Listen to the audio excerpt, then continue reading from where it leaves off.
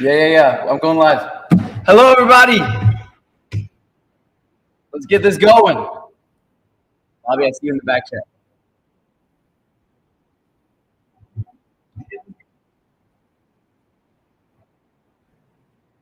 Let's go. Bringing Bobby up right now. Bobby! Oh, wait, I can't hear you. You can hear me, right? 3, 2, 1. Check. Fantastic. How are you doing, man? I'm doing great. Good to see you. Well, it's finally happened. I've been looking forward to this day. I've been looking forward to, I guess, meeting you. Doesn't quite like meeting you in real life, I'm sure, but virtually. Let's go. Yeah, I mean, this is how it goes nowadays. I've seen that you've been really busy, man. You've been streaming so much. Yeah. I just checked your channel yesterday, and you did a watch party about me as well, huh? I did. I was binge watching more of your old videos, and all I can say is, I mean, you're older than me, but the journey Sure. that you've been on, I've essentially done the same thing in like the past like year and a half, shorter time, but can relate a lot to like your fitness journey, to going to Southeast Asia and traveling, religion and everything. Right. So like the more videos I was watching, I was like, oh my gosh, I kept getting more and more excited to talk to you. So thank you for having me on, and I'm glad we can be guests on each other's stream today and get to talk live right now to thousands of people. So thank you, Bobby. Vice versa, exactly. Yeah, thank you for doing it as well. So this format is new for me. As we discussed previously, usually I do interviews when I do them. I've been lazy lately, and I have all the excuses in the world being a dad now. But that being said, this is a new format for me as well. So basically, for everybody watching, we're going to share our stories. It's essentially a simultaneous interview, if you will. But, Grayson, because I've been watching your content, man, I was wondering, you told your story quite some time now, right? A couple of times you already repeated it.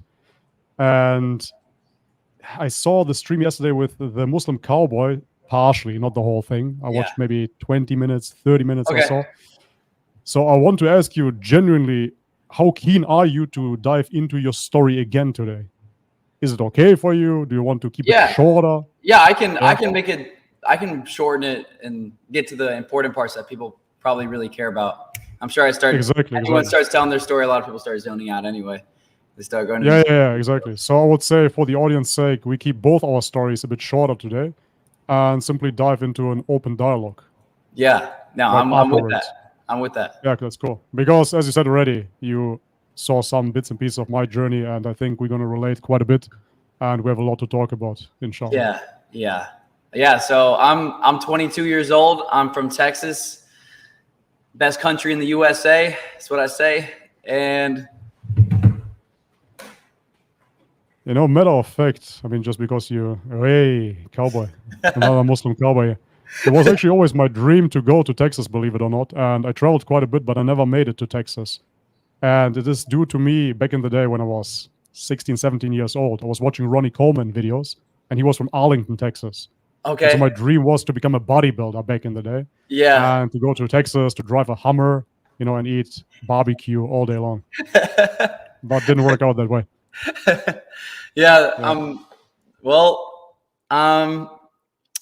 I'm simply a YouTuber sharing my journey online as I document my, you could say, self-improvement journey. I'm simply trying to become the best version of myself, which has led me to doing all kinds of stuff. You can see like a punching bag in the back, because when I was in Thailand traveling last year, I did like a Muay Thai fight, like a kickboxing fight, after only training for a few months. Nice. And that was like a challenge I did. I got into like a journey to read every religious book, not every single one, but the main ones. So like the Book of Mormon, we got the Bible. I'd already been studying the Bible. I read the Quran. I became a Buddhist monk for a week, or not became a monk, but I studied with monks and lived with monks for 1 week, shaved my eyebrows, shaved my head in Thailand. And yeah, that's all really I'm doing in life is, you know, trying to become the best version of myself so I can protect and provide for the people that I love. And it's led me down this path right now of sharing my learnings, specifically focusing right now on pretty much comparing Islam to Christianity, because I've grown up as a Christian and I knew religion during high school. So I'm 22. When I was like 16, 17, 18, I was a devout Christian, and I gave all in. Like I was literally studying the Bible every single day, because I thought, if this is going to make people go to heaven or hell, you kind of have that realization, like if this is real, if religion is real and there's this afterlife, like does anything really matter besides this? Like this has to be number one. So I went all in on it, like all in. You know, you could say like OCD or just obsessed, like, you know, to the point where I'd be just breaking down crying. Like, how is no one else stressed about this? Am I the only one who's actually like believing in this book? Like, I understand the pastor, they're dedicating their life to this, but like, what is everyone else doing?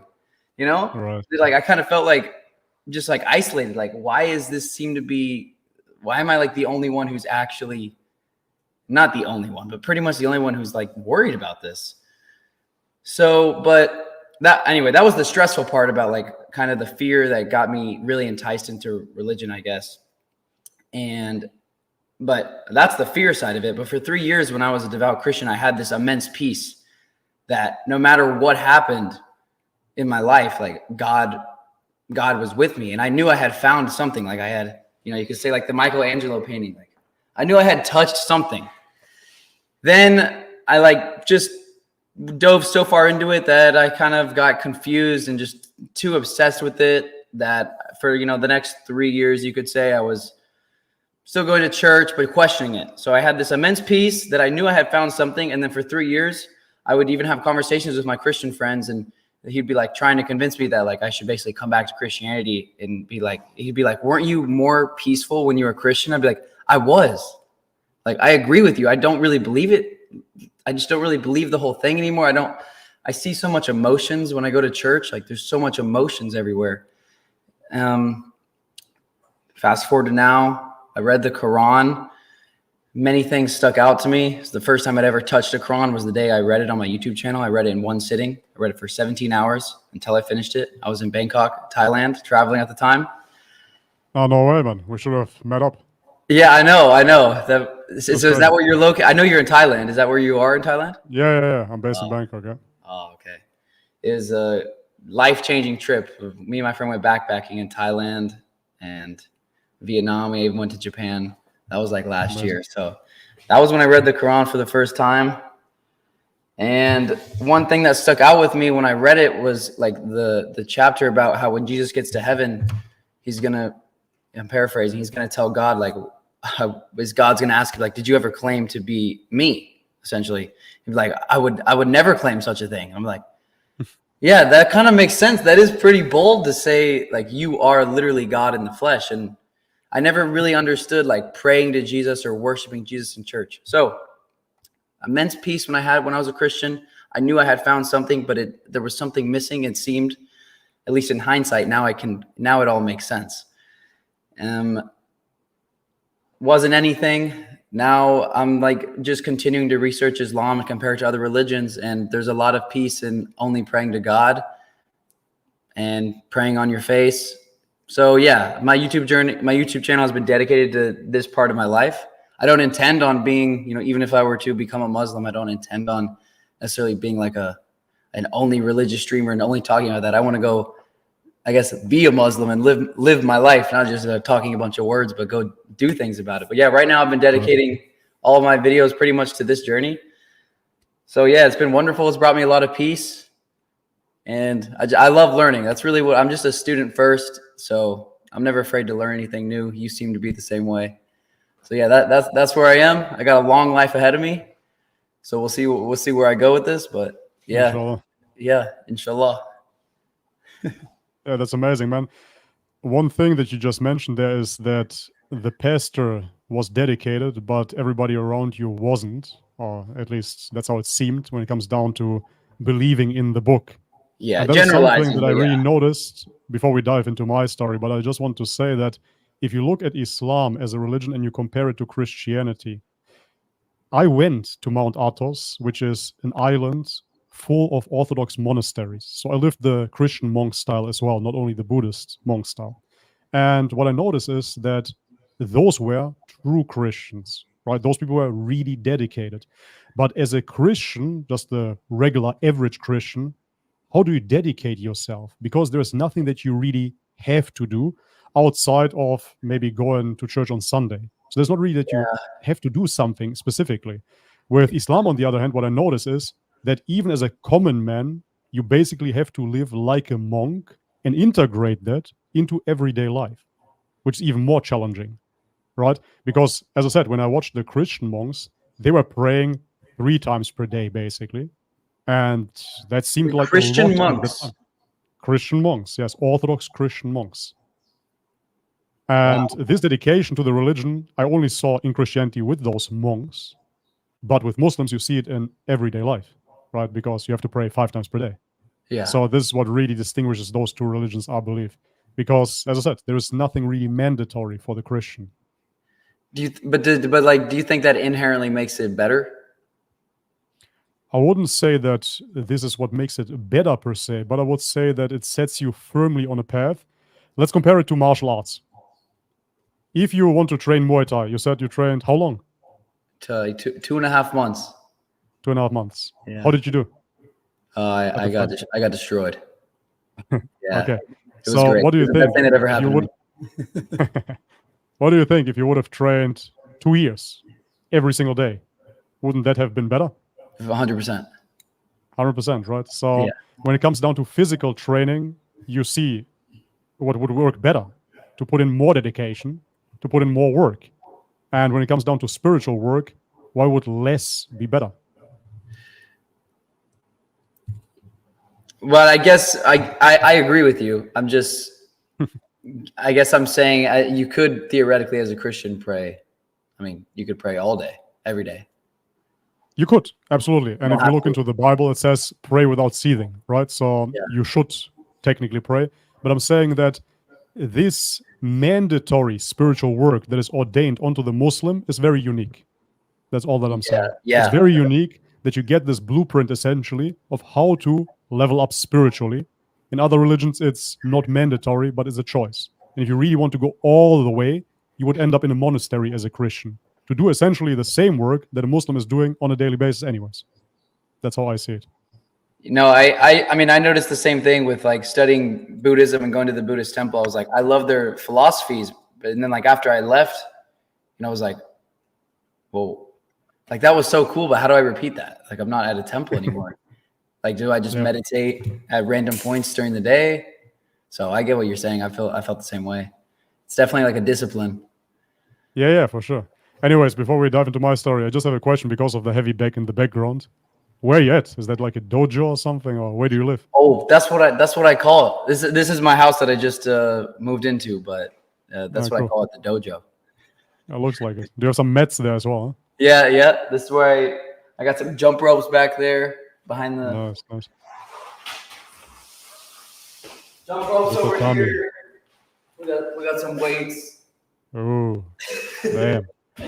Yeah, trying to get like a little fight club started with my friends, and so you're gonna come back to Thailand and get your revenge, I assume. Yes, I want to. Oh, of course. I want to. There's a chance I come back to Thailand in like a year. Because I was actually living, and I was watching one of your videos yesterday, and I freaked out because I was living for like 2.5 months on Koh Phangan Island. Oh yeah, of course. So I know you were traveling there. It might have been the oldest video on your channel that I was watching yesterday, where you were like, "We're in Koh Phangan." You had like your hamstring injury. That was terrible. Yeah, I remember. I thought that video is deleted, but apparently it's still on there. I deleted a lot of older videos. Yeah, because I have to cringe so much. But nah, that's the beauty of it. Well, and Koh Phangan is definitely the place to be. When I came over here to Thailand for the very first time, I was looking for this beautiful paradise on earth, essentially, and I found it in Koh Phangan. Yeah. Koh Phi Phi as well, but Koh Phangan was just the place to be. Yeah. And for me, this already 8 years ago or so. So this was before it was completely overrun. Have you been back there since? Yeah, I was there, I think, 3 years ago or so. But very interesting place. Like the dichotomy of like the Thai and I think the Myanmar people, and then like the other people are like half the people are hippies. It's like one or the other. Depends on the season. Sometimes it's 90% hippies. A lot of Westerners trying to find themselves over there. Yeah, no, definitely, most definitely. So was I. Yeah, for sure. Yeah. Anyways, okay. Let me jump into my story. I'm going to keep it as a lot of people already know you in my audience. Corey, I mean, you're very well known. A lot of people have been looking forward to this, but for the people who don't or need a reminder, please. And on my channel, obviously, people know my story as well. So just in a nutshell, because the question is, of course, how I found Islam ultimately. And because you mentioned my older videos as well, I saw that somebody was posting that I've been an undercover Muslim all the time. And I say Muslim because that's how they pronounce it, right? I've been an undercover Muslim. And this whole thing on YouTube here was just a charade in order to give dawah indirectly. And that is absolutely insane, of course, because you can still see my old videos up. As I said, I deleted a few, but still you can see them.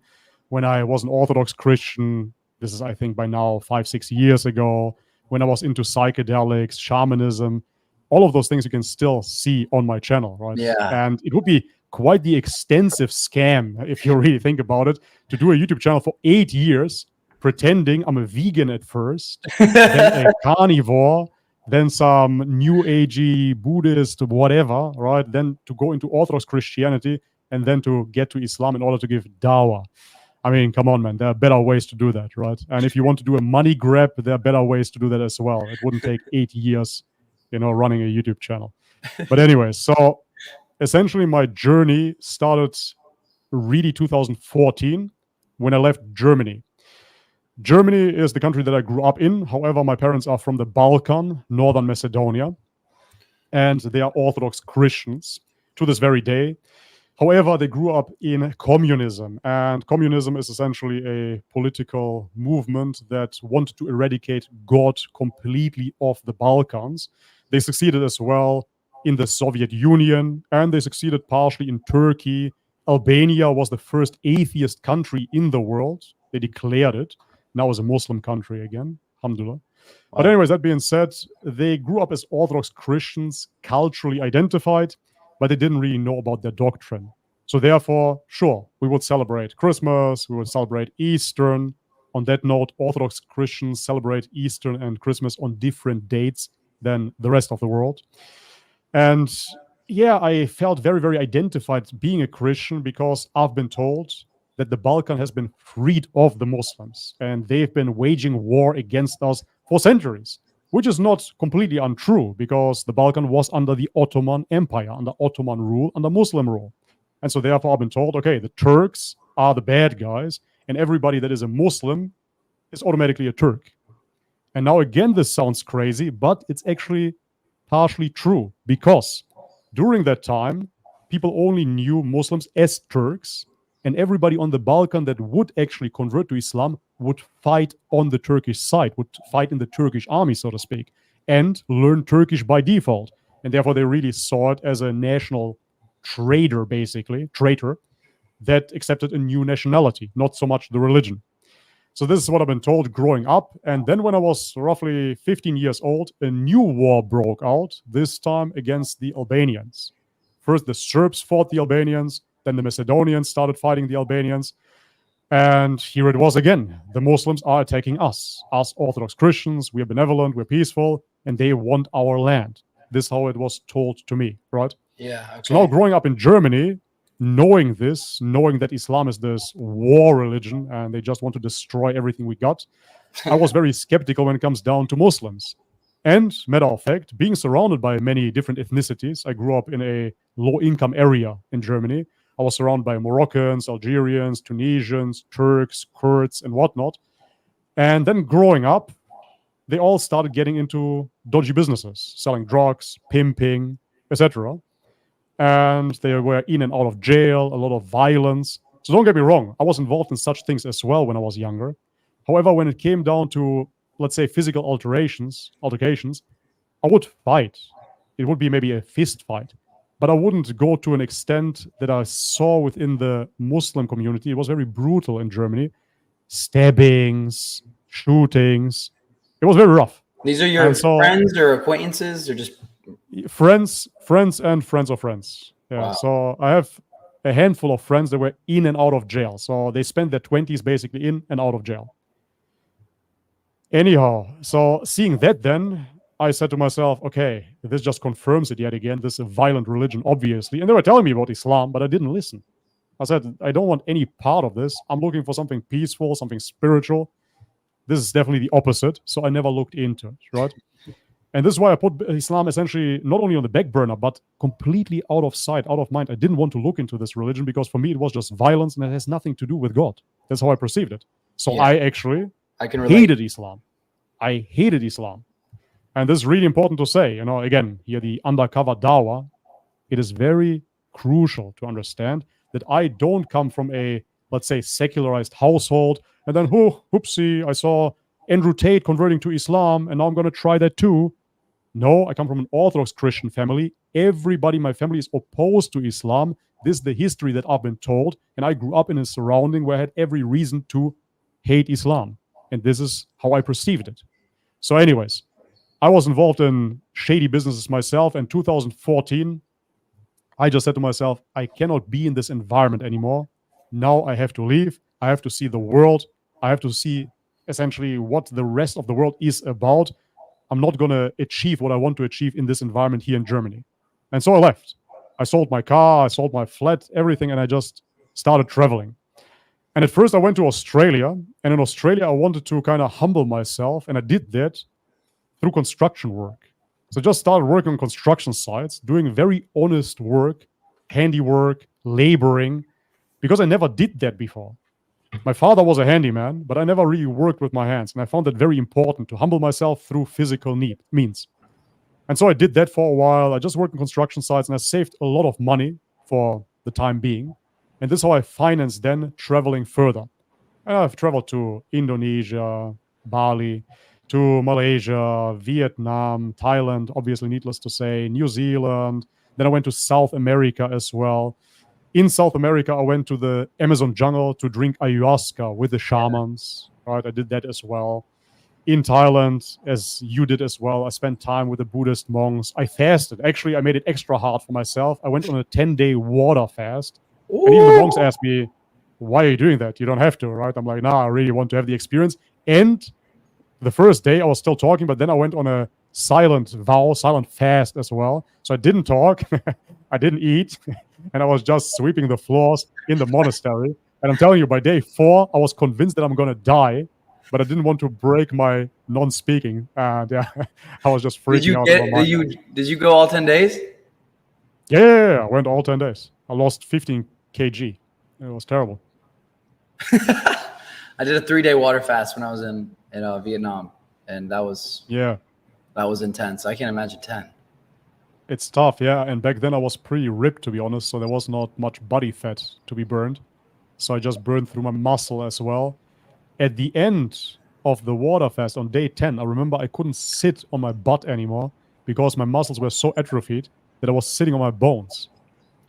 That's how fast my body ate itself, because my metabolism was pretty fast at the time. Yeah, you looked pretty lean. Your old videos of you working out and stuff. Yeah, sure. Yeah, now I'm old now with that. But anyway, so throughout the travels, essentially, I got away from Orthodox Christianity. Not that I was very, very practicing before that. As I said, I was culturally identified. We were going to church for Christmas and for Easter. But now I really want to find the truth. And through the psychedelics, I came to the conclusion that religion is essentially man-made. And there are many different religions. Of course, everybody has their interpretation. But the truth is not something that you interpret. The truth just is. And therefore, the truth can be only received on an experiential level. That's what I came to the conclusion. So through meditation, through fasting, through psychedelics, you will receive it firsthand, and then you know. And nobody can tell you otherwise. Why just read those old books, right? This is just another man that wrote it. So this is the conclusion that I came to, and this is why I dived even further into the psychedelics and shamanism ultimately. So I learned how to brew the ayahuasca. I learned how to do the rituals, the ceremonies, and whatnot. Yeah, I was deep in it, right? And now looking back, I developed somewhat of a spiritual ego, because you feel so free of ego, but at the same time, you don't recognize that your ego is now pretending to be egoless. I hope this makes sense. Yeah, you really feel as if you got rid of everything, but it is the opposite. And now you are kind of pretentious for the outside world, but in your mind, you're the enlightened one. Right? And I recognize that, thank God, after a while. And I realized, man, this is not really leading anywhere. So what needs to be still adjusted? And this is when I went into the fasts. I was vegan during that time as well, so shame on me. 4 years, I was eating only a vegan diet. Oh, wow. I was 2 years strictly raw vegan, where I wasn't cooking my food at all. And I was 1 year a fruitarian, where I was just eating fruits. Insane. So during the time in the Amazon jungle, actually, I'm kind of a bit back and forth here because it's so long in the past, but I was only living off the fruits of the Amazon jungle. I was drinking the coconuts, and I was drinking rainwater, and I was brewing the ayahuasca. So that was my diet. No meat, no nothing else. I was obviously severely malnourished during that time and super skinny and on psychedelics. So maybe not the most trustworthy source of information, but yeah, during that time I thought I cracked the holy grail and I understand everything now, you know? And you felt great at the time, like spiritually? I would say that I felt deeply, deeply disturbed, but at the same time, I felt this absolute rush of novelty. Yeah. Because, I mean, imagine, you're in the Amazon jungle with the indigenous people. It was rain season as well. You're just in the open jungle. You hear animals everywhere. It's raining, pouring, thunderstorms, and you are high on ayahuasca. So it's a pretty amazing feeling. But it wasn't very sustainable. So you know the saying, everything that goes up must come down.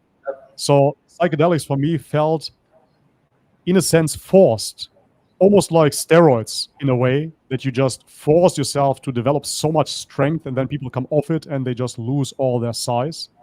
So it felt like that, like spirituality on steroids. You just hijack your system, you get shot into the 9th dimension, and then you come back and now you need to integrate, but you're still you. It wasn't really something that sustainably built your spiritual character, because there was not a daily practice. As I mentioned, in Islam, you do have that, right? Yeah. So anyways, that being said, after all of that, I found myself feeling very, very lost, because I tried it all, right? I read different religious books, Far Eastern religious books, Bhagavad Gita, etc. And I did the shamanism, I did the indigenous, tribal, paganistic religions, if you will. I did the meditation, all of those things. And now I feel absolutely crushed, and I don't feel that I accomplished anything. How can that be, right? I traveled the world and I still feel not connected to God at all.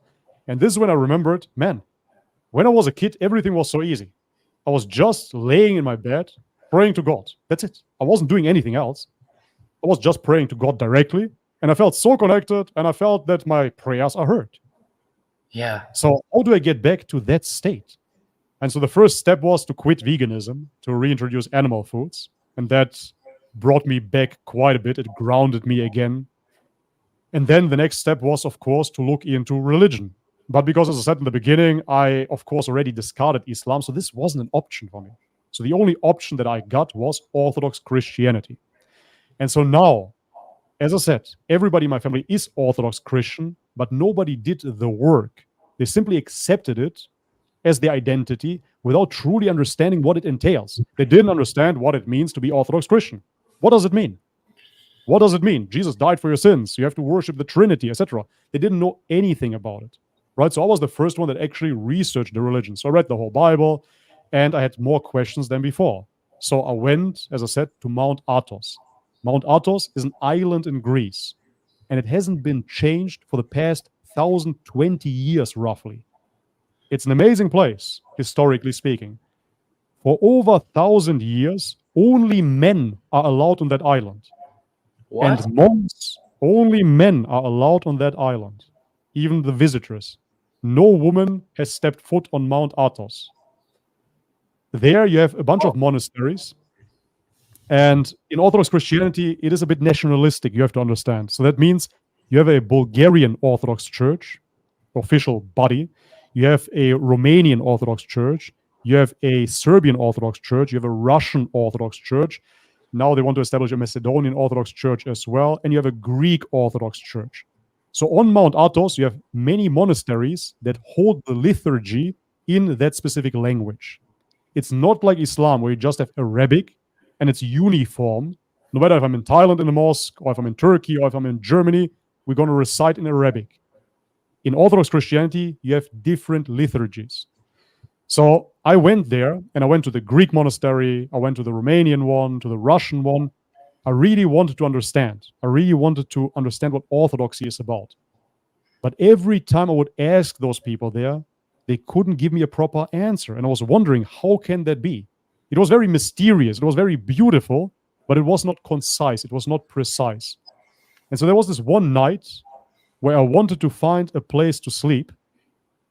And I didn't take into account that I needed a specific visa, because Mount Athos, even though it belongs to Greece, is still an autonomous region, similar to the Vatican.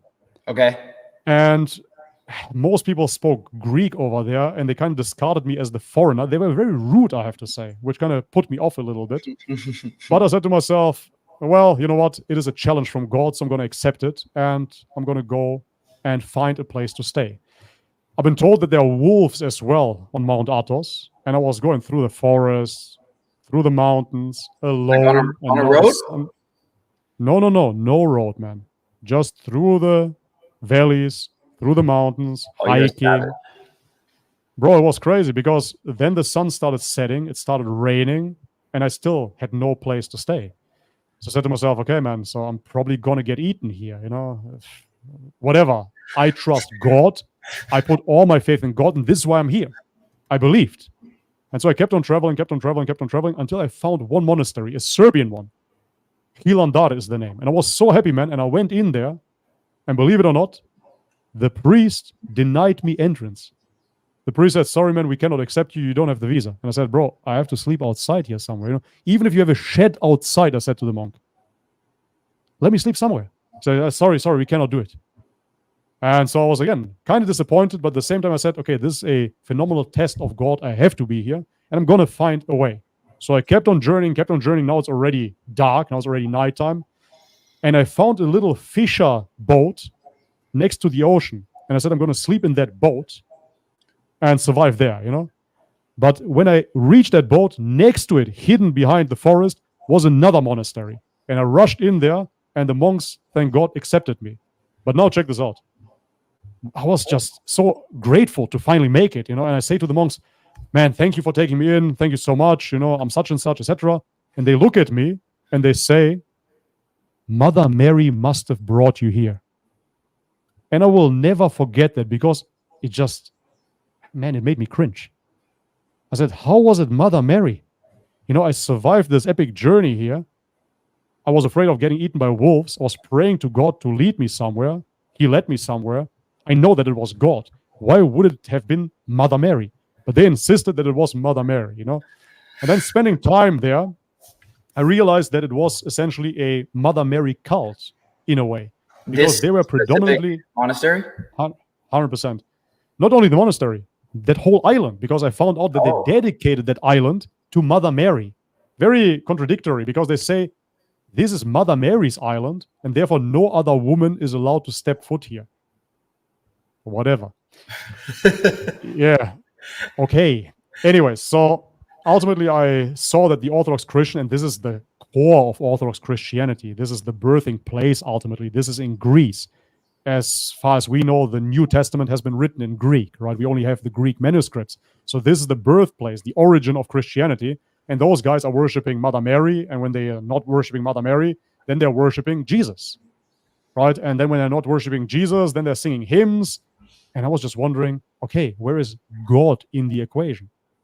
For me, it was clear that this whole spiritual pursuit ultimately needs to lead you to God. And I didn't find it there. They were talking about everything but God. How does that make sense? Even though I felt the presence of God in my own pilgrimage, in my own journey, I didn't find it within the church, in their doctrine, in their theology. And so many people, when they leave Mount Athos, they feel as if they've been to Mecca, ultimately, from an Orthodox Christian perspective. Okay. But for me, it was just, okay, now I'm even more crushed because this simply doesn't make any sense. And this is when I spiraled further and further down, and I lost faith in my own faith. And I said to myself, okay, now I have to study the enemy's book, because when I understand the enemy, then I will be so much more secure in my own faith, and I will be the better Christian. I will be the best possible Christian once I understand the enemy. You know that maybe from teachings of martial arts and war, keep your friends close, but your enemy closer. Yes. Right? In order to understand. I was like, this is exactly what I have to do. Yeah, exactly. The art of war. And so I said to myself, okay, this is the way, and this is what I have to do. So I opened up the Quran, finally, alhamdulillah. And after a few pages already, I realized, okay, it's definitely not what I was looking for, because I was looking for the devil in that book. This was really my premise. I'm going to find the devil. I'm going to debunk the Quran. That was what your goal was, not to like. That was really my goal. Yeah. Wow. It was not saying, hey, listen, Orthodox Christianity doesn't work, so therefore let's see what Islam has to offer. No, it was, okay, Orthodox Christianity, something is not right here. Let me see how we can fix this by attacking the enemy. Somehow this made sense to me. Right now, looking back, it's kind of ridiculous, but this whole Allah led me, so I'm very, very grateful for it anyways. And so after reading a few pages, ultimately, I already saw what the Quran is about, because you read it yourself, right? And I think that the Quran, even if you just have a couple of surahs, Surah Ikhlas, for example, essentially tells you everything you need to know about Islam. I really believe so. This is the core of the religion. Which right? one? Say Allah. Surah Ikhlas. Which number is that? You know? I don't know which number it is, to be honest, but here we can look it up. 1 second. Surah Al-Ikhlas.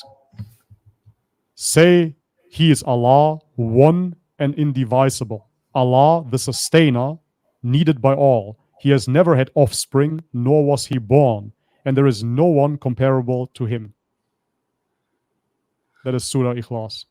Right? And for me, honestly, this is how you can sum up Islam. Add Al-Fatiha to it as well, the opening, and then you basically understand the religion. It's not that complicated. And this is why I always find it so funny, you know, when Christians go into, yeah, well, the Uthmanic manuscript and this and that. And man, the message in the Quran is very, very clear. It is even repetitive. It is, just remind you over and over and over again. But every surah entails essentially Islam, which is worship the creator and not the creation. Right? Yep. But anyways, so this is what I saw within the Quran. And I was still battling, but I couldn't find it because it was so obviously true. Because as I mentioned, what is religion? What is spirituality if it is not the pursuit of connecting to God?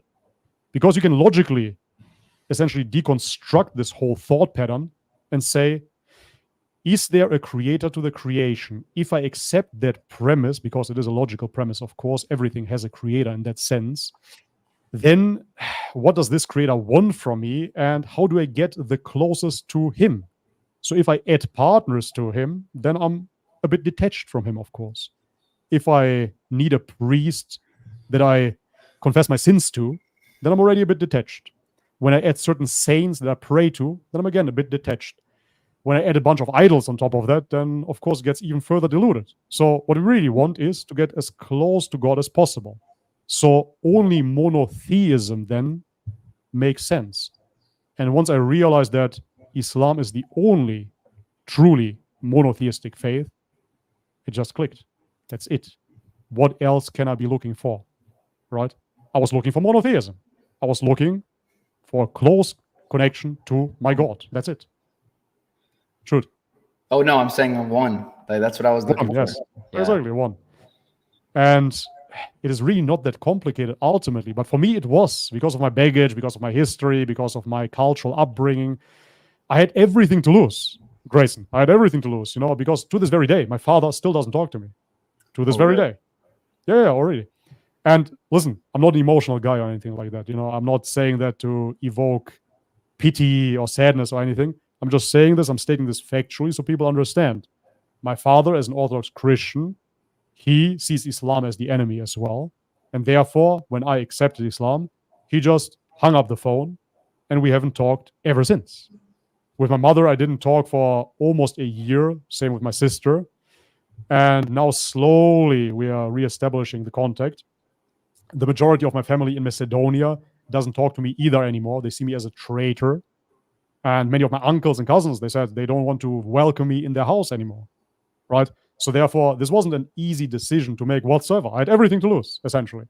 And again, for people that think I did it because of clicks or something like that, guys, you can do AI videos and generate more clicks, you know, so you can do raindrops for sleep meditation and whatnot, and you will get your money. It's not my main motivation. Otherwise, I wouldn't have called the channel Bobby's Perspective to begin with. You know, it was authentically just sharing my journey with all the ups and downs and just putting myself out there, you know. But anyhow, all of that being said, I couldn't deny it anymore. I couldn't deny the truth of Islam. And it even went so far that I went back to Macedonia and I went back to the Orthodox Church. And I really wanted to be an Orthodox Christian again. But when I was in the church on the Balkan and the priest, which we had to address as father, even though the Bible says you should call no man father, he was preaching about, do you believe and do you worship the Father, the Son, and the Holy Spirit, in Macedonian, of course. And I simply internally said, no, I don't. I don't worship those three persons. I am a Muslim. I'm a believer. I knew that then. And that's why I had to accept Islam. It was absolutely non-negotiable, essentially, with my conscience, because I got it. And that's what Islam is about. Once you get the message, why not accept it? Because the shahada is only a declaration of faith. And I said that on my channel as well. You are already a Muslim before you take the shahada. What do I mean by that? In order to speak, to utter those words, you already have to have it in your heart. So, for example, Grayson, I'm assuming here, are you a heterosexual male, Grayson? Yes. Are you? Can you repeat after me? I am a heterosexual male. I am a heterosexual male. I'm not gay. Amazing. Amazing. Not gay, even on top of that. So if I would like you now to recite, I'm a homosexual. Don't clip this, guys. You wouldn't be able to say this with conviction, right? So it would be an act. It would be something put on. You would be pretending because it is not within you. It is not who you are. And so therefore, a Muslim, as you already know, is somebody that submits his will to God. So if you are that already, if you have this belief, then you simply declare it. That's all. It's not about changing into something. It is not about becoming something else. It is simply about declaring what you already are. That's it. That is the shahada. And I'm not saying this here because I want to force a shahada upon you. For everybody watching, I had that now in the past week. People are reaching out to me. Hey, talk to Grayson, talk to Grayson. Sure, that's what I'm here for. I think it's entertaining for the audience. I hope so, inshallah. But I'm not in the shahada business. I genuinely wish the best for everybody. I'm a revert myself, and most people that I know are not Muslim. If somebody wants to accept Islam, alhamdulillah, his win. If he doesn't want to, I say his loss. No worries. But I'm not here to convince anybody. I'm not here to pressure anybody whatsoever. I'm just here to share my perspective. That's why I call the channel Bobby's Perspective, and my journey. Interesting. Yeah, okay. That's about it. Okay. Yeah. Wow. Well, yeah, I'm not a dawah guy. I'm not a dawah guy. I really want to make that clear. Yeah. I mean, hearing your story is definitely relatable. Thank you for sharing the details of it. Yeah, it was a bit longer than I wanted it to be. No, but even personal details of your life, there's a lot of people I can relate, and a lot of people, thousands of people are listening to this. So imagine the amount of people that benefit from me and you sharing our honest story. So it's great. That's quite amazing. I just checked here. We have 1.3K here on each channel watching. So on you, wow. 1.3. Yeah, it says on my screen 2,600. That's insane. 2,600. Oh, I think combined. I think it has. Yeah, combined. Exactly. Yeah. 1.3 on your channel, 1.3 on mine. A lot of people see something in us, in themselves, or they see value in this, of course. So, so do I. Guys, if you want to support Grayson or me, and you want your questions answered for later, then shoot super chats to support our work. And like that, we can definitely see your questions, because with 1,300 people watching on both channels, in total, as he said, 2,600, we won't be able to answer every question in the chat. So if you want to support, shoot a super chat. Or Grayson, maybe you have another way of supporting or donating, and then we can answer those questions, inshallah. Yeah, no, the super chats be a great way to answer questions. Okay. I used to have the StreamYard link back in the day, but then I got kicked off PayPal 3 times. So Why? I can't use it anymore. They didn't really give me a reason. So I said I'm a YouTuber and those are super chats, etc. But they just banned me for life now. It's kind of strange. I don't know why. It's and funny. Like the stream, guys. Like the streams. You started talking about how the shahada is as soon as you understand that God is the only thing worthy of worship, and then it's just a time before you actually declare it, but you already are really a Muslim at that point. I think the day I had already been researching the Quran. This is past when I read it in one sitting, and then I continued, for a few months to study it, look into it, and I had never actually. The first time I read the Quran, Al-Fatiha, I skipped over. I didn't read the first page. I thought it was before it started. So then I remember later I went back and read it, Al-Fatiha at the beginning, and I was like, wait, this is only God is worthy of worship. It's it is only you we ask for help. And I was like, this is just confirming what I heard you say this in one of your videos. It's just like confirming. It's like you read the Quran and it didn't teach you something new. In fact, it just reaffirmed something like you already knew that like it had kind of been hidden, not really told. Yes. It's the same way I felt. And especially the day where I was like, okay, I was like, wait, so I'm a Muslim. I looked up what the definition of Muslim even is. I was like, I Googled it and it was like, submit to the will of God. I was like, submit to the will of God. That's all it means to be Muslim. You follow Islam, you submit to the will of God. Then I was like, wait, so I'm a Muslim. And then as I interact with people who follow Islam, they're like, you need to say your shahada. And I'm like, wait, what's the shahada? Like, oh yeah, only God is worthy of worship. And I'm like, amen. And they're like, and then Muhammad is a messenger of God. You have to say that to become a Muslim. That's essentially where I'm at in my journey. I'm like the second part. I'm like, how do you get to the point where, I could just be like, okay, yeah, Muhammad's a messenger. But saying that, I'm like, okay, so do I need to figure out everything he did in his life? Because I have a bunch of Christian people in my life who are saying, Muhammad is essentially the devil, a pedophile, this. Like, you need to understand who he is and what he did. And so I'm basically have been saying for months now, like, I need to continue to research about his life and figure out who he is. And then I'm just kind of realizing that I'm never going to know. I guess I'm asking you, how did you get to the point? Because I watched one of your videos before you had, like 2 years ago. You said you understood, I think it's called Tawhid. Tawhid? Tawhid. Like, which is, correct me if I'm wrong. It's very hard to pronounce. I have my issues with it as well. It's Tawhid. Tawhid. I'm wrong again. Tawhid, yeah. And it's essentially like the natural disposition to the fact that there's only one God. Is that what it is? No, that's wrong. That's wrong. So Tawhid essentially describes the nature of God. Tawhid is the uniqueness of God, that he is one, uniquely one, and that there are no partners to be attached to him, right? So Tawhid is the opposite of the Trinity. This is why you have many debates, Trinity versus Tawhid. Trinity is the description of the Christian God, how he exists in three persons in a hypostasis. But Tawhid is the description of the pure one God. That is Tawhid. What you're describing there is the fitra. And the fitra is the natural predisposition of men to know that there is only one God worthy of worship.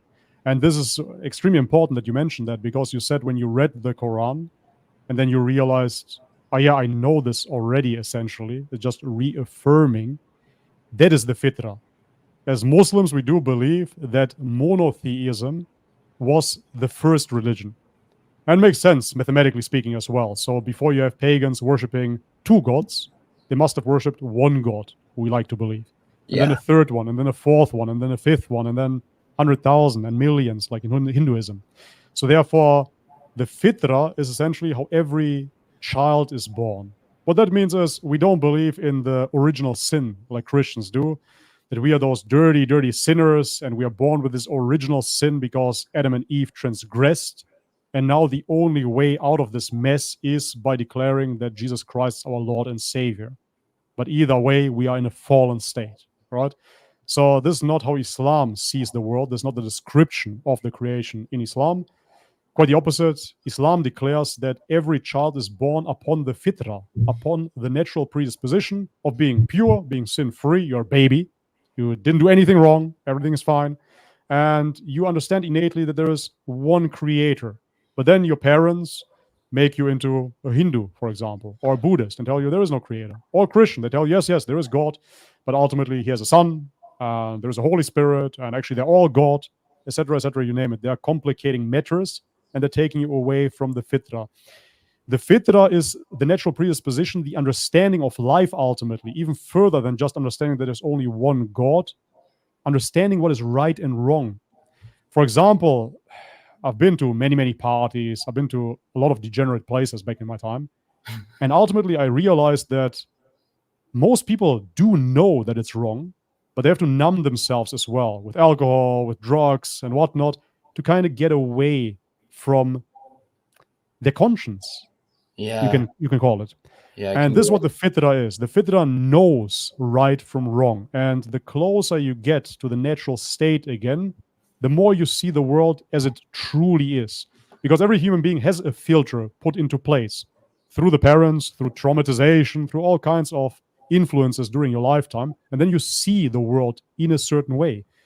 But being in this religious niche on YouTube, I've seen women that have been feminists and then they became Muslima, alhamdulillah.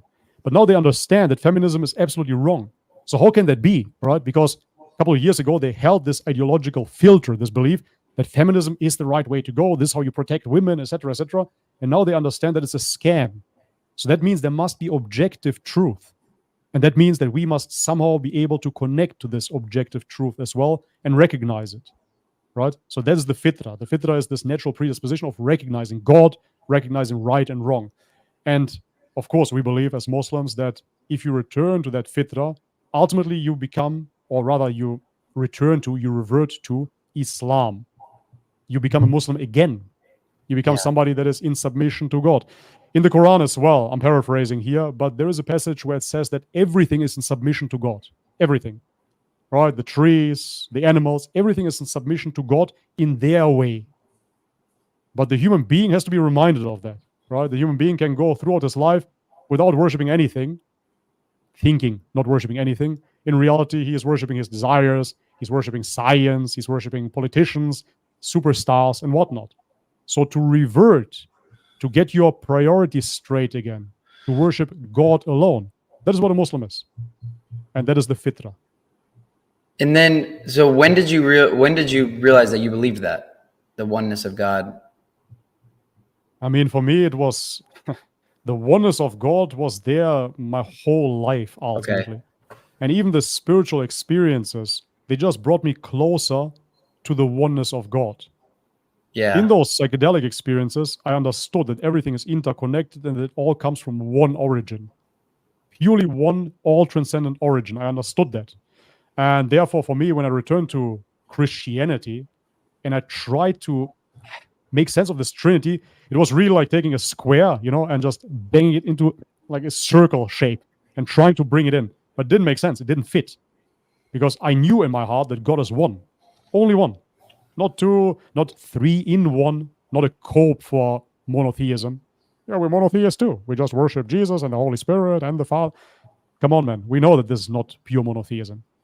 And I'm not saying that all Christians do believe the Trinity. I believe that most Christians, at least on the Balkan, I know for a fact that most Christians actually just believe in God and that's it.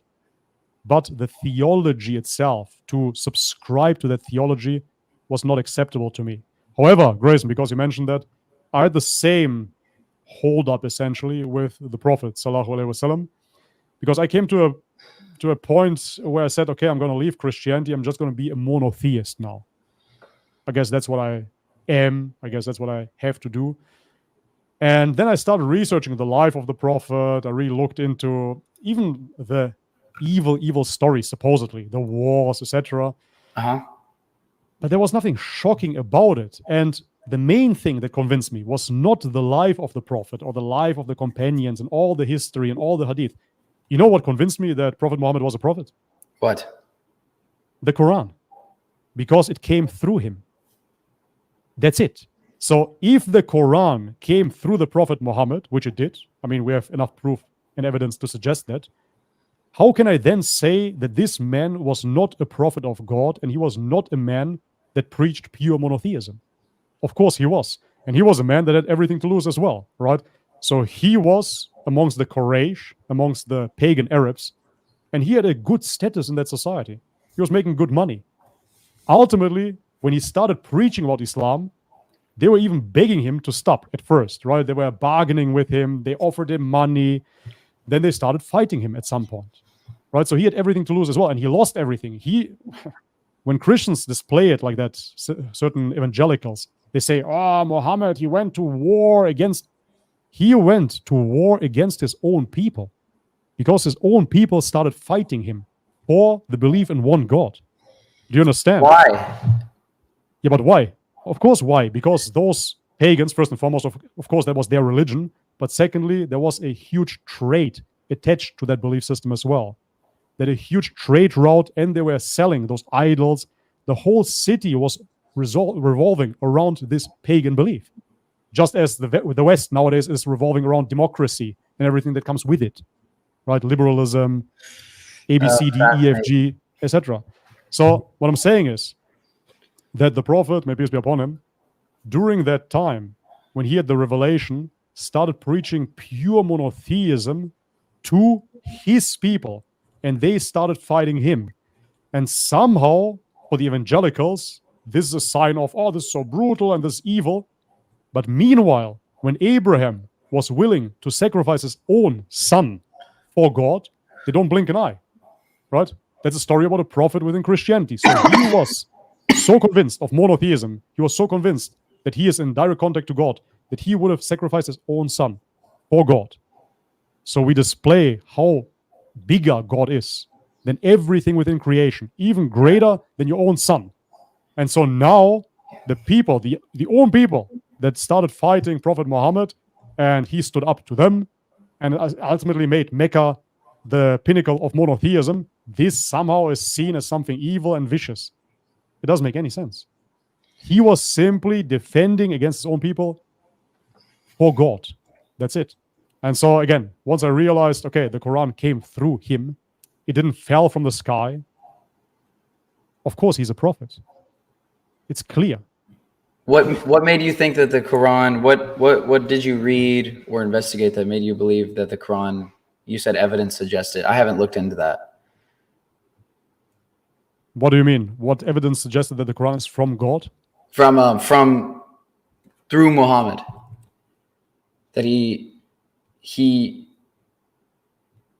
that the Quran came through him. Yeah. That's what you mean. Yes. Okay, do you doubt that the Quran came through the Prophet Muhammad? Yes. That's something that you... Yes. Okay, understand.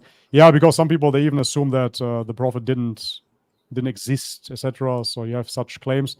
Ultimately, based upon Hadith literature and based upon historical writings about the Prophet that we can date back pretty much to his lifetime, we have more evidence for the existence of Prophet Muhammad than any other historical figure on this planet.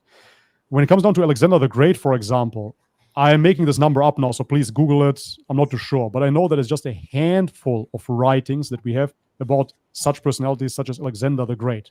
I don't know if it was 50 pages or something on those lines. I'm making this up. I'm not too sure, but it was very, very little. And so therefore, we accept Alexander the Great as a historical figure. There's no doubt about it.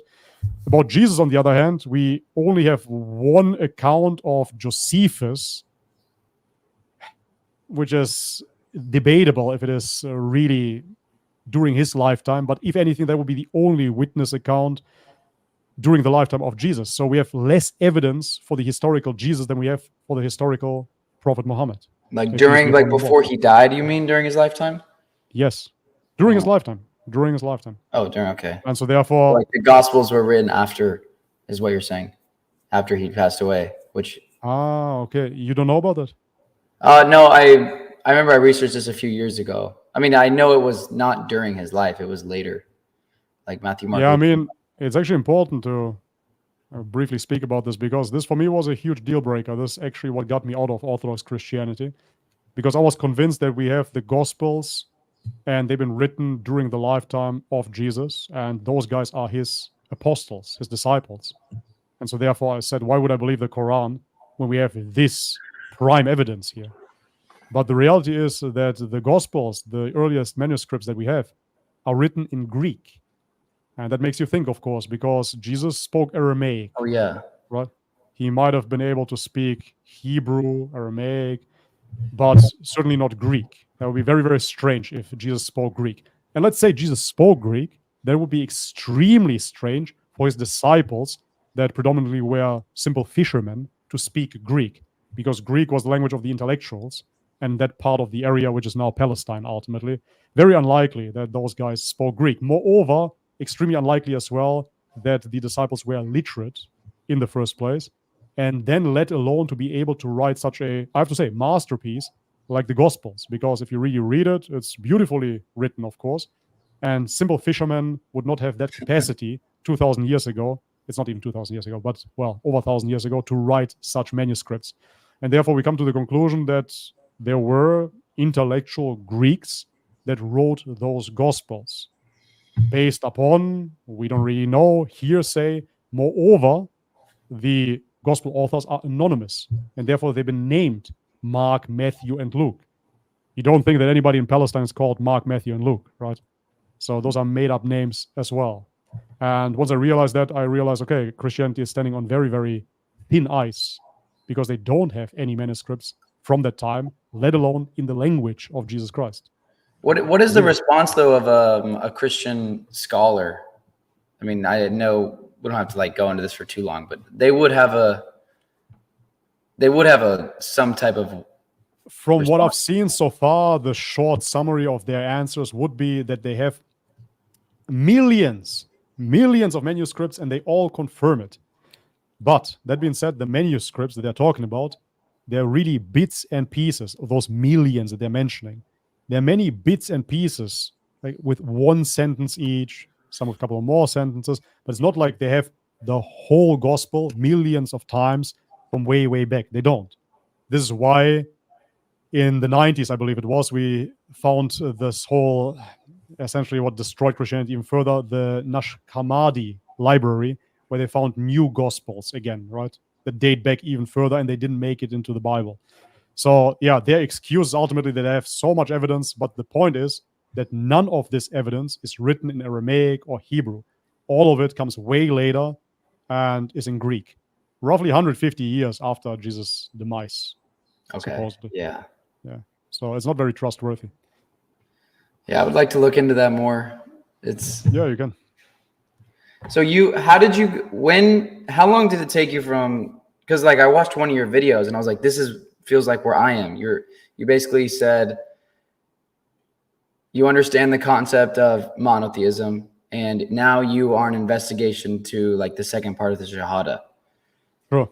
So was there like a defining moment where you basically said, okay, I know enough to accept the fact that I believe he's a prophet of God? Or did it just happen gradually and then you were ready? Yeah, as I said, it happened gradually, but it was a conviction that was based upon the Quran. This is what I have to say. Because I believe that if you go into the Hadith now, and you can, for sure, but the Hadith themselves, they read very, very differently than the Quran. Because the Hadith, they are historical, and the Quran is revelation. So therefore, sure, you can read about it. You can read the seerah of the Prophet, which is like a biography about the Prophet, which, on that note, is important as well to realize. Many people didn't understand that point. The gospel of Jesus, the Injil in Islam, is something that we believe Jesus came with. However, the gospel of Mark, Matthew, and Luke are biographies about Jesus. We have that in Islam as well. It's the seerah of the Prophet, a biography about.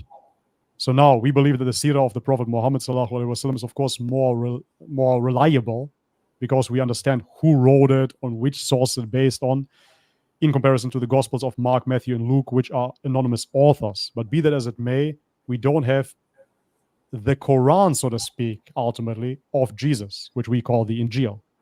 That's what has been lost. We don't have it. We don't know what he truly preached. We just have a biography. Right? Okay. But anyways. I mean, I know you're not God, but like, why would God do that? Like, that seems so confusing. Like, why would God do what? Why would God like bring a messenger of Jesus and then basically confuse everyone to think that we have his message when in reality it's preaching the exact opposite of what his message was monotheism. Oh. I mean, not the entire thing. It's not just, the Gospels aren't just saying, I'm God, I'm God, I'm God. It's just like a verse here and there. And yeah, it actually doesn't read. It actually really doesn't, right? So yeah. So maybe the Gospel of John that hints towards this direction, but it's not. It's certainly not Mark or Matthew. But anyways, why would God do that? I would rephrase that. I would say, why would people do that? Because God certainly didn't. God simply reveals truth to the messenger, and then people have free will, and what they do with the message is up to the people. And God in the Quran says as well that he gave this freedom to the people, and they corrupted the message. They corrupted the scriptures. They're writing with their own hands. Right? That's what it says. So therefore, it happens over and over again, and this is human nature. Yeah. I would say it's kind of fun of the game ultimately.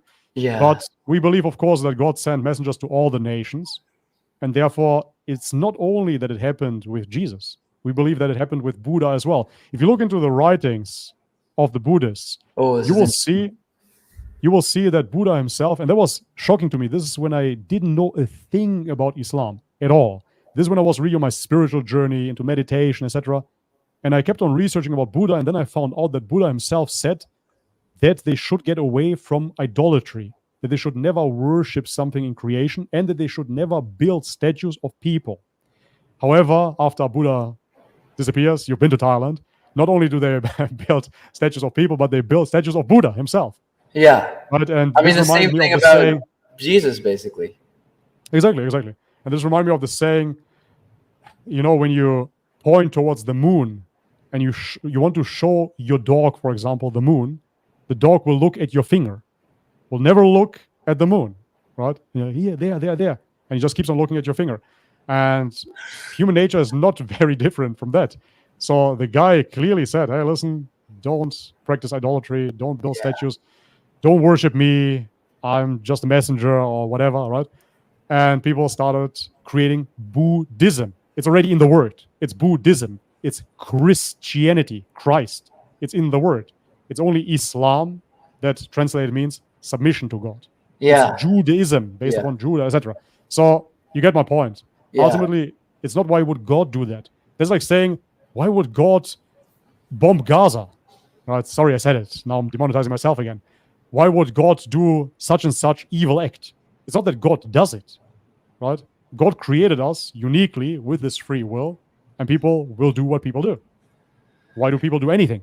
Wait, why do you think? Actually, here, can we take a 3-minute break and come back? I'm going to write down this question I have for you. Or I'm going to take a 3-minute break and come right back. You feel free to stay on if you want. Okay, sure. I'm going to go through some chats. Okay, cool. I'll stay here and chat with the audience a bit. Guys, you have 3 minutes with me alone. So shoot some questions. I'm going to try to answer a few of yours. I see we have 1.4 thousand viewers. That's amazing. The memos of the disciples. Exactly, Dawah Trucker. I saw your super chats. Unfortunately, they're not displaying in my Streamlabs dashboard for obvious reasons because I'm not streaming via Streamlabs today. So we'll have to check if I see it here on my YouTube. They're kind of disappearing. We'll have to find a way, inshallah. But we will respond to them. We see here, The Honest, thank you very much for the donation. Appreciate it. Dawah Trucker donated $5. Thank you very much. Says, this for Grayson. Okay, we're going to keep it for later, inshallah. Let me just take a screenshot because I think they're going to disappear. Okay, Dawah Trucker, we got your super chat. Let me scroll back. We got Norris. Thank you very much, Norris. Appreciate it. I see this for Grayson as well. Oh, that's a tough question. Okay. I think that's it for now. Nuri Hassanov, mashallah, brother Bobby. Jazakallah khair for conveying the message of Islam. Wayak, thank you, brother. Appreciate it, man. I'm just sharing my perspective as always. I'm not here to convince anybody of anything. I have to give another disclaimer as well. I'm going to do that when Grayson is back. When Grayson is broke. I actually addressed Grayson as Brock via email because I'm really not watching much YouTube at all these days. And I thought his name is Brock. I was thinking of Pokemon. My bad. Okay. Anyways, guys, like the stream. And support via Super Chat if you can. Thank you very much. I'm going to try to screenshot them all and then answer, inshallah. Thank you, family PC. Appreciate it. Thank you, Azkhan. Appreciate it.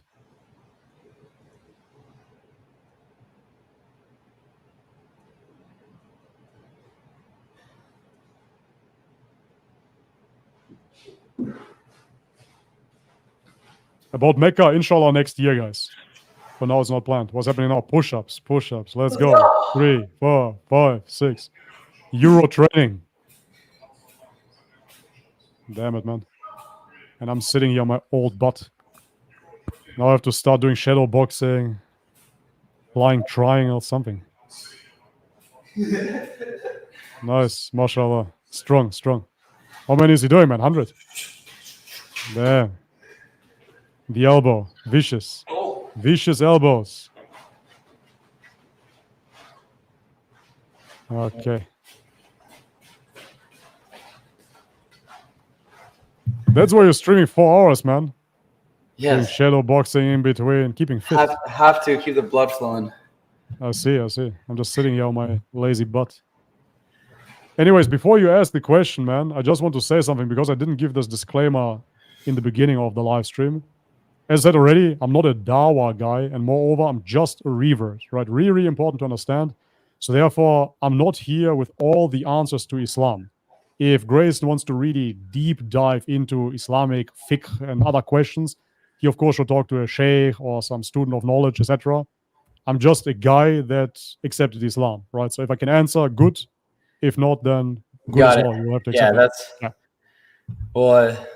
No, Bobby's perspective. That's why I'm here to hear Bobby's perspective. So is everyone else. I can already say that I can relate a lot to your journey, even with religion, psychedelics.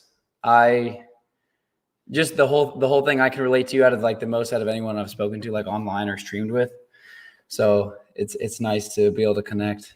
I went on a journey of becoming obsessed with like when I Christian and then like basically knowing that God was probably real, but not knowing.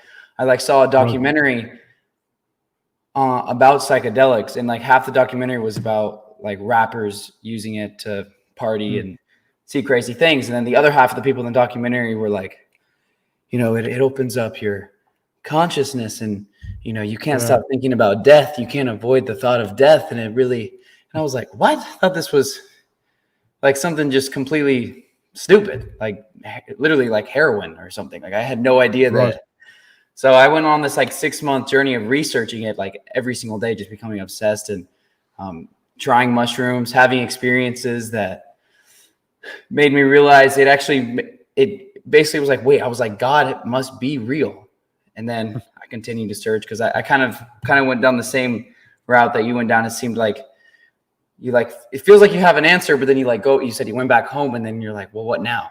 Like same thing me at the Buddhist temple. So, but we were just talking, you were saying an analogy of how when you point to the moon and your dog will only look at your hand in the same way, like if the Buddha, when I was at the Buddhist temple, I learned that too, that one of the other students there with me, he was like, because I was asking the Buddhist monks, I was like, I was doing their practice. I was like, why are we bowing at the statue if he's not God? Because I asked them, is he God? No, we just pay respect to him. So I'm like, why do you worship him? And they're basically saying, they basically said they weren't, but like, I mean, we were, or the statue.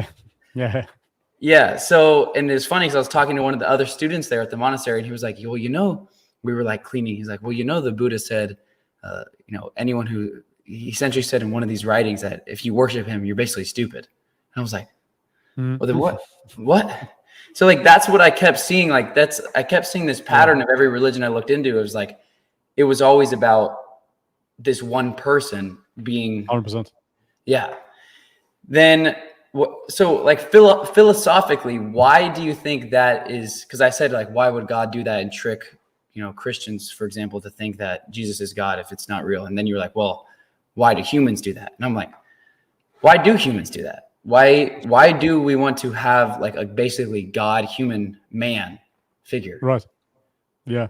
I mean, I'm just like opening up that thought. Why? That's a question that you wrote down? Yeah. Why is that like a human desire?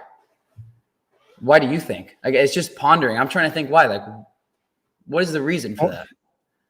For me personally, on a complete personal, subjective level, I cannot relate because I saw the world always very, very different. For example, when I saw people fanboying over somebody, I couldn't understand. When I saw people being quote unquote starstruck, when people fainted at concerts, or for that matter, just going to concerts in the first place. I never went to concerts. I never understood it. I resonated with bodybuilding because bodybuilding was a very individual sport. I'm going on a side tangent real quick. I, of course, saw the bodybuilders like Ronnie Coleman, etc., and I saw it as motivation, but I never worshipped those people. And then I saw in the bodybuilding community, you had people that weren't really working out. Some of them, they were actually kind of fat, but they were looking up to those muscle men as gods, which was so bewildering to me. So it was always about just doing and walking the path. And therefore, I never looked for a daddy. I never looked for an idol. And I personally cannot resonate with it. However, knowing people, I do understand. Because this is what people do in everything. People have this psychological need for a hierarchy, and people have this psychological need for anthropomorphism, where they humanize everything so it can relate to them. This starts already at childhood with teddy bears and continues with Disney movies, where you see Simba and Mufasa and they're speaking lions. They simply cannot accept nature the way that it is. If you would stand in front of that lion would eat you, probably. Right? So they can't understand what reality is. They are trying to escape reality in a way, but at the same time, they try to make it relatable to their human way of seeing things. And this is why Christianity is still the biggest religion worldwide, soon not to be, but up until now, because people still had this, I would say, intrinsic daddy complex. The whole atheistic position and the attack on religion is always, ha, you believe in a sky daddy? Yeah, not so funny, actually. Pretty true if you look at Christianity, because they call him the Father. So it is a sky daddy of sorts. Allah is not that. He is transcendent of all, and he is not like his creation. This is why many people are complaining about Islam, and they say, oh, why would I worship such a distant God that I don't understand? My God came as Jesus. He manifested as human. He took on humanity so we can relate to him. So there's a psychological need to relate. We have mirror neurons as well, right? So if you're smiling, I'm smiling. Hey, we're connecting here on a level. So this is humanity. This is how they work. And I'm not trying to remove myself. I'm not a cyborg or a robot, but I simply never had that urge to follow the leader. I never had it. I always want to go my own path, to walk my own way. And yeah, that's why I resonated with Islam ultimately, because I saw that the description of God is not trying to cater to the human mind. It simply tells you the way that it is. God is uniquely one. He doesn't have children. He is not begotten. He is eternal. He's transcendent. This is what God is. Either accept it or don't. Don't we humanize saying Allah, saying he? Isn't that essentially doing the same thing, like making it a human, like a gender? Like, why not she? Or why not? So, is it just a limit of language? But like, why have we not invented a? I'm sure that we're smart enough to figure out something else than he. Please correct me in the chat here. As far as I understood it, in the Arabic language, they don't even say he or she. It is always he. But Allah itself, the word, is neither masculine, nor is it female, nor can it be made masculine or female. So the pronoun he is just a translation within the English language. That's how I understood it. So in Arabic, it's not even like that. And you don't address him necessarily as he. You simply say Allah, right? So in Arabic, when you're saying, you know, I don't know how much Arabic you know, but if someone says, why did God allow that to happen? And then the second person says, well, you're saying he is just the only word. You don't ever use she in Arabic, or it's only exactly one. That's how I understood it, that there is no she at all. Oh. There was even this meme on Instagram, a super gay looking Arab singer, and he's singing about he and his love. And they said, when you cannot use she because it doesn't exist in the Arab language and nobody knows that you're gay. You're singing about her, but you're saying he. That's how I understood it. But correct me in the chat if I'm wrong. That's what I gathered so far. And I think that it's true. So correct me if I'm wrong. Yeah, it's just, I wonder why in English we haven't, or there's not a common way to say without saying he. Yeah, because it does chat says here, the chat says here, he is the default gender. It doesn't mean it is masculine. So that's just how what they use as a pronoun. Yeah. It doesn't mean necessarily that it's masculine or feminine. In this, I guess, kind of in English a little bit, like, for example, we say like, what are you guys doing? Like guys, even though if you're talking to 4 girls and 1 guy, like you just say, what are you guys? I don't know if that's anyway the same thing, but yeah. But anyways, as I said, for me personally, that is just human nature. I personally cannot really relate to that on a personal level, but I do understand that it's like this because. So why is that evil? Come again? Why is that? If polytheism is evil, essentially because it's worshiping the creation and not the creator. Yeah. Why is that? I mean, I guess I can relate too, which is probably why it never felt good to say like, praise Jesus, because I'm like, who is Jesus? Like, where is he? That's what I always thought. So I feel the same way. But why is that such a natural cycle? Because it's, it's like you said, it's like everywhere within every religion. Like you can see the cycle somehow always repeats itself. I mean, even from the beginning, like in the Bible with Moses, like they didn't, then he keeps, he goes to like Mount Sinai, or he goes off to talk to God, and then comes back and he's like, what are y'all doing? I've told y'all so many times. Why does, I guess, like, why does that keep happening? Yeah, why does that keep happening? Why does anything keep on happening? I'm going to say again, play devil's advocate here. Why do people fall into sin over and over again, right? So Sodom and Gomorrah, for example. So now this day and age is probably the worst that it has ever been. Why do people always fall in those same pitfalls? Because they follow their desires. It's essentially a downward spiral, right? People follow their own desires. They remove themselves from God on a societal level as well. And then it just keeps on falling, keeps on degenerating. I mean, if you look into the Prophet's life, what is very interesting to me, that was fascinating. He went to the leaders of the time and addressed them. He didn't address the common folks necessarily, but he went, for example, he sent a messenger to the king of Byzantium, so the king of Greece, the Eastern Roman Empire.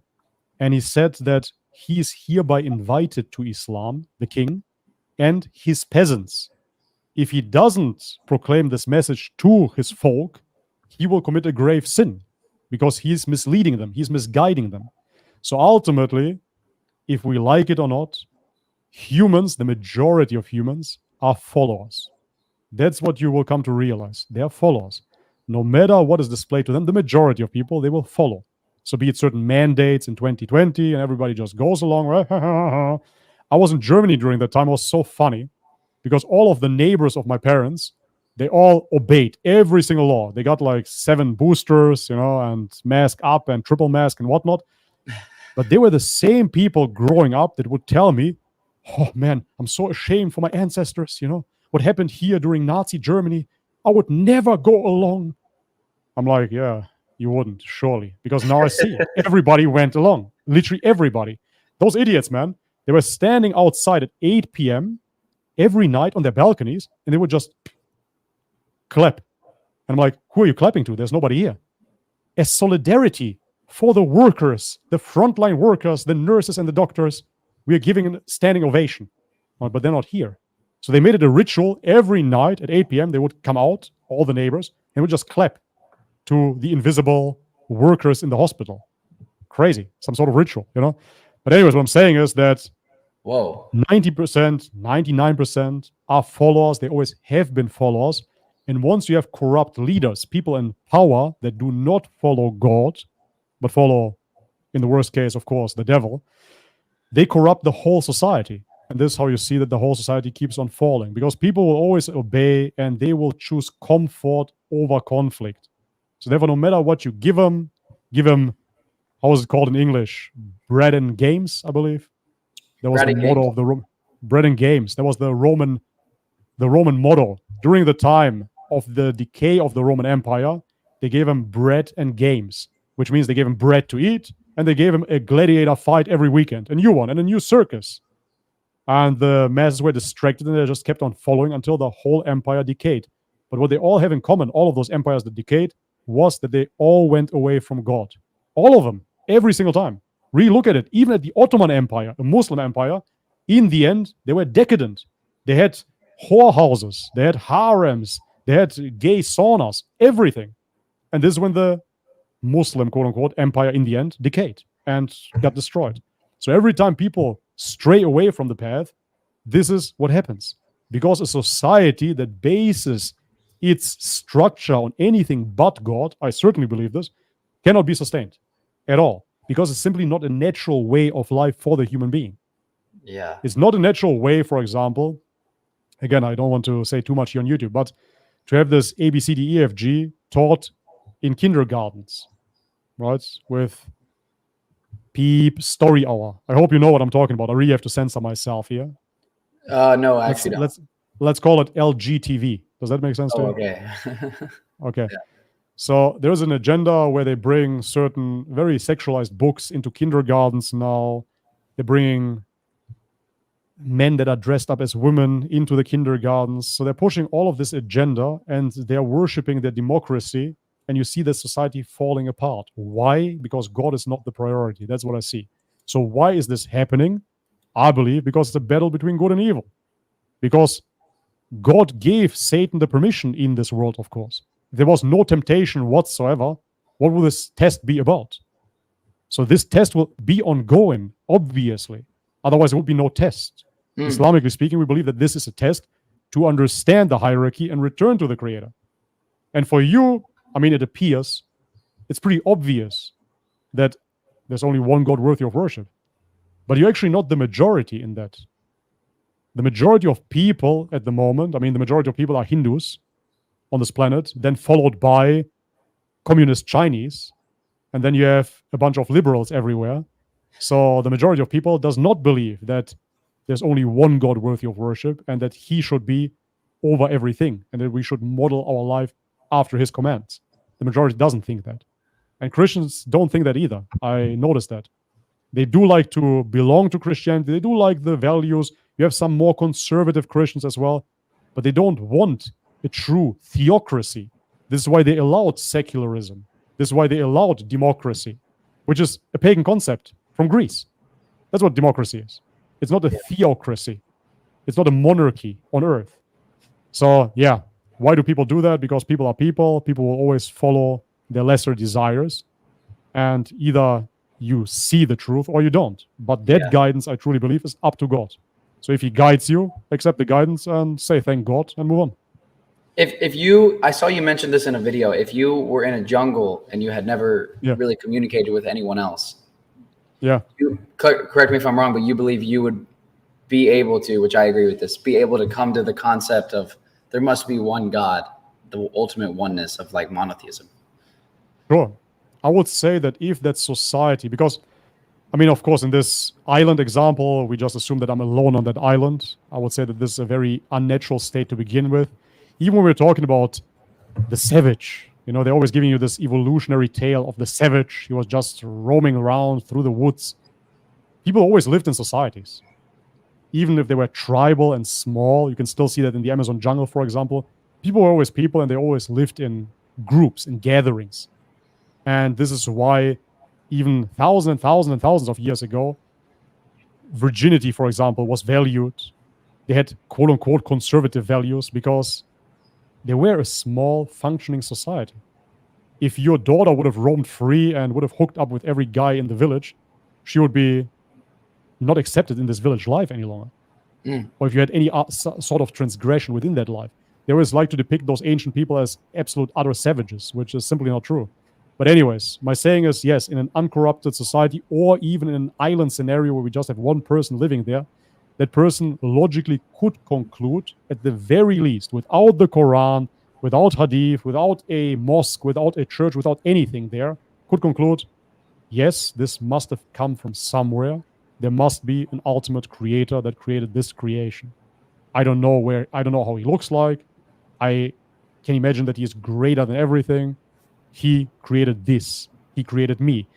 I believe that this is a logical conclusion that a human being can come to. I cannot, in a million years, believe that a human on an island would believe there must have been an Aramaic man that got crucified for my sins. And this Aramaic man was actually the son of God. Plot twist, he was God himself. And God was angry with me, and that's why he had to sacrifice himself for me in order to forgive me. No chance. But you also wouldn't think that there must have been a messenger of God 1,400 years ago that got revealed directly by God, the words. And in order to become a Muslim, I need to say that he's a messenger. not to the No same Islam? level as Christianity, but I think that too. Like, well, if to become a Muslim, you have to say, according to other Muslims, you have to say, there's only one God worthy of worship, and Muhammad is his messenger. Sure. And I think about the island scenario sometimes because I thought, yeah, monotheism must be true because you can come to this conclusion on your own, and you would never come. I thought exactly what you said. Like, you would never. Someone would have to tell you. If someone would have to tell you that God came in the form of a human and this happened and you have sin, so it had to be forgiven. But like, oh, it's like a huge story that has to be shared. But then I'm like, isn't it the same thing? If to become a Muslim, you have to say, you have to declare, yes, Muhammad is a messenger of God. You would never get to that on your own, which I know God only tests you on what you know. But Sure. if it's so ridiculous that you would never believe in Jesus, like, couldn't you just flip that and say it's so ridiculous you would never believe that Muhammad is a messenger of God without somebody telling you? My answer to this is very simple. So if you were on an island by yourself, which is, again, very unlikely, not only because of this religious context now, I'm speaking about that humans generally don't live alone. That is not something that has been happening throughout human history. They always lived in groups. But anyways, that being said, Islamically speaking, we believe that God sent messengers to every nation. So thousands and thousands of messengers have been sent to all the nations. Some, this is not a fact, but some believe as well that Buddha was a messenger of God. Yeah. He might have been a prophet. Do But you? we cannot really. I would definitely believe that, yeah. Yeah, for sure. me too. Yeah, 100%. Yeah, I would believe that. In Baha'i, do you know the Baha'i faith? Oh, I've got that. I got the book about the faith, or like the first book. I know a little Yeah. bit about it. Yeah, the Baha'i faith, it is an offshoot of Islam as well. It originated under Ottoman rule ultimately. But be that as it may, I'm not going to go into the truths or faults of that religion. However, they do claim that Buddha was a messenger of God as well, of Allah. Yes. Yeah. Yeah. So they accept more messengers even. But anyways, be that as it may, as I said, in Islam, we say that God sent messengers to all the nations anyways. And so therefore, it was always a fair playing ground, if you will. The shahada itself, this is something that we believe as well, is that if you, Grayson, would have lived during the time of Jesus in his lands where he was sent to, then you would have declared to the people oppressing you, because the people were oppressed back then as well, his followers and Jesus himself as well. You would declare there is nobody worthy of worship but God, and Jesus is his messenger. So that is the shahada. If you would have lived during Moses' times, you would declare the same. You would say there's nobody worthy of worship but God, and Moses is his messenger, right? In a context where you hear the message coming to you from a messenger. So now removing the messenger of the equation, of course, I believe would be justified if you wouldn't have heard the message of the messenger. Right? So again, in this lonely island scenario, you would still come to the fitra, to your own conclusion ultimately, and you would be considered a monotheist in the eyes of God, which of course, I believe a very fair conclusion in comparison to, yet again, Christianity, where some priests assume that you have to hear the gospel in order to be saved. If you haven't heard the gospel, then you wouldn't be saved. This is why they had so many missionary missions as well. For example, in America, South America, etc., right? They went to the pagans and proselytized in order for them to be saved. Otherwise, you're not saved. So Islamically speaking, that is not the perspective. It is more so that after the message is shared, we should recognize simply that, yes, of course, this is another messenger of God. So it's not necessarily. It's not necessarily a. I mean, we're not God, right? So we're just kind of theorizing, but it's not. I just like, it's like, it feels like you have to put your faith that Muhammad existed. But I guess the only way to believe in the Quran is to believe that Muhammad sent it. It's just like, when I heard that, I was like, wait, like, can I like get to that later? I mean, I can do whatever I want. Anyone can do whatever they want, but I want to be a Muslim. I want to be a practicing Muslim. And I'm like, how long would it take me to be like fully confident that to essentially put my faith in Muhammad? Not really, but put your faith that he did do this, and he is a messenger of God, and like, we don't really accept you as one of us until you do that. If I would find sufficient, let's say, biographical evidence that Buddha was actually a prophet of God, would you have an issue to declare that there is nobody worthy of worship but God and that Buddha is his messenger? Would that be a problem for you? No. Right? Let's do the shahada now with Jesus. Would that be a problem for you? No. So why is it a problem with Prophet Muhammad? Because everyone in my life thinks that he's essentially the devil. Sure, in my life too. Yeah. It's emotional entirely. It's emotional. Yeah. Do you think that those people hold the truth? Not about, I mean, no, because either they don't worship God at all or they pray to who I believe was a human. Right, right. Of course. And the people that believe that God is a human, i.e., Jesus, they have to say, of course, that the Prophet Muhammad was the Antichrist ultimately, or is the devil himself, because he goes against their faith understanding. He goes Yeah. against their God. Yes, that is true. Prophet Muhammad goes against Christianity. That is true, of course. He reveals that God was not begotten, of course. So there is a passage in the Quran, of course, where it says Christians do not go to extent, do not say Trinity, right? It says it clearly. It says it explicitly. Do not say Trinity. So it warns the Christians even. And obviously, any Christian that truly believes in the Trinity will see this as an Antichrist message. Duh. But why would I take that perspective as true, right? So first we would have to establish that that claim is true, that the Trinity is true, Yeah. and then I could go on, sure. But I didn't find any particular evidence that suggests that. But anyways, again, my question would be simply, okay, let's rewind a little bit. What did you think about the Quran in itself? What do you think about the Quran, reading the Quran? Do you see it as a message from God? Do you see it as a message from God? Do you see it as just, oh, well, another religious book? How do you perceive it? Yes, I see the Quran as, now, you know, people could press me on, oh, what about this verse? I'm like, well, I'm talking about like, Sure. you know, I read the book and I'm like, oh, Yeah. fear God. There's only one God worthy of worship. Jesus isn't God. Like it's all just pointing to God and basically fear God and fear God. Don't follow your desires and fear God. Right. Like it's scary. The first time I read it, I was like, oh, this is a lot about hell, like a lot of burning. I'm like, this is pretty intense.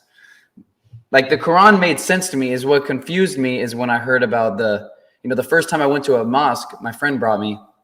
Mm-hmm. So like I'll go into the mosque for the first time. I'm like, 22 years old, never been to a mosque, even though it's been all around me. I'm like, oh, I didn't like, why was I so afraid? I should have just came here earlier. But, go in, we're like, first we like wash up. So we made wudu and I was like, this is sick. Like this makes sense. Like you should be clean before I enter the sacred area.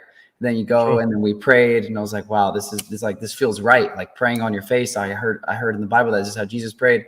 And then at the end, I'm like, oh, can we hang out here for a bit? Like, yeah. So we can go by this. There's a bookshelf. I was like, can I go like read one of those books? He's like, yeah, come on. So we went to the corner and I'm like, so what are all these books? At the time I had only read the Quran for like a few months. He's like, oh, these are like all sayings of the Prophet. And I was just like, oh, okay. Like, so there's more books. And like, that's basically like the circle I've been in. Like, wait, is this all about God or is this about God and following Muhammad? And I guess the Quran says to follow the messenger of God. Mm-hmm. Like here and there, but it's not, I didn't read the Quran and think like, I need to figure out what Muhammad did.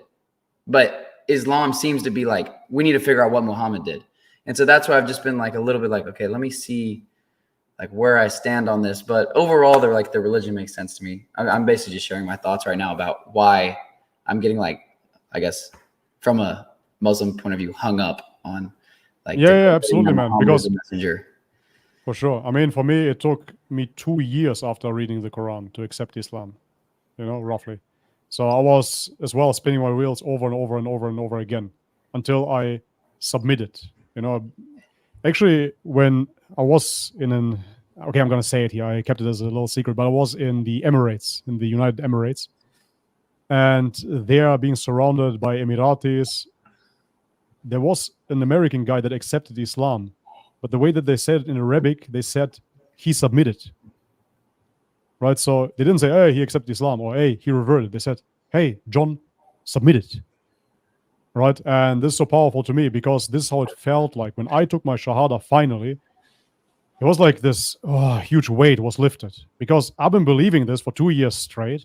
I've been trying to figure out why the Prophet Muhammad is not a prophet ultimately for 2 years straight.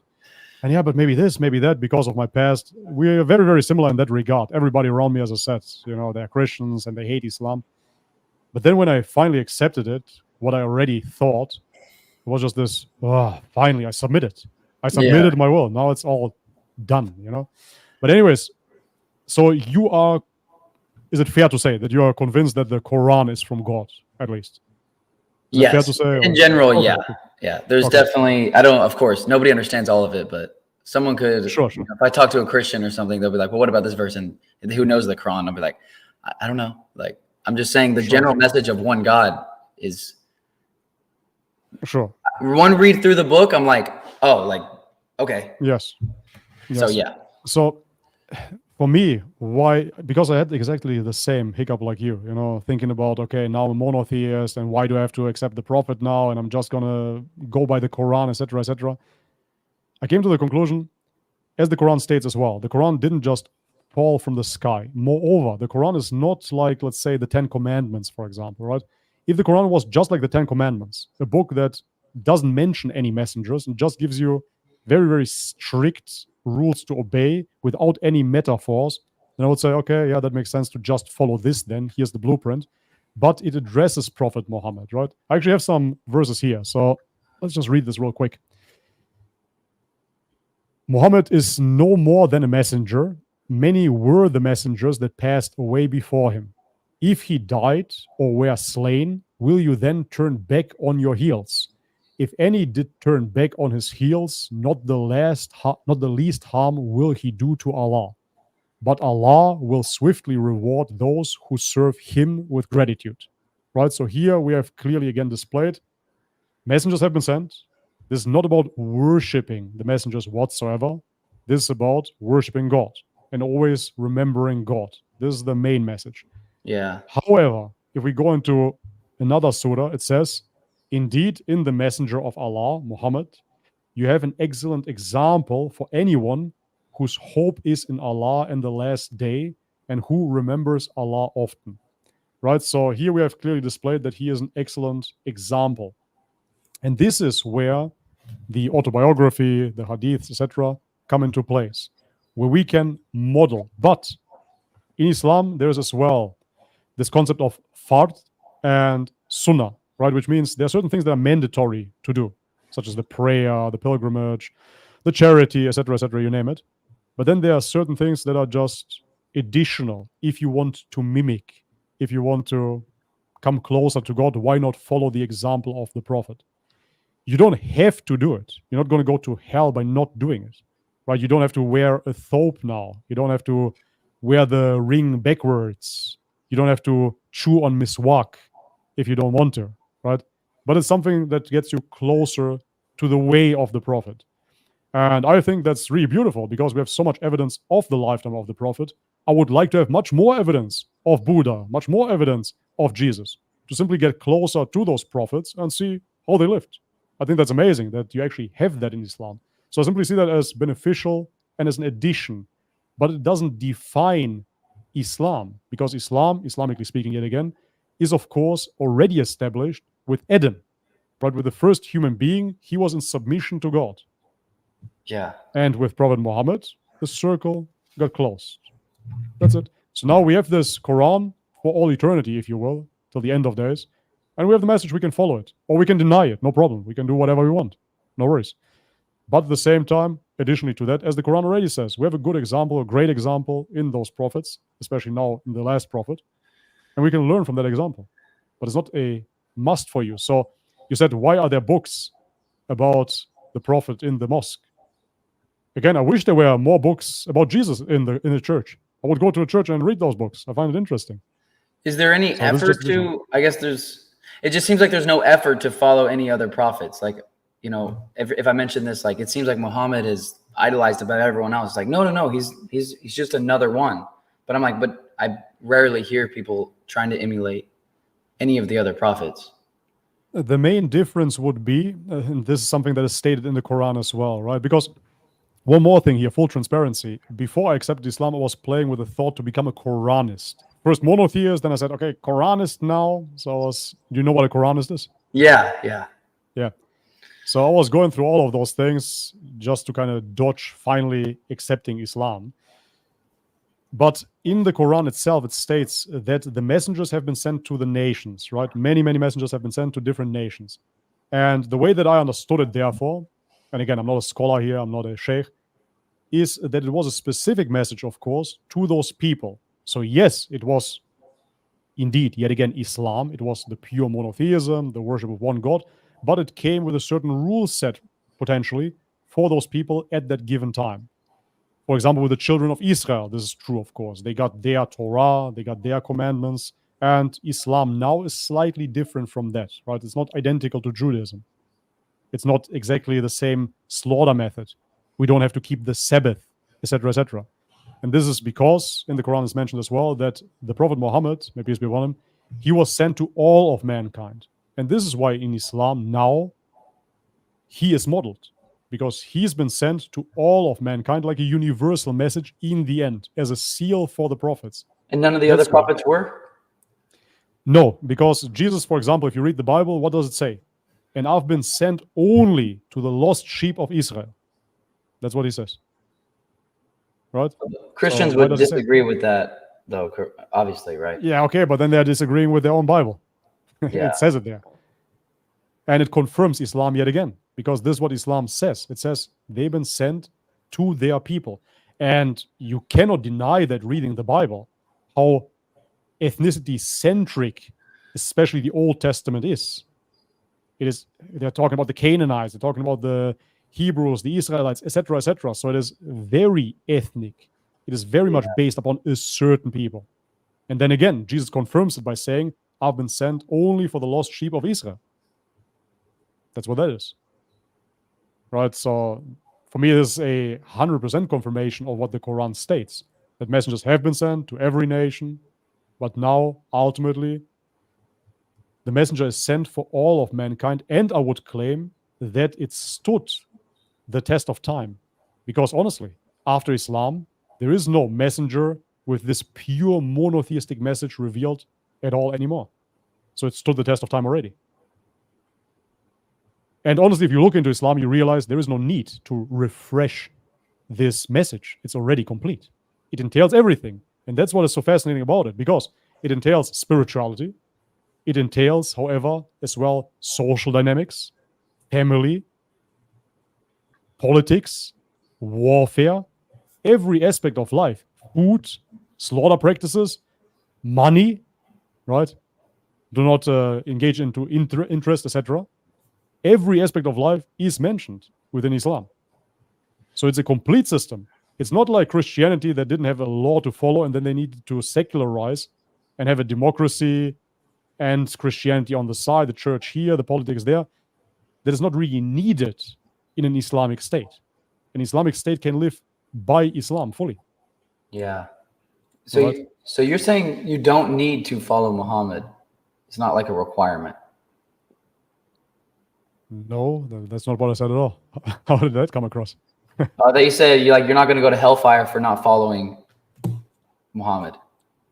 No, I said you wouldn't go to hellfire if you don't model everything after the Prophet Muhammad. Model, okay. My mistake. Yes. So I said, in Islam, you have the concept of fard, which means essentially mandatory. Yeah, that would be the right translation. Mandatory. And then sunnah, which is the way of the Prophet. So it's not mandatory for you, Grayson, to accept Islam now. And now tomorrow you need to put on the silver ring with a stone flipped to your palm of the hand, right? Or you need to now not brush your teeth anymore with a toothbrush, but with the miswak. You need to chew the miswak. You need to fast twice per week, as the Prophet did. You don't need to do that. This is extra. The extra prayers as well. So you have the 5 mandatory prayers. This is fard. But then you have extra prayers too, that the Prophet did. And night prayers. You could be praying the majority of your day. But this is not needed. This is not asked of you. However, if you want to do it, you can, and you can read about it, learn about it. This if you want to take it to the next step, to the next level, etc. I see. That's what I'm saying. So you're not going to go to hell if you don't do those extra things. But Islamically speaking, of course, we believe, again, as I said, that the shahada is simply during the lifetime of the prophet. For example, Prophet Jesus, people would have said, there is nobody worthy of worship but God, and Jesus or Isa or Isus or Iso, depending on who you ask, is his messenger. And now, because again, we believe in the Quran states that Prophet Muhammad is the last messenger. So now, even after his demise, we find ourselves in this prophetic time frame of the Prophet Muhammad that left us with the Quran and his Sunnah. So that's, if we accept the Quran, we accept his Sunnah as well. Yeah. So Yeah. how often do you run into Quranists? I run into Quranists, I guess often online amongst, or in person. Yeah, online predominantly, amongst reverts. Many people that come from Christianity especially, that are so fed up with the priestly class, with the church, with that environment, they are afraid of getting into another organized religion. And I understand. I totally get it. But if you really look into Islam, it's not that organized. It really doesn't have this church structure whatsoever. You know, it's really not as if there is a Vatican that is running everything. It's just a bunch of scholars that are debating with each other, etc. So it's not like you have one authority as the Pope for Catholics, and now you have to obey this. They have to obey the Quran and the Sunnah as well. You know, those scholars. That's just what it is. Yeah. They go by that. And so it's not just more like, it is a brotherhood essentially that you enter. There's nobody higher than anyone in Islam. We're all brothers, and we simply worship one God. And of course, we model the Prophet because that's what has been left with us. I noticed that from the first time I walked into like a mosque, and I noticed, I was thinking like, where's like the front office? I was like, wait, it's just like a room? Yeah. And then I remember the first time I went to a mosque, not during like a group prayer, or I went early. For the first time I went alone to a mosque. I was in Austin, Texas. And I was like, I was nervous to walk in. I was like, oh, okay, it's kind of scary. And I went in there, and there was just like a kid sitting on his phone in the corner. There was like 15 minutes of group prayer. And I was like, hey, like, it's my first time here. And he was like, I kept thinking like, where, like, speaking about the hierarchy, I was like, where is the head guy? Yeah. Like, and then I realized there isn't really. And then when you do the group prayer, sometimes the imam is there, like, I guess the equivalent of a pastor, but he's not even there most of the time. Like it would just be, who wants to lead today? I was like, what is this? Like, it's like self-running. It was fascinating. So I experienced the same thing with like there's no hierarchy. I mean, I guess slightly, but like with an imam talking, but he's not even there all the time. So that was a whole paradigm shift to me. I was like, whoa, this feels like a community.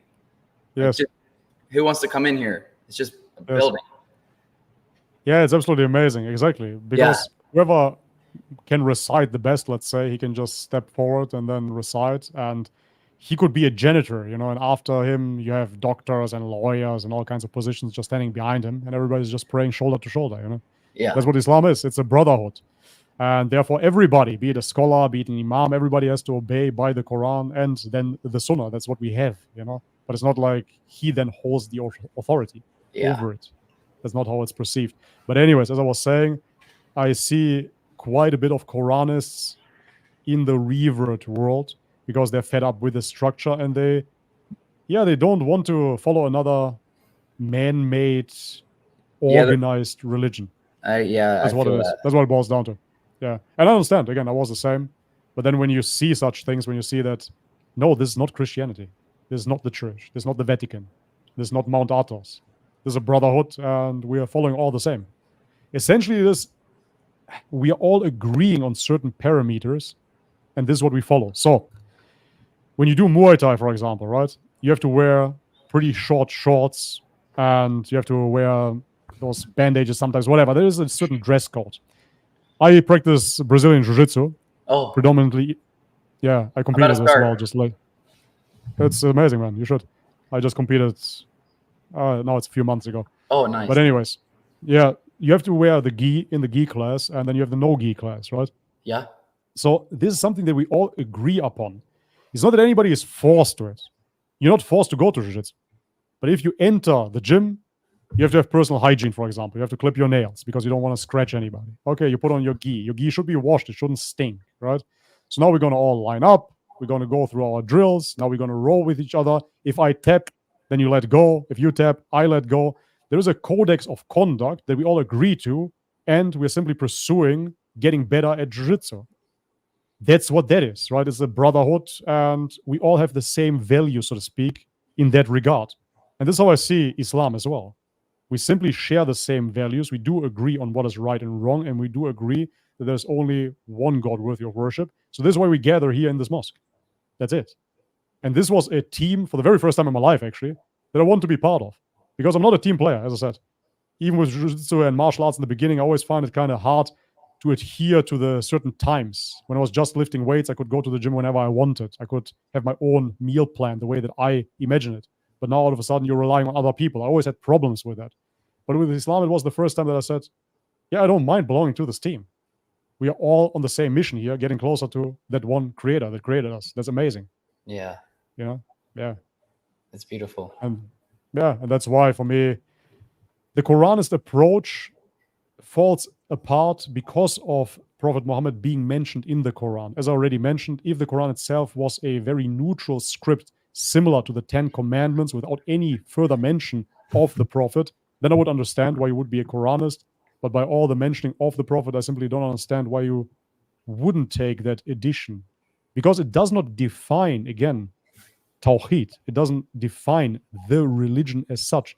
It simply defines how to practice certain things. It is a helpful spiritual guidance. This is really how I see the Sunnah. I don't see it as, wow, now we're going away from the Quran or anything. Because we're not. If something in the Sunnah would disagree with the Quran, then it would be discarded. It cannot overwrite the Quran because the Quran is seen as the word of God. You understand? So even the hadith and the Sunnah and everything, it has to be seen through the lens of the Quran anyways. So like you're saying, like the Quran is still always the base, and if something, of course, agrees with it, then permissible. Of course. Yeah. Of course. Okay, that's pretty simple.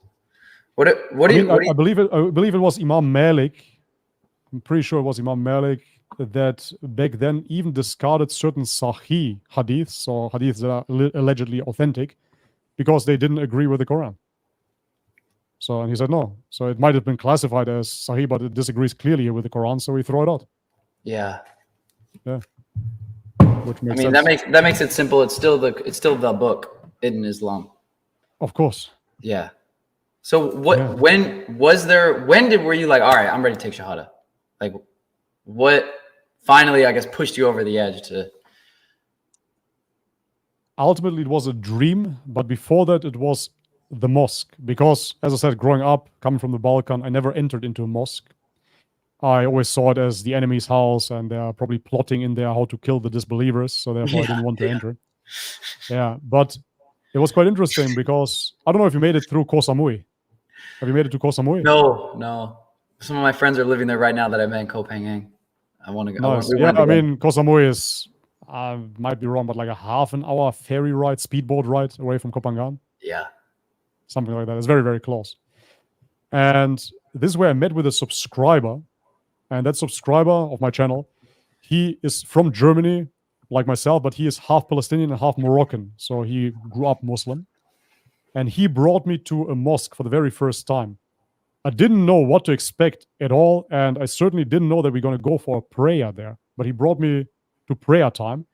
And it was in an Islamic village on Koh Samui. Whoa. So what was happening is all of a sudden I hear the adhan. And all the school kids actually gathered, stormed into the mosque. And the adhan itself was recited by a schoolboy. So it was the most non-threatening environment that you can imagine, you know, because as I said, I imagine terrorists and whatnot. And I go there and this little boy, you know, Ashhadu an la. So he's proclaiming the adhan, super chill. And then I enter and it's like 90% school kids in there. So, okay. And he's like, oh, it's the prayer time now. So let's pray. And I never prayed before, you know. He says, just do what I do. So I obviously didn't recite or anything, but I just went through the motions. And it was amazing. Because as we now briefly already discussed, for me it was so eye-opening because I expected so much, essentially mystery, like you can find in the Orthodox Christian church. It's nothing like the Protestants. Yeah, I don't know anything about Orthodox Christianity. You're the first Orthodox Christian, at least in the past, that I've ever talked to. Sure. Yeah, it's a very small denomination, but it is the origin of church Christianity. I mean, if you look back historically, this is how it all originated. It was the Orthodox Church, then further split 1,000 years later into the Orthodox and the Catholic Church. And then again, hundreds of years later, you have Protestantism arising. But the original church was the Orthodox Church, indeed. Anyhow, be that as it may, in the Orthodox Church, I mean, you can watch some YouTube videos. It's very mystical, man. You know, the chants, everybody's wearing dark. They look like wizards, ultimately. Yeah. Those white beards. From your videos, I see that. Their throat singing. The aesthetic, I still love it to this very day. It's very aesthetic. It's very dark. I enjoy it. But at the same time, it's so mysterious, and it can kind of bring you even away from God because you're kind of caught up in this mystery, you know? However, entering this mosque with all the school kids, everybody just lined up. And then again, there was the imam, a guy, and he was reciting. And then we were just praying into the same direction. And that was it. And then we exited the mosque, and everybody was nice. Everybody started shaking my hand. And I just said, okay, this makes complete sense. So all this woo-woo and all this addition is nothing but make-believe ultimately, because all we are called to do is to worship God. So just a bunch of dudes, it was kind of underwhelming even. Just a bunch of dudes worshiping God. But it made so much sense to me. Yeah. Because I realized that I've been caught up in so much mystical union with the Eucharist. Now you need to eat the bread. Now you need to kiss the hand of the priest. Now you need to kiss the icon. Now you need to bow here. Now you need to do the cross. Now you need to drink the wine. For what? Ultimately, for what? It seems like this weird pagan ritual that didn't have any place in the pure worship of God, in contrast. And that's when it really clicked. Because before that, it was all personal. I was reading the Quran. I was alone in my home. I was doing the research. But now I actually entered the enemy's territory. And I realized, okay, this is just exactly what we should do anyways. Get together as men and pray to God. And the women, they're in another room. And that's where they get together. That's where they pray. Awesome. It's fantastic. So this was really the moment when it clicked, you know? Okay. So you didn't go to a mosque during your investigation for a few years. You never went to. Exactly. Got it. I didn't. Okay. I didn't. And this is due to me as well, battling with accepting a new religion in that sense, but being convinced of the Quran and wanting to do my own thing ultimately. I have the Quran here at home. You know, I'm just going to read it and worship on my own. I didn't want to be part of a greater community. Yeah. But once I entered the mosque, for me, it was crystal clear. Because the prayer is so simple, so pure. You know, it just makes sense. Yeah. And moreover, I realized as well that people, you know, they will get together into groups anyways. So there is a social need of religion as well. We can be fence sitters as much as we want to, but there is a battle being fought for the dominant ideology, if you will. And if you look at it, you have only so many. So you have a democracy, which is ultimately liberalism. Then you have communism, which is quite successful at the moment through China, but it's a godless society. I don't want to live in such a society, right? Then you have, what else? A hierarchy like Hinduism, where you have a caste system. Okay, very ethnocentric as well. So ultimately, we come down to a theocracy. Which theocracy? Judaism. Judaism is now being practiced in Israel, and that's about it. It's ethnocentric again. So we just have the choice ultimately between a Christian theocracy and an Islamic theocracy. And I don't want to be seen as a heretic under Christian law because I don't believe God is 3 in 1. So the only true theocracy that makes sense, especially because it has a whole system embedded in the theology, is Islam. And therefore it makes only sense, of course, for believers to get together, to meet up in the mosque, to build this community of believing men. It's extremely needed in this day and age. Because what else is there? OnlyFans, degeneracy, hookup culture, red pill, all of those guys are getting together as well. They're collabing. You know, for me, it's like the Satanists collabing ultimately. So there needs to be a counter movement as well of people that share the same belief system. And this is where quote unquote organized religion comes into place again. Organized like that, I find it very useful. And I'm happy to be in such a community. Yeah, because I can agree upon so that. Beautiful. It's so beautiful to like the repeatability of it, where if you could be going to the mosque 5 times a day, if you like just seeing everyone walk there is like, oh wow, like like you said, the brotherhood like coming together. Boom, you go back to your life and you come back. It's just a constant Yes. reminder, like a heartbeat. Like you can't, it's like if you pray 5 times a day, that was the first time, you know, when I started realizing, I was like, you can't, like if you followed it, you will, like if you pray 5 times a day, I used to smoke a lot of weed. And when I started researching about Islam, I would be high, and I'd be like, oh, it's time to pray. And then literally I would just do the prayer, and I would be like, get dizzy from just going down and up. And I'm like, I can't really do both of these things. Like you can't, but I could, you know, be a Christian and still not really feel guilty about, not feel as guilty, I guess. Right. But like it's so much easier to follow it when there's like the 5 daily prayers and like this lifestyle. So it's beautiful. Yes, absolutely. Wonderful. Again, I compare many things to bodybuilding and to martial arts. For example, I have a friend, he lives in America actually, and he's a black belt in jiu-jitsu. So he said that he had a problem with masturbation prior to jiu-jitsu. He had a problem with masturbation. He was watching porn and whatnot. And every time he would relieve himself, ultimately, his energy would dip. And like that, he performed lesser in jiu-jitsu. So therefore, jiu-jitsu kept him on a straighter path. He kind of went into this whole no-fap thing because he would feel energetically drained. His brother, on the other hand, he had this issue of chewing fingernails. And so with jiu-jitsu, because he was chewing his fingernails, he would rip apart his fingernails. He would start bleeding because of it. And so this is how he stopped chewing his fingernails, right?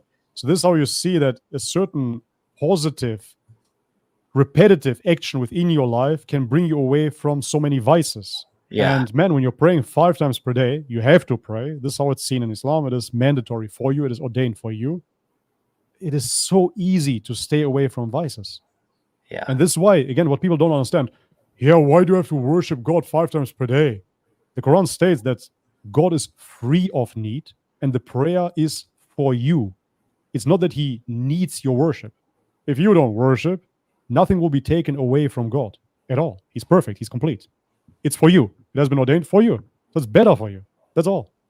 And sometimes I feel like I'm talking to like fat people. Hey, but why? It tastes so good. It tastes so good. And they're 50 kilos too heavy. Yeah, I know that a burger tastes good. I get it. I know that it tastes fantastic, kebabs and all of it. But if you eat that every day, you're going to wreck your health and you're going to look disgusting. So why do it, right? So here's a meal plan. Follow the meal plan. I don't want the meal plan. This is what I hear oftentimes when I see people rebelling against a religious structure. Yeah. And in this day and age, right, with all the new age, etc., when somebody says, you know what, my morning routine, I wake up, I drink a glass of lemon water, I meditate for 30 minutes, I do breath work, I do a cold shower, everybody will say, oh, that's amazing. Kudos, right? So if you say, I pray 5 times per day, or radical, extremist, why? How does it differ? Are you doing spiritual That's work? such a good point. Why is don't that? say it. Why is religion like naturally, like you even mentioned how people reacted in your life when you became Muslim? Is it because, I mean, we could theorize all day. I guess it's been throughout history. Like you just made a great example, like a morning routine. Everybody praises you for that. But if you say like, oh, I pray 5 times a day like this, they're like, oh, what are you doing? Weirdo. Yeah, I think that religion itself, not I think, it's true that religion itself has been systematically attacked by mainstream media. If you look at YouTube, if you look at Netflix, whatever, it's not cool to be religious, right? I grew up with movies, I'm older than you, I grew up with movies such as American Pie. So it was not cool to be a virgin. The whole movie was about losing your virginity. That's what it was about. So it's just not cool to be a virgin. What's really cool is to hook up, is to drink alcohol, is to party. That's what's really cool, right? And this is what is promoted. It's promoted as well now to essentially be weak. Mental health is so important. Yes, mental health is important, but not the way that they display it. Get into therapy now, right? Open up your feelings, be vulnerable, be this, be that. And all of those movements are essentially created to bring you away from what is right and what is wrong and away from religion. And if you look into it geopolitically, of course, and what is being promoted, of course, they're attacking pure monotheism the most. This is why it is seen as the terrorist religion. But of course, it has to be demonized because the last stronghold, it is the last true, pure form of monotheism that, of course, ideally for the overlords will be removed from mankind. So there's nothing stopping your daughter from opening up an OnlyFans, because that is totally normal. And it's totally normal to have two dads as well. That is completely normal, right? So accept it. Accept this narrative. Don't accept the Quran. Accept this narrative. Accept that it's normal to have two dads, three dads. I actually have three dads. But if you have a husband and four wives, oh, no. That goes against our way of polygamy. Polyamorous relationships, right? Polyamory, so trendy right now, so hot right now. But polygamy in Islam, oh, bigoted, evil. It's crazy. So anyways, my point of the story is that you have a mainstream media push, of course, for the past decades of destroying religion and destroying the family as well. We see birth rates dropping with feminism, first wave, second wave, third wave. Feminism was all about destroying the family.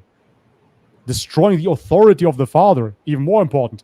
If you look at cartoons, Homer Simpson, that's what I grew up with. Homer Simpson is the father of the Simpsons. Total loser.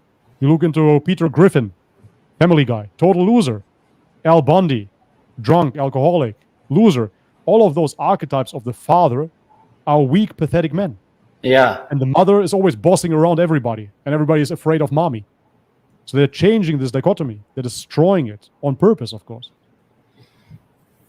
Do you think there's this saying, right? If the product is free, you are the product. And it makes only sense, of course. Yeah. You're being brainwashed. You're sitting 20 centimeters away from this phone and just watching gunk all day long. This is what most people nowadays do. I'm shocked at how many children are doing TikTok dances now. It's as if everybody's a dancer all of a sudden.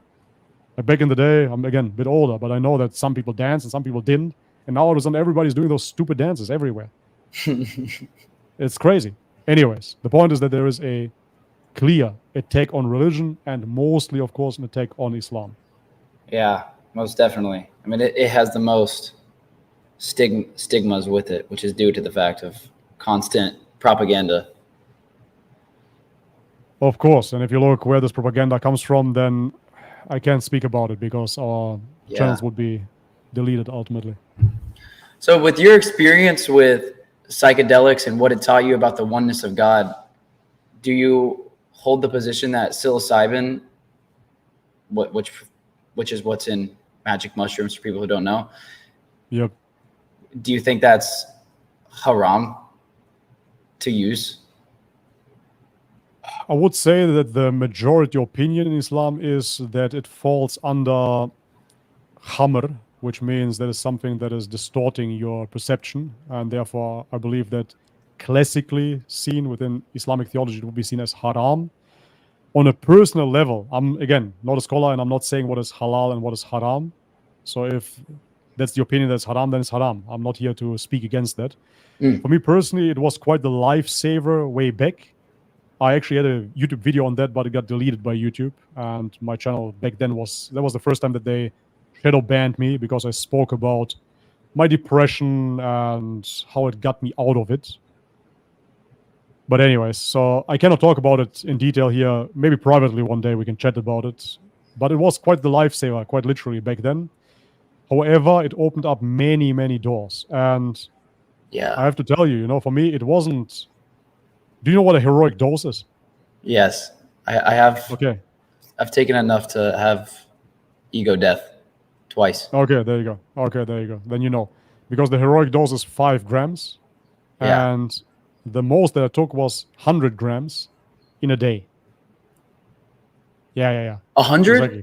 100, yeah. 100, 100. Oh my gosh, I don't even know how you eat that. I thought... Yeah. You eat it throughout the day. So I ate it in 3 sittings roughly. And you just keep on chewing. Your jaw gets sore.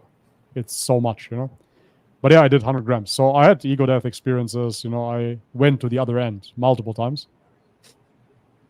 But I saw many pitfalls of the spiritual journey because it catapults you into it. And if you don't have a religious framework, it can become even more dangerous. Because I saw many visions of forgiveness, having love for the creation as well, for animals, etc. And then taking this experience and looking at it from a lens of Buddhism, I got into vegetarianism and then veganism. And veganism destroyed my health. To this very day, I'm still battling with certain health issues because I was vegan for 4 years. So let nobody tell you that veganism is a healthy approach. It is not. you have roughly 15 nutrients that are missing in a vegan diet, starting with vitamin A. You don't have vitamin A. Vegans will tell you, yes, but you have beta carotene and it converts. Well, there are certain studies that suggest that Irish women, for example, can convert only 15%, I believe, of beta carotene to vitamin A, which then will lead to deficiency anyways. So not all people are created equal and can convert vitamin A out of beta carotene. But anyways, be that as it may, creatine is missing, carnosine is missing, L-carnitine is missing, B12 is missing, B6 is missing, choline, collagen, etc., etc. There's so many nutrients not found in a vegan diet, and it absolutely wrecked my health.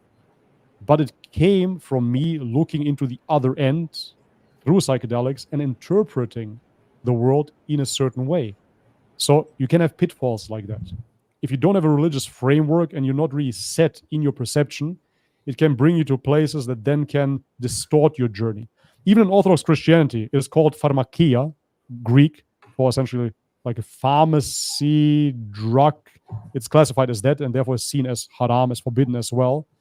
And they call it prilest, which means spiritual deception. So in that Orthodox view, mushrooms, ayahuasca are seen as something that can lead to spiritual deception because you are operating in a realm where certain entities can influence you. And you simply don't know really who is who, right? I had entities attacking me, dark entities.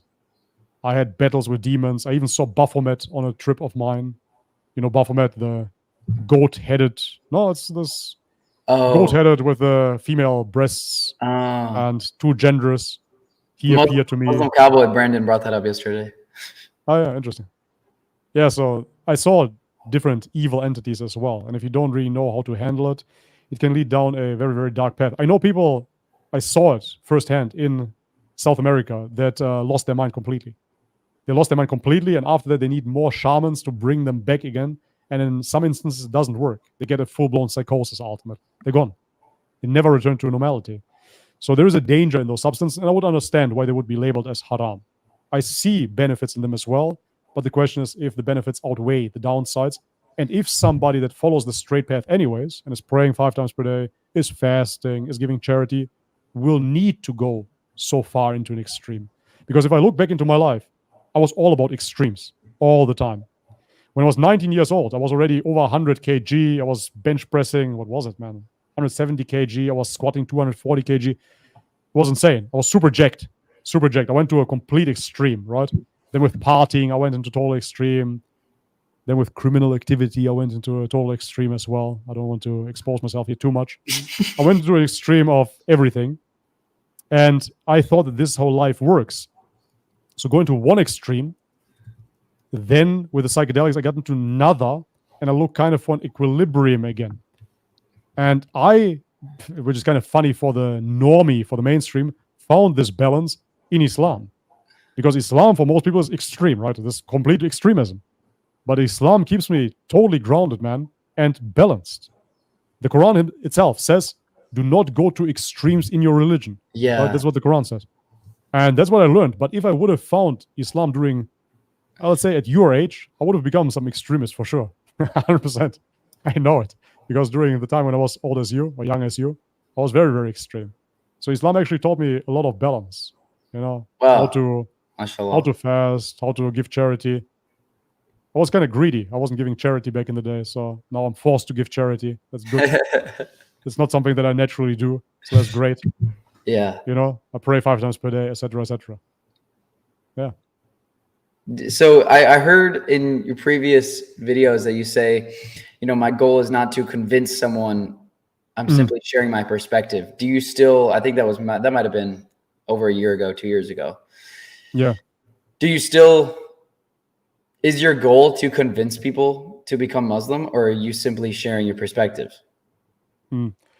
It's interesting that you mentioned that, because now more than ever, I genuinely, and many Muslims listening to this, they will blame me for this, but I genuinely don't care of convincing anybody at all. Zero. This is how much I care about it. Zero. Even talking to you right now, man, I know what Islam gave me, and I know that it's the biggest gift. It's amazing. If you would accept it, it would be great for you, for sure. But it is not at all my job to convince you, nor do I want to convince you. I'm going to tell you why. If you convince somebody and you don't know the person of anything, then this person might regret their choices for whatever reason further down the line, and then they're going to blame you for it. Yeah, but he brought me into it and this and that, and then they're going to talk bad about you. Right? It's not my position. I truly believe in the Quran, and the Quran says that Allah guides who He wills. So if Allah decided for you to become a Muslim, you will become a Muslim. And if He didn't decide for you, then who am I to convince you? Do you understand? I have absolutely zero interest in that. Moreover, as I said now 10,000 times, I'm really getting old, man. I have 2 kids. I care about my children. You know, I care about my children. I care about my family. This is what I care about. I do YouTube, but I never saw myself as a YouTuber. You know, I do it. I love it. It's fun. But I don't see myself as a YouTuber whatsoever, even though that would be my job description, if you will. But I see myself as myself, and I'm living my life, and I have an outlet here where I can share it. It's awesome. But I have a life. You know, I have a life. I have children, man. I have to wake up tomorrow morning for Fajr, and then I have to bring back my son to school. I drive with a motorbike, with a scooter, and he's steering a little bit. He's 3 years old. It's fun. But anyways, I have no interest whatsoever to convince anybody of anything. Even when it comes down to simple things such as nutrition, I know that it would be better for the majority of mankind to eat a healthy diet. Pretty much for everybody to eat a healthy diet would be good. But I'm not here to convince anybody. If you want to be fat, stay fat. If you want to eat something else, eat something else. I don't care. But bacon though, and okay, then eat bacon. I don't care. It's not my battle. Yeah. I care about the afterlife. And as I said, my family stopped talking to me. My father, you know, that's important to me, my father, but he doesn't talk to me. So I should be now all up in arms, and I should be motivated. My father, he should understand Islam, and this would be the changing point in my life. No, it wouldn't, because my father will stand in front of God just like I will stand in front of God. That's it. I'm not here to convince my father. I'm his child, and I will stay in his eyes always a baby. That's just how it is. It doesn't matter that I'm bald and have a beard. For my father, I will always be his baby. That's just what it is. And he has a certain position in life, and he will have his perception. If Allah chooses him to become a Muslim, fantastic. I'm not here to convince anybody whatsoever. The only thing I'm concerned about, yes, egoistical, is how I will stand in front of God. And that's the thing that we should care about, I believe, ultimately. So when I see somebody accept Islam, especially from people that I know, friends, I'm super happy. It's amazing because I know what they accepted, because they returned back to the worship of one God. That's fantastic. I'm very happy for them. But to convince them, never, man. That's the last thing on my mind. Hey, I agree. I heard you say that, and I'm like, that's exactly how I feel, because I used to be, when I was a Christian, I thought I need to tell everyone, and I have to. Sure. I don't know. You go down this path of basically what you said. Like, if it's not up, you can't make, the only way to make someone want to do something is they have to want to do it. Like, you can't make someone do anything. They have to want to do it. So yeah, I'm with you on that. I like that. I like that take. I mean, even with the martial arts example, right? So you said you did Muay Thai. I said I do Jiu-Jitsu. You said, yeah, well, that's cool. I want to get into that too. And I said, yeah, that's cool, man. Give it a go, right? So if you want it, go for it. But now imagine, I'm going to tell you, Grayson, you have to do Jiu-Jitsu. Do it, man. You have to do it. And then you go to a school and somebody heel hooks you and breaks your tibia. And now you're injured and you're never going to be the same again. Right? You're going to blame it on me. Right? Yeah, true. I mean, you know what I mean? If you want to do Jiu-Jitsu, truly, it attracts you. And there is a saying as well, attraction is no choice. So if you're attracted to something, that's just what is written for you. For example, somebody might like blonde chicks, somebody might like black chicks, somebody might like redheads, whatever. You cannot choose that. You cannot make yourself like something or be attracted to something. Attraction is no choice. So if you have an attraction towards Muay Thai, you will gravitate towards that and do that. If it is Jiu-Jitsu, you're going to give it a go. Maybe it's not for you. You're going to drop out, whatever. I believe in the qadr of Allah, so the way that He wrote it, the way that He predestined it, and that's it. So either He's going to make you a Muslim or not. Nobody chooses that. You don't choose a religion as such. It's not a thing that you choose. It's not, oh, I like this T-shirt or something. Hey, are you wanting to wrap this up soon? I need to use the restroom real quick and come back and wrap this up. Okay, sure. I would have went through the super chats. Do you have super chats on your side? Do you want to do that? Oh, yeah. Can I use the restroom real quick first? You good with that? Yeah, sure. Go for it. I don't know on the super chats if it shows both. Does it show both of them or yours? I see. I didn't see it in the streamer. So what I was doing, let me see. Ah, it shows them here as well. Huh? Okay, what I was doing is I was taking screenshots on my phone because they were kind of disappearing. Oh, okay, got you. Yeah, I see. I think these are. I don't know which one is which. Yeah, either way, we can go through them. There's a lot. You can find them there in Streamlabs. Can you find them all? On StreamYard. Yes. Yeah, that's what I mean. Yeah. Okay, cool. Yeah. Yeah. Right. Go to the restroom.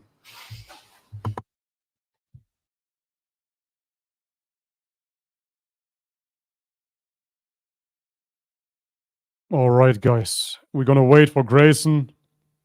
Until then, I see people spamming the chat as well. Guys, as I said a billion times previously on my live streams, if you want your question answered and you want to support our work, I mean, it's free. You watch it for free, right? You can donate as little as $1 to simply support a little bit, and then your question will be answered. It's that simple. It doesn't cost anything, really. I mean, I'm sure you're paying more for your Netflix subscription. So, yeah, just shoot a super chat, get your question answered, and support our work. It is that simple. Anyways, I did some screenshots here. Inshallah, I will answer all of the super chats once Grayson comes back, and him too. And then we can wrap it up. How many hours have we been at it? 2 hours and 30 minutes. Okay. Did Grayson revert? No, he didn't. Ultimately, we can ask him again at the end what is holding him back. But, I mean, it seems to be the Prophet Muhammad, ultimately. And for that, as I said, I'm not going to rush him or pressure him into anything. It is up to him to come to terms with it or not. Simple.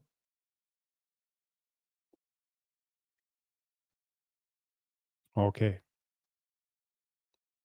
I'm taking the screenshots of the super chats, and then we're going to respond.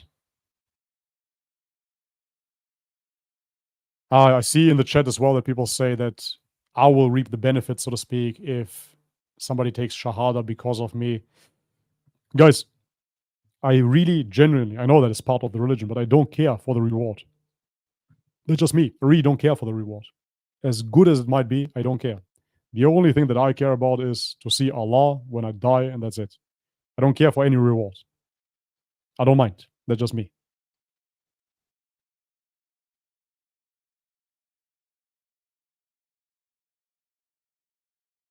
Okay. Anyways, shoot your super chats now because we're going to wrap it up pretty soon. Grayson has to go, apparently. So shoot your chats now so we can answer as many as possible. Inshallah. All right, I'm back, Bobby. Okay. Also, I don't know if you just said that. I don't have to go. I would love to keep talking with you if you have more topics that we could discuss. Okay, because you said you want to wrap it up.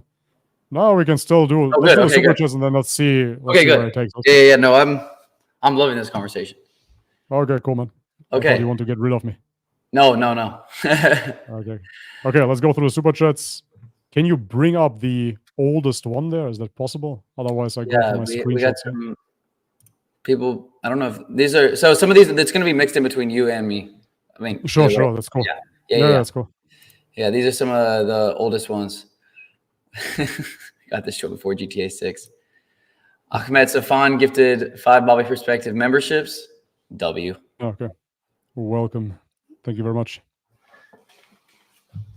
Greetings to the both of you. Salam alaikum. Thank you, the Muslim apologist. Thank you to everyone else who's watching and supporting. Just want to go through these real quick. Sure. MashaAllah. Hope you both continue to increase your iman. Hope you are doing well. Bobby, Grayson, how have your family and friends reacted? Well, all of my family and friends are Christian, so you can imagine they're a little bit like, what are you doing? What's going on? But I think in the end, my smile will convince them that I'm okay and I'm not turning to a terrorist. You know what iman means, right? You know what iman means? I'm assuming it's faith. Your faith. Yeah, it's basically your faith. Okay. Iman. So iman, yeah. There's an imam, and then there's the iman. Oh, okay, not imam. No, Wait. the imam is the priest, quote unquote. Imam. Imam is the pastor, the priest, equivalent. Yeah. The guy leading the sermon. That's the imam, and the iman is faith. I see. How much Arabic do you know? Do you know a lot? Very, very, very, very little. I'm still learning. Samson, love you, brothers. May Allah increase your knowledge, strength, and blessing for you both. Yes, sir. I'm with that. Thank you, brother. Thank you, Lefeus Random. For super sticker. Super sticker. I've always wondered what that is. It's like the same thing, but no, it pops up on YouTube. It's an emoji, basically, like a thumbs up or something. Let's go, bro. Let's go. Sakrish OF became a new YouTube member. Okay. We got Maywell Hidat. Grayson, have you understood the true meaning of Tawhid? Tawhid, yeah. Do you understand Tawhid? I think you do. To repeat back, it's like the fitra is the natural disposition to the fact that there's God, and the Tawhid is essentially just the oneness. That's basically what it is, yes. Okay. It's simply, it would be monotheism, but monotheism is a Greek word. So Tawhid simply describes the unique nature of the one God, that he is one without any partners. So pure monotheism, that's essentially what Tawhid means. Okay, yeah. Pure monotheism. Basically. Sakrish is back. Boost the stream, push the like button. Yes, that does that actually help when people push the like button? I always hear streamers saying that. It actually does, yeah. But I mean, if you're shadow banned like myself, I don't think it does anymore. But I still encourage, and I hope that I will come out of the algorithm at some point again. I made it 3 times. I got shadow banned 3 times, and I got out of it. But then I just couldn't bite my tongue, apparently, and I got shadow banned again. The truth. They don't want the truth to be known. They don't. They don't want it. They hate it. Sheikh Bobby, can you share with Grayson some of the miracles? This is from Norris. Can you share with Grayson some of the miracles you found in the Quran, like the golden mean location of Mecca or mathematical complexity, the structure of surahs and relationship between beginning and end? Yeah, I mean, you have many mathematical miracles. I reacted to some videos as well, but that wasn't really what convinced me about Islam. What I found amazing, though, was the mirror structure within the Quran. And that is that the chapters, the surahs, are organized in a certain way that it goes from shortest to longest and then to shortest again. So it has like this mirroring effect within it. And moreover, it has certain mentions. For example, there's a numerology found in the Quran as well, such as the word day is mentioned 365 times. The word month is mentioned 30 times. So if you want to obsess about certain little details, that's the amazing thing about Islam. You can go on forever. And it's quite amazing how that came about, because the way that the Quran was revealed, it was always based upon a certain situation. And this is something actually is very important to mention as well, because many people say Prophet Muhammad was a false prophet, right? But there was a period of time where he didn't receive revelation. He didn't receive revelation at all. And people say he made up the Quran. But there was a period, some say it was a few months, others say it was a few years, where the Prophet did not receive any revelation. And he really got... After receiving some and then a break? Yes. Oh, wow. There was a long break. And so this for me was additional proof again, and this is to be found in the Hadith. You don't find it in the Quran, of course, because it simply states that he was suffering and he was looking for revelation. He was praying, but God wasn't revealing anything at that given time. And that for me is such a strong argument, because if he was a false prophet that makes up the Quran, and he was such a poet that simply comes up with poetry, he could have done that easily. And during the time, people, the pagans, they were mocking him. Like, where's your God now? And why don't you recite now, etc., etc. So there's further proof, of course, that he was genuine, and there was simply no revelation at that time. And God was testing him during that time. Right? So it's quite amazing. Yeah. But anyways, there are certain complexities within the Quran that you can observe. Certain numerology, if you're into that. I've never heard the mirrored effect, what you just said. Never heard that. Yeah. That's amazing. There are many videos to that. If you want, you can react to. Miwahidat, you need to read the Sirah of Muhammad. I suggest reading the Sealed Nectar. I have heard of that. Have you read that? Yes, I have it on my Kindle. I want to get a real copy, but they didn't have it. But yeah, it's very good. It's very good for people outside of Islam as well, I would say. It's pretty relatable, very good English. Mm. It's amongst the best, the top 2, top 3 of the biographies of the Prophet. What a, Highly recommend it. this one, I have this. This is the only one I have. Mm-hmm. Yeah, I mean, it's a Sirah too, but the Sealed Nectar is very well written. Okay.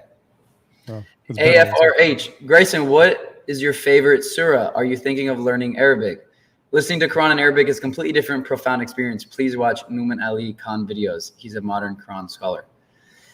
Favorite surah is definitely Al-Fatiha, because that is what convinced me of this is what this entire religion is. So when people, I'm like trying to convince people when they like press me about why I'm looking into Islam, I'm like, well, this is all it is. It's just only God is worthy of worship. You're the only, we only ask you for help. So are you thinking of learning Arabic? Yes. I want to learn the language I'm committed to for sure learning and trying to get fluent in is Spanish. So I've been learning mucho español. Fui en España para 6 meses y entonces quiero aprender más. I want to learn more Spanish. I was in Spain for 6 months, yes, and learn potentially Arabic would be I need to master Spanish. Actually, there's a huge community in Granada. I don't know if you've been there. Oh yeah, I haven't visited yet. You went to Granada? Yeah. So did you see Islam in Granada? Did you see the Muslim community? I was there for a very short time. No, I didn't. Because they have a huge community there, but it's an organic movement as well. So it's many Spanish reverts. So it's not necessarily immigrants, but yeah, I think the majority of them, 80 or 90%, are actually reverts down there. And they built one of the biggest mosques in Europe. It's amazing. They're transforming the whole city, and they're all Spanish reverts, because we know that Spain was under Muslim rule and many Spaniards were Muslim as well. But then when the Reconquista came, they had to convert back to Christianity or leave the country because all the Muslims got kicked out. Yeah. So Granada is the place to be for Muslim reverts, I heard. I want to visit as well, inshallah, next year. Did you? Oh, so you haven't been yet? No, I haven't been yet. You're going to go next year, inshallah? Just no, yeah. Ali A, ask him about Tasawwuf, Islamic mysticism versus mainstream Islam nowadays with the common folk. Peoples like Rumi, Ali ibn Abu Talib. Also now heaven/hell sound like good trips versus bad trips on sites. What is... I have heard a little bit about Islamic mysticism. I saw this one thing. It was like, you are... This video of this old, like 500 years ago, I don't know if it's like just an Islamic mysticism guy. He was like, you are Moses parting the Red Sea. Kind of like psychedelic way of thought. Like, it's you. Right. Like, you're the one doing this.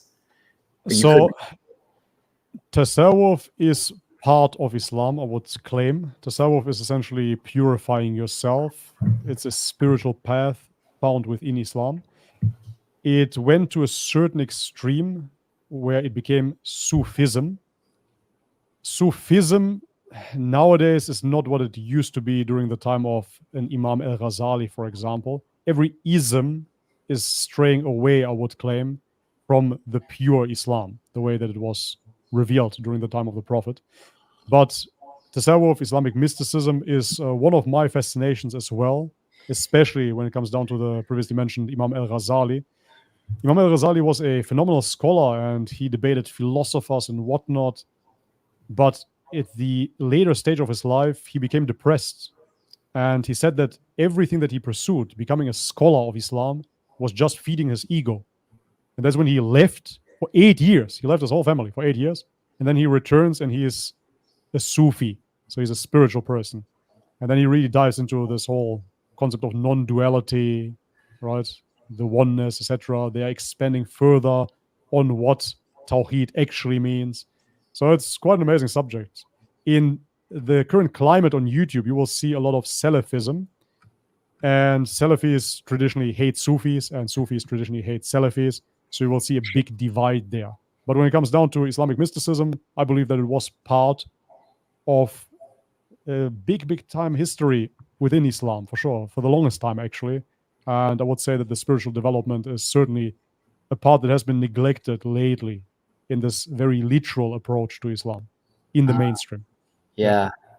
Oh, I would agree. It's nice to get into the more, I guess you could say, spiritual side of it, or emotions. I don't know. Absolutely. Yeah, absolutely. Ali A again. Also, the differences between believing in one God versus He being really the only real and everything else is an illusionist, okay, and reflects tune. I mean, that sounds kind of mystic. So if you look into Ibn Arabi, for example, he has this doctrine, if you will, of Wahdat al-Wujud, where he describes that God is the ultimate existence and everything is contingent upon his existence, and therefore nothing in this life actually has existence, but only uses God's existence essentially to exist, if that makes sense. I went a bit off astray. Ibn Arabi claimed that no human being actually exists, but that it is all an illusion, that this flesh body just decays, and that the true existence that we find within ourselves is simply God, that all originates from his wujud, his existence. Oh, I So see. this is the, What's that called? Is there? It's called Wahdat al-Wujud. There's actually a very good video, but it's very long, 1.5 hours, made by the channel Let's Talk Religion. So he's not a Muslim, but he studied quite a bit of Islam. Yeah. Let's Talk Religion. Very good channel. And the video is called Ibn Arabi, the Unity of Existence, I think. But anyways, if you look up Let's Talk Religion and Ibn Arabi, you will find the video. I want to watch that. It's a very good video. Yeah. But most people will hate it here. Most Salafis. It's okay. I'm not afraid of hearing another perspective. Never. Walid B. Muhammad was an orphan who resided amongst a pagan tribe. He, illiterate, was given a message which is verses over 6,000. If he repeated one verse wrong, he would have been rejected. He tested by many of this. Yeah. I mean, we can go back to the Birmingham manuscript, for example. The Quran has been recited over and over again, and yeah, the earliest copies confirm that we have the preserved Quran. It's quite amazing. King Yar, I was born Muslim. Even for me, I learned a lot from this content. Just like Muhammad, one person can change the world because one is the number of Allah. Yes.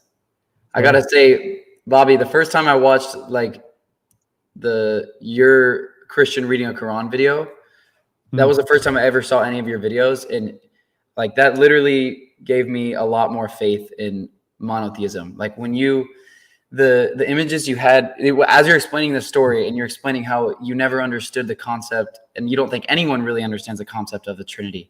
I was like, yeah. And then like the videos on the screen of like how everything always goes back to one. I was like confirming what I already knew, but hadn't quite, I guess, identified in myself because I had not been told that directly. So I agree. One person can't change the world. Like that seriously impacted me a lot till this day. That's again the fitra. The one resonates for sure. It is very, very profound when you understand the one. And I mean, again, logically, you can actually deconstruct in a universe of cause and effect. You can rewind, right? So you would have a super quantum computer or whatnot that could measure every single detail and every single cause and effect structure within this universe. You could predict exactly where every raindrop would fall, right? Because everything happens within cause and effect. It's just unwinding.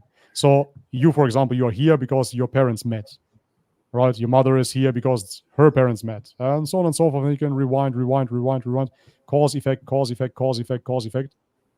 We are talking here because you saw my video, I saw your video, etc., you name it. And therefore the question becomes, of course, what was the first cause? And you already say it, the first cause, right? Was the first cause. And now in Christianity, you're going to tell me that the first cause, the number one cause, was actually 3 in 1. That is already a contradiction. But anyways, the first cause within scientism would be, of course, the Big Bang. Have you heard about Terence McKenna? Yes, I read most of his book, The Food of the Gods. Ah, cool. So do you know what Terence said about science and the Big Bang? Have you heard his quote on that? No. I love how he put it, because he says science operates under one premise, grant us one miracle, and we explain the rest. Which means just give us the Big Bang, poof, and now we're going to start explaining. Right? But we're not going to say where this Big Bang came from, or what the first cause of this Big Bang is. We're simply going to take this miracle, poof, and now we're going to explain the rest. And that's how science operates. They never ask any deeper question, right? Where did it came from? Is there a creator to this equation? And so therefore it was Ibn Sina, and he was living in Spain hundreds and hundreds of years ago, that articulated the argument of infinite regress, where he said that if you rewind, you would need a first cause. And if you say it is a God, then people will ask, okay, did another God create that God? And then you would go again, infinitely regressing. It would never end. That God created that God, and that God created that God, and that God, etc., you name it. So therefore, how do you solve this mystery ultimately? It can only happen through an all-transcendent, uncreated being. And this all-transcendent, one uncreated being is the first cause for everything that follows. Yeah. And that is logically consistent.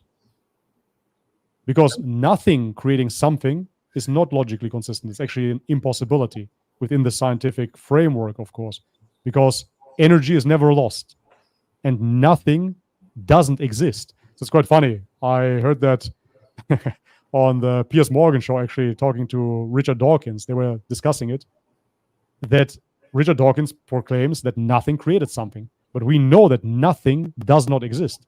So the same way that the atheist says to the theist, yeah, well, your God doesn't exist. You don't know that, but we know for a fact that nothing does not exist. It's impossible. Yeah. It's impossible for nothing to exist. Something exists. Something exists. Yeah. That's why. Yeah. I know I exist. Yeah. So. Exactly. And nothingness cannot create something. It's impossible. Yeah. Matter, atoms, it cannot be created out of no material. It's impossible. Yep. Yeah. AJ, Grayson Brock, visit Saudi with Muslim cowboy Bobby and go to Afghanistan, inshallah. Bobby, shahada story, and how do you feel about your future? So shahada story, I don't really understand. I mean, you know my shahada story. It's on the channel.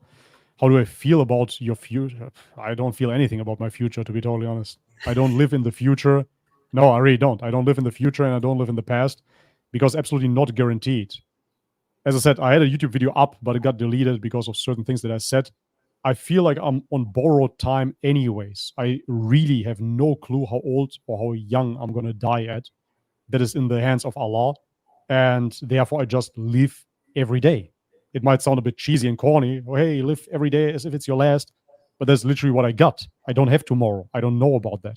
And if tomorrow comes, then I'm here again. So that's what it is, right? So I'm always here, or I'm sleeping, and then I'm here again. So I never think about my future. Why would I? That's, for me, it's insanity, to be totally honest. Because you can never plan your future ahead at all. You can have certain conceptions and what you would like to have, but it always comes different. For example, I never planned to become a Muslim. If you would have told me, for example, I take a time machine and I fly back and I say, hey, man, you're going to become a Muslim, I would hate that news. Right? That was not something that I envisioned. That's why I don't believe in the law of attraction, etc. Because I never want to become a Muslim. Yeah, me either. I don't think about my future. Never thought I would even be looking into it. Exactly. Dawah Trucker, oh no way. I've seen him on lives before. Grayson Brock, when people in authority don't like what's new and against their ways, they'll fight it, especially the truth. We know it's Islam. I agree. Sure. That's how the world has always worked. It appears that's how it always will be. Well, yeah, and as I said already, if you look at what is being fought really worldwide, it is Islam. If you really look into it, of course, Christianity is under attack as well because it has certain conservative family values. Sure, it will be under attack. But first and foremost, the enemy is Islam. Ask yourself why. It goes, I could ask myself for like where I grew up in America. I mean, it's built, the real religion is essentially, follow your desires, which is directly against. When I read the Quran for the first time, that was like one of the main points I found, is that that's directly against that. Follow your desires, and that consists of promoting alcohol, sports, and gambling. So yeah, absolutely. I mean, all of that. The sports are just, to me, it's it's like the ultimate religion here, like college football. I mean, the most excited that people get like they've never had so much passion except at a football game. Like including myself, I've expressed a lot of passion at football games. And then you think, when was the last time we expressed this passion for anything except get the ball in and like let's get drunk? Yeah. It's like it is a religion. Like Sure. And as you already described, this is essentially what the society revolves around, and therefore is big business. It's huge. yeah. So if Islam goes against this consumerism, against this materialism, a lot of money would be lost. It's Yeah. humongous. Yeah. Do you, because you said that that's like essentially, or we talked about earlier how when Prophet Muhammad brought the Quran and basically he was getting persecuted for it, and I asked you why, you're like, well, it had to, like a big part of it was like the economy.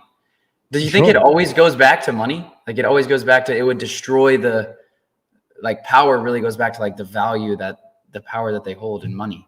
I wonder if you could always trace it back. Yes, I would say that it's a humongous part, because you have to follow the money, right, in order to understand who rules the world. Yeah. But ultimately, if you follow long enough, you will see that money isn't real, because it's printed out of thin air. Ultimately, it's just numbers on a computer screen. It's not really based upon true gold value or anything on those lines. But yeah, on a very, very large scale, it is about economy, it is about money. But I would say that if you go deeper, you will see that this economy, the way that it is constructed, is based upon misleading people, misguiding people into sin. I really would claim that. Yeah. Might sound like a religious zealot, but this is really what it boils down to. Yeah. Because Islam is completely against usury, it is against alcohol, it is against gambling. So all of those vices that are being pushed everywhere, they would disappear if we could establish a proper Islamic society. Yeah. Right. Yeah. Waleed B, he is the biggest underdog. Orphan from sweet loved amongst pagans who sacrificed children, worshipped idols. All was good until a man stood up and said there was only one God. All hell broke loose. Yeah, it seems like that's still happening. Have you watched, I think you did, right? Have you watched The Message? Yes, I did. Yeah, so there you get a rough understanding, basically, about who he was. Uh-huh. Waleed B again, thank you for your support. He said the Quran means recite. It was memorized, doesn't need to be written. Oh, that's what the word means? Quran? Is that what he's saying? Yeah, recitation, ultimately. Yes, that's what Quran means. Yeah, it's true. Recitation. Oh, I didn't know that. I mean, it doesn't need to be written, that's sure, but yet again, we have manuscripts that date back to the time of the Prophet. Therefore, it's still good to have it. But the point is that oftentimes you hear this argument that if every copy of the Quran would be burned today, tomorrow you would have another one, because we have so many people that can recite it. Yeah. I remember the first time I heard that. It was like one of the first times I was in a masjid. They were like, yeah, people have the whole Quran memorized. I was like, you're serious? The whole thing? And like, yeah, like those three kids right over there. And they were like, I was like, well, like, what? The whole thing? Yeah. Yeah. It's wild. Ali A again. Aisha's age is a dispute. The fundamentalists say otherwise, but it is an issue of dispute. I've talked a lot about that on my channel and asked a lot of people. I have some information about that, about the dispute. So wait a second. I can pull this up here. Wait a second. So, okay. So first and foremost, Aisha's participation in battles. So it is recorded that Aisha participated in the Battle of Badr and Uhud, which took place in 624 and 625 CE. Participated like Aisha, what? She fought, yeah, she fought in the battles, exactly. And so if Aisha was born 613 CE, as suggested by the traditional narrative, she would have been only 11 or 12 years old at these battles, and that is an age considered to be too young for such participation. So therefore, there is a suggestion that she was older. That is one argument. But another one that I find better is Aisha's sister, Asma. So Asma bint Abu Bakr, Aisha's older sister, was about 10 years older than Aisha. And historical sources state that Asma was 100 years old when she died in 73 after Hijri. Meaning she was born around 27 years before the Hijrah. If Aisha was indeed younger by 10 years, and this is mentioned in the Hadith that she was younger 10 years, this would place her birth around 17 years before the Hijrah, making her closer to 17 to 18 years old at the time of marriage. And this is why some people dispute it. Yeah. Was that did that ever like hold you back from embracing Islam, as like understanding Sure. marriage? Yes, sure, of course. I mean, I watched so much anti-Islam content, right? And so therefore this marriage is thrown at you at the very first. So this is seen as this big argument, and here she's 6 years old and yada yada yada. So of course that held me back initially, and I want to look into it. After looking into it, understanding what Islam actually teaches and where those numbers are found, I put it into perspective again. Because again, the Quran teaches that there is an age of maturity ultimately, and I fully agree with that. However, this is another subject that you cannot really discuss on YouTube. So I'm going to try to keep it as superficial as I can. The West claims to be atheist and very scientific. So if you are atheist and scientific, you have to base your fundamental values on biology to a certain extent. And therefore, if you look into the animal kingdom, you will see that there is a time of puberty and fertility ultimately kicks in. And this is when animals procreate.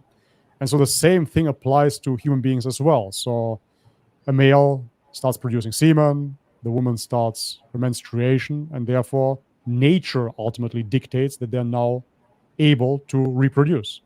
That's just what it is. So if you have a scientific atheistic mind, you're basing your worldview on Darwinism, how can you disagree with this?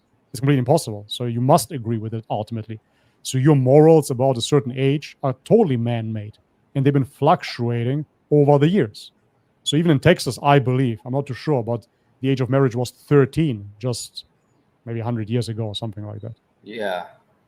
Right? So anyhow, the age has always fluctuated, but based upon what? So if we look into just biology and nature and just evolutionary Darwinism, we would agree that once people become fertile, they're fertile, and that's it. Why stop them from procreating now? I agree with that. Religiously speaking, we say that any type of sexual encounters outside of marriage are prohibited because they lead to the degeneration of the humans, the society, right? The traumatization of women. How many women, I met them personally as well, lost their virginity very, very young, and they're traumatized, and they simply don't trust men anymore, and they've been mishandled by men, etc. I'm not playing a white knight here, but that is just what it is, right? They lost their virginity somewhere drunk on a party. So religiously speaking, even Christianity, that is true. Sex belongs into a marriage.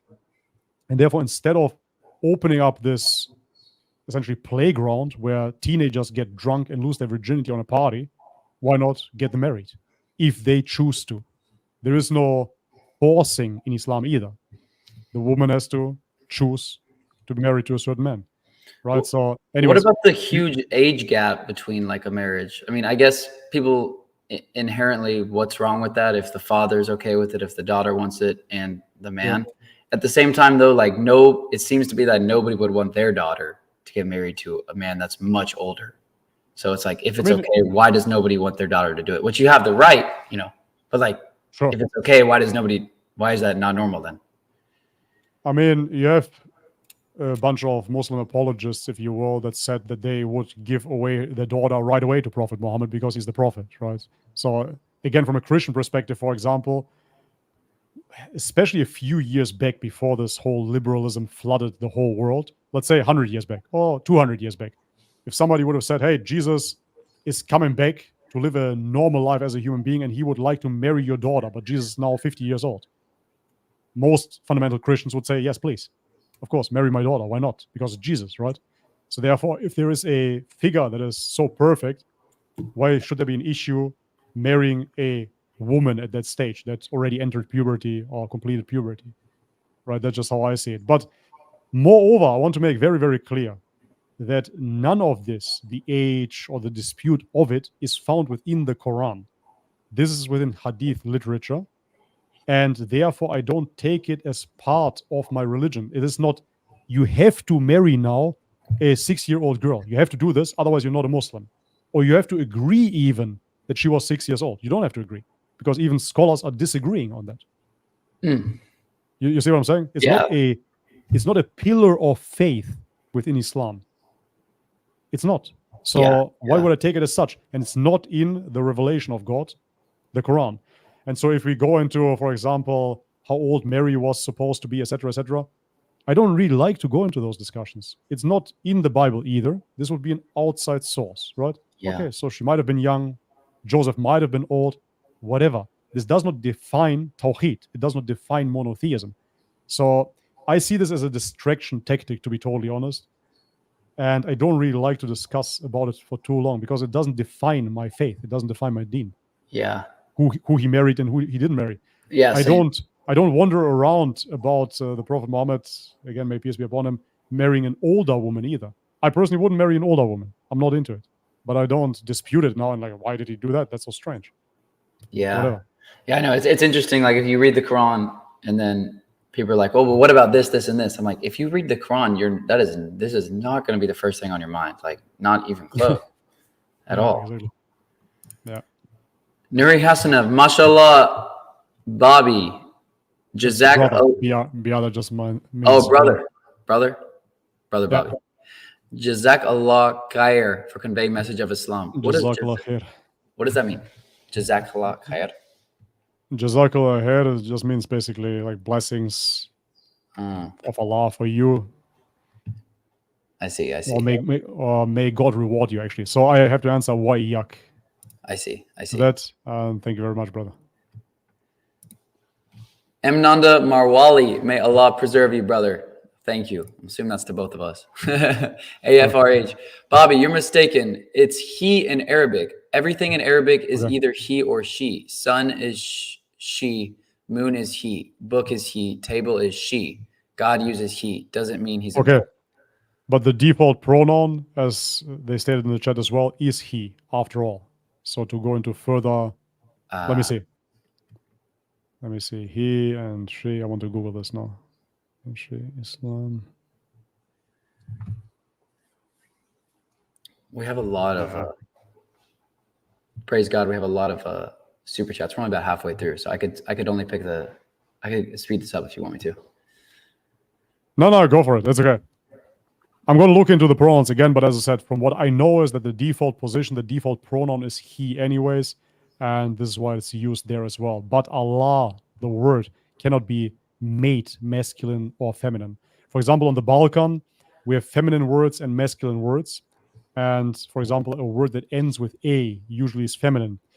But with Allah, it's impossible. So you cannot make this word into male or female. And that's what is already very defining, of course. Okay. Like, that's what in Spanish is like that too. Everything is he or she. Yeah. And then when I went to Thailand, I remember I was learning like, oh, you say what? You are. Cup. Yeah, cup. Sorry, cup. Cup. Yeah. That's our favorite word. Cup. Wait. Luigi Hoxha. Hello, brother Bobby. I think Grayson is having time to that's Albanian. That's Albanian. Lirie Hoxha. Liri Hoxha. Lirie Hoxha, I would say. It's Albanian for sure. Sick. I think Grayson is having a hard time distinguishing between worshiping versus honoring Prophet Muhammad. Yeah. Your answer, is that true? Just everything is so foreign to me. Like even saying peace and blessings be upon him. I'm like, you know, it sounds a little, it all sounds kind of strange to me. And then when I hear like, you have to profess Muhammad, like you have to say the word Muhammad before you like become a Muslim, say that he's a messenger. And then just always hearing Muhammad. I'm like, is he being worshipped? But I mean, I guess worship, then someone, what's worshipped? I guess worshipped is when you pray towards Muhammad, and that would be, according to the Quran, the greatest mistake you could make was asking something else for help. So when I read the Quran, I don't like get nervous about like the religion at all. So, which, I mean, that is the religion. It's supposed to be. So peace be upon him. You know that it's not only for the Prophet Muhammad, right? So you should say that with every prophet. Oftentimes I see, listen, I don't really care for people, you know. Oftentimes I see that some Muslims, they don't say peace be upon him when they speak about Jesus. And they're very, very anal about saying it with the Prophet Muhammad. But we should say it about every prophet. We always should send our blessings as Muslims. That's just how it's in. That's what the Quran states as well. What is the purpose of that? To like literally send like they're passed away. We believe that they were humans, or Islam teaches that they were humans, and they are deceased.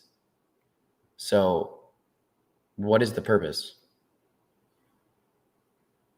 Honestly, I have to admit, I haven't looked too deeply into it. The way that I understood it is simply that we are sending blessings. It's not in terms of that we are sending, that we're asking anything of them, right? So if you look into Christianity, especially Catholicism and Orthodox Christianity, saints are prayed to, and they're asking the saints to intercede for them and to redirect their prayer ultimately to God. They say that this is not worship. For me, this is still very, very strange that you're asking for intercession ultimately from other people, because it diminishes the all-knowingness of God. It's like saying, yeah, well, God didn't hear my prayer. I have to address the saint and he will take my letter and bring it to God, you know? So this goes against the attributes of Allah, against the attributes of God, that he is all-seeing, all-powerful, all-knowing. So if he's all-knowing, he doesn't need intercession, right? Yeah. And this is clear that this is not what is happening within Islam. So we're not asking the prophets to intercede for us. It is simply sending blessings as a sign of respect. That's all. A way of humility as well. For me, why this is actually important is because going through the new age, I realized that it's very, very easy to get into this guru mindset where you think that you know everything. And to redirect, essentially, and to send blessings to those people that were truly here with the message shows humility as well. That's how I see it. But not in terms of that you're asking anything of those prophets. I see. Okay. A show of respect. Yeah, show of respect is it. After Grayson, keep looking for the truth. You're on a good path. If you doubt now, I believe God will accept you as a Muslim because you're already on the path. Don't feel pressure to accept anything. Thank you, brother. Yeah, that's true. Adamai, you worship God and obey the messenger. He teaches us how. Otherwise, everyone will do it subjectively. So we worship Allah and do so the way the Prophet taught us to do. Grayson Brock. That's what I've been hearing. That's the reason why. Yeah, that's what it boils down to. I mean, for example, talking to my wife, she's a Christian, right? She's asking, okay, so how do you submit your will to God? How do you obey God? And of course, we have to say we obey God by following what has been revealed to us. So there was a messenger that revealed something. Otherwise, we wouldn't have this discussion at all, right? We would just talk in vague concepts ultimately, that you believe in a God, I believe in a God. Then you would have a certain moral framework, of course, and you would say, yeah, I see it as such and such. Those things are good, those things are evil. And I would make certain arguments for or against that. But how would we know what is right and what is wrong without having evidence for it? So let me ask you like this. Do you believe in objective morals? Versus subjective? Sure. Yeah. Yes. Right? Because if you look into the atheistic framework, ultimately, they believe in subjective morals because they don't think that morals are real. They don't believe that somebody, something, ordains certain rules, moral rules, onto this universe. And therefore, they make up their own rules, right? They tell you, for example, again, the age of consent. They tell you dietary rules. They give you political rules, certain punishments for certain things. But all of those things are completely subjective. None of it is objective. It is based upon a majority vote, potentially, right? Or on something else. So if you look, for example, I always give this example, even though I don't even necessarily agree with this, but it's such a basic example that most people will understand it. If you go back into Nazi Germany, the majority of people agreed with that dictatorship, let's say. And therefore, what if Germany would have taken over the world, even though that wasn't even the motivation of Germany back then, but let's say it was.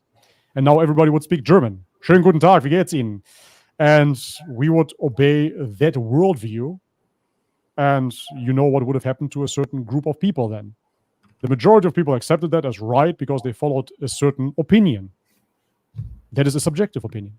But if it becomes the majority opinion, therefore it is right, no, that is an appeal to majority fallacy ultimately.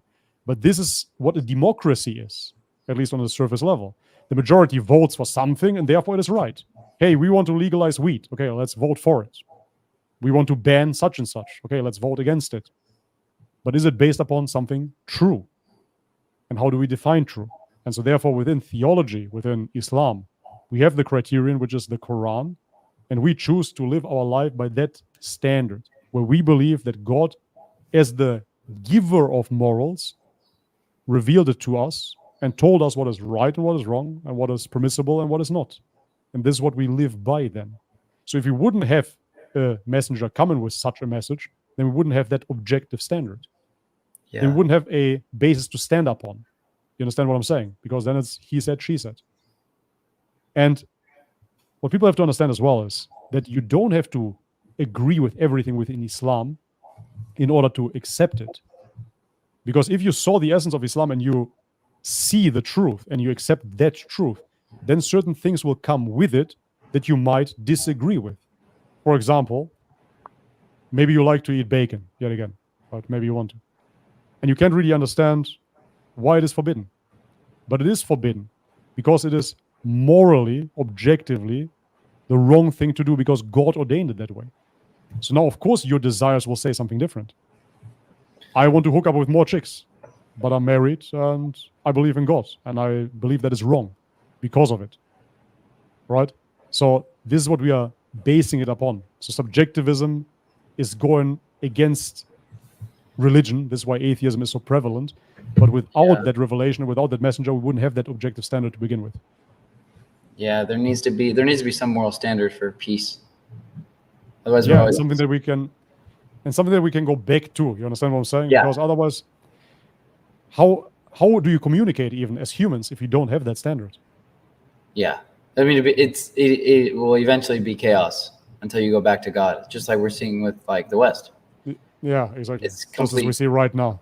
Yeah, That's it's complete chaos. Experiment. Yeah. See no evil. Grayson wrestles with America as a Christian nation, and white and Islam is a brown religion in the other. I'm paraphrasing his thoughts. I believe he's talking to you, Bobby, here. Bobby, can you talk about your experience with race, ethnicity, nationality now that you are a Muslim? Okay, I can. But first off, is that something that you wrestle with?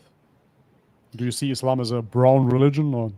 Well, I mean, when I go to a masjid and I look around and everyone, you know, I'm in a white town. Everyone appears to be white here. But then when you walk into when I walk into the masjid, I'm like, it looks, I've never been to the Middle East, but it looks like I'm in the Middle East, you know? Right. So, I mean, part of me is like a little bit fearful, like, whoa, am I leaving my people in a sense, you know, like, understand. That's racist or whatever anyone could say. But yeah, you're naturally going to feel like now I can just sense people's eyes being like, I'm, you know, as you probably can sense it too, like you stand out. Just like when I was traveling in Vietnam, like you stand out. I walk into the coffee shop, it's like, oh, a white guy's here. So yeah, I mean, I know that's just completely emotion, but it is something that's on my mind every time I walk. I understand. I mean, racism is something that has been defined fairly recent as well. So I think 150 years ago, there was no such word as racism, I believe. But anyways, so race and kinship to your people is natural and normal as well. It is normal that we want to belong to our group of people. That's just what it is. Yeah, you don't want to be ostracized. Yeah, it's understandable, of course. And I do think that it's very, very hard in America, especially in your town, if the majority or pretty much everybody is not from your people. Of course, it makes it harder, for sure. I totally get that. But in terms of Islam being a brown religion, I mean, for me, Islam, if anything, would be a very Asian religion because I'm just surrounded by Thais all the time. They're Muslim. But of course, that is not true. It is the minority of Muslims that are Arab. I think it was 17% or something like that. I'm making all kinds of numbers up today. Oh my gosh. Let me Google this. Let me fact check it. Yeah, I've heard that. Yeah, it's very little. I wish I would have went to a mosque when I was in Bangkok. That would have been amazing. So early for me, but it's just nice to see, to basically ease my peace of mind that this isn't like an Arab religion. Like if you went to I see Africans who have migrated here, who I meet at mosques, I'm like, okay, like it just kind of like eases my worries that I'm becoming an Arab essentially, which I know is, I mean, it's not ridiculous because I'm used to, but it's funny too, because then you think about Christianity, like you said, how Jesus was from modern day Palestine. Like, Palestine. Yeah. well, that's as Middle Eastern as you could get right there. But Yeah, why is it that we don't see Christianity that way? It makes no sense. You know why? My firm belief is that, obviously, as a Muslim, that Jesus was a Muslim and he preached monotheism in the Middle East. However, then that religion has been watered down and whitewashed by the Roman Empire, and we know that this is true, through the various councils and ultimately with the Council of Nicaea, where they established the Trinity, and they make it into a Roman religion, and they whitewash the whole thing, right? And so this is what we have nowadays. So we still have Islam within Christianity somewhere, where he submits his will to the Father, right? Yeah. But it is masqueraded ultimately as a European religion. So they infused the European Roman paganism into Islam, and this is what is seen as Christianity. Because the followers of Jesus didn't call themselves Christians either. There was no such word. Yeah. Yeah. It made so much sense to me when I started hearing about the Arab religion yet again. So first and foremost, yes, it stems from Arabia, and thank God we have the original manuscripts, so it is still in the original language, which is amazing. And at the same time, it is a unifying language. So now in this day and age, look at me, man. I grew up in Germany. My parents are from Macedonia. We speak English now, right? So this is due to the colonization of England. And okay, this is the dominant culture, the dominant language. That's just what it is. However, the Quran persisted in a different language. And I think the Quran as well is stating, and I'm paraphrasing here, that the people are asking, why hasn't it been revealed in a different language? And they will always ask such questions, right? There will always be, why not in English? Why not in German? Why not in French? So it has been revealed with a certain purpose by Allah. And I believe that it is because the Arabic language is very eloquent and you can keep it short and concise, but pack in so much meaning into the words. I don't think that this is possible with any other language at all. And this is why it has been chosen. And this is how it has been preserved. And now when I speak to Thais, we still say Assalamu alaikum, we say Mashallah, we relate on that level. And it's like a little secret club where we use those words. It's sick. And that's what it is. But none of them are Arab. So in my mosque where I go to, I think there's one Arab, and 95% is Thai, obviously. And then you have some foreigners here and there that I cannot really say where they are from. Some Africans here and there, but it's just majority Thai, right here. When I was in the Emirates, it was very mixed. We had even a revert mosque where it was predominantly reverts. It was very funny because there were some reject European bodybuilders with tattoos. They were in the mosque as well, white guys. So it's not an Arab religion. It comes from Arabia, that is for sure, but it came for all of mankind. And I'm sure you know that the majority of Muslims are actually Indonesians. So Indonesians are the majority of Muslims, and therefore Asians ultimately as well are the majority of Muslims, right? Yeah, so which shows you that many different ethnicities accepted Islam without becoming Arab. But I'm not going to sugarcoat it either. Yes, of course, Arabic is part of the religion. I mean, ultimately, you can get away with it if you just learn Al-Fatiha, and with that, you can basically pray, and that's all you need. But most people go further, of course, and they learn much more. Right? Learn much more recitation, learn much more Arabic. That's just what you do when you really start practicing and you love the religion. That's just how it goes. Yeah, yep. Gandaria 007. Love Bobby for the sake of Allah. I watched your whole journey. If you want to see, wow, that's sick. If you want to see how someone comes to Islam purely by rationality and logic, watch all his videos. May Allah, Subhanahu wa ta'ala. Subhanahu wa ta'ala. Reward you. Yeah, your journey is so inspiring. I want to binge watch them. All right, well, I'm gonna focus on the big ones right now so we can. No, it's cool, man. Just go through them. They're entertaining. Okay. Belkamud, love you both guys. Much love, Vic. Much love, much love. Amy, love the beard. Keep up the good old work and dawah. Yeah, I want to grow a beard like you. You got any tips? Can you grow a beard? I can definitely grow more than I have right now if I just let it grow out. This is like the first time in my life where I've ever even had. I mean, I could have definitely promoted all kinds of beard products just to make a quick buck. Yeah, you definitely could have. Yeah, but it's genetic, man. So first and foremost, it's always genetic. That is for sure. I did a DNA test as well, so I'm just purely from the Balkan. I have Greek in me as well, so I know that Greeks have very, very good beards. It's genetic, but what helps too not really recommended, but I am sure that it helps, is a lot of caffeine.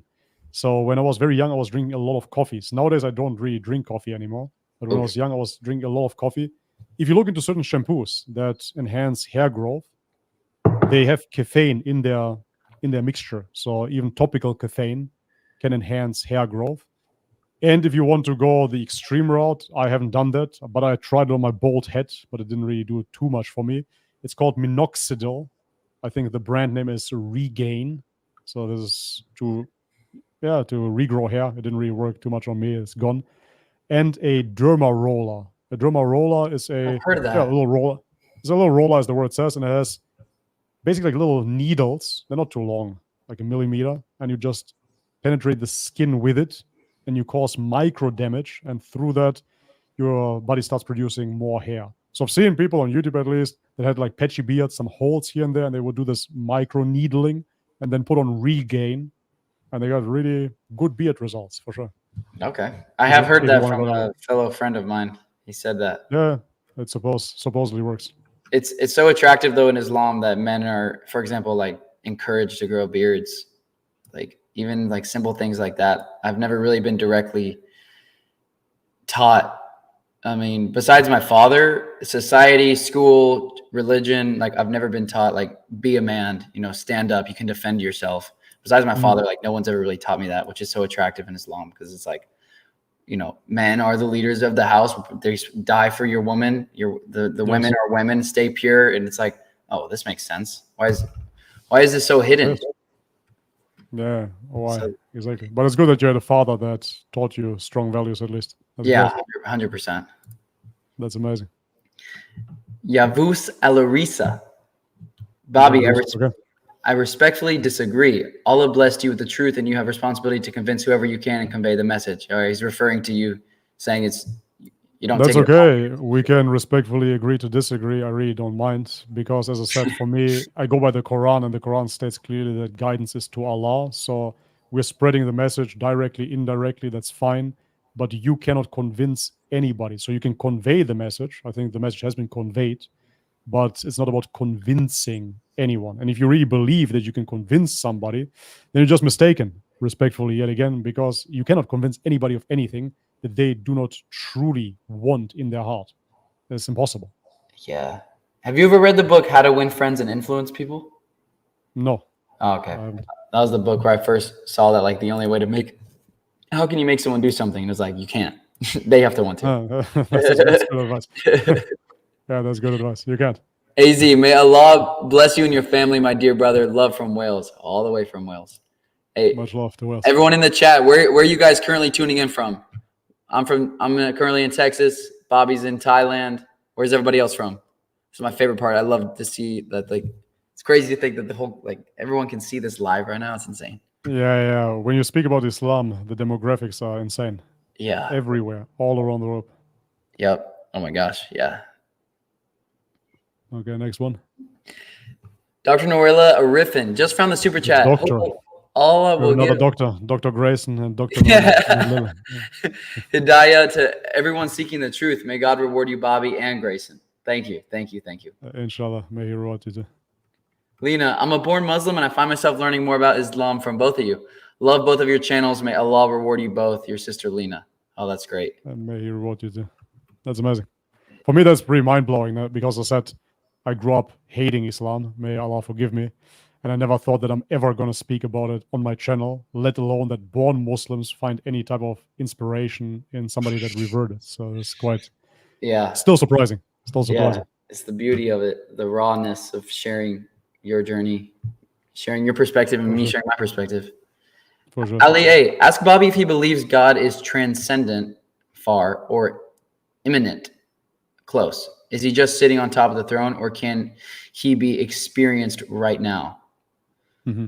Bobby? Yeah, this is something. It's funny, when you've been around a bit, you see the phrasing of the question and you already understand where this goes, because this ultimately leads back to a more mystic approach or a more Salafi approach.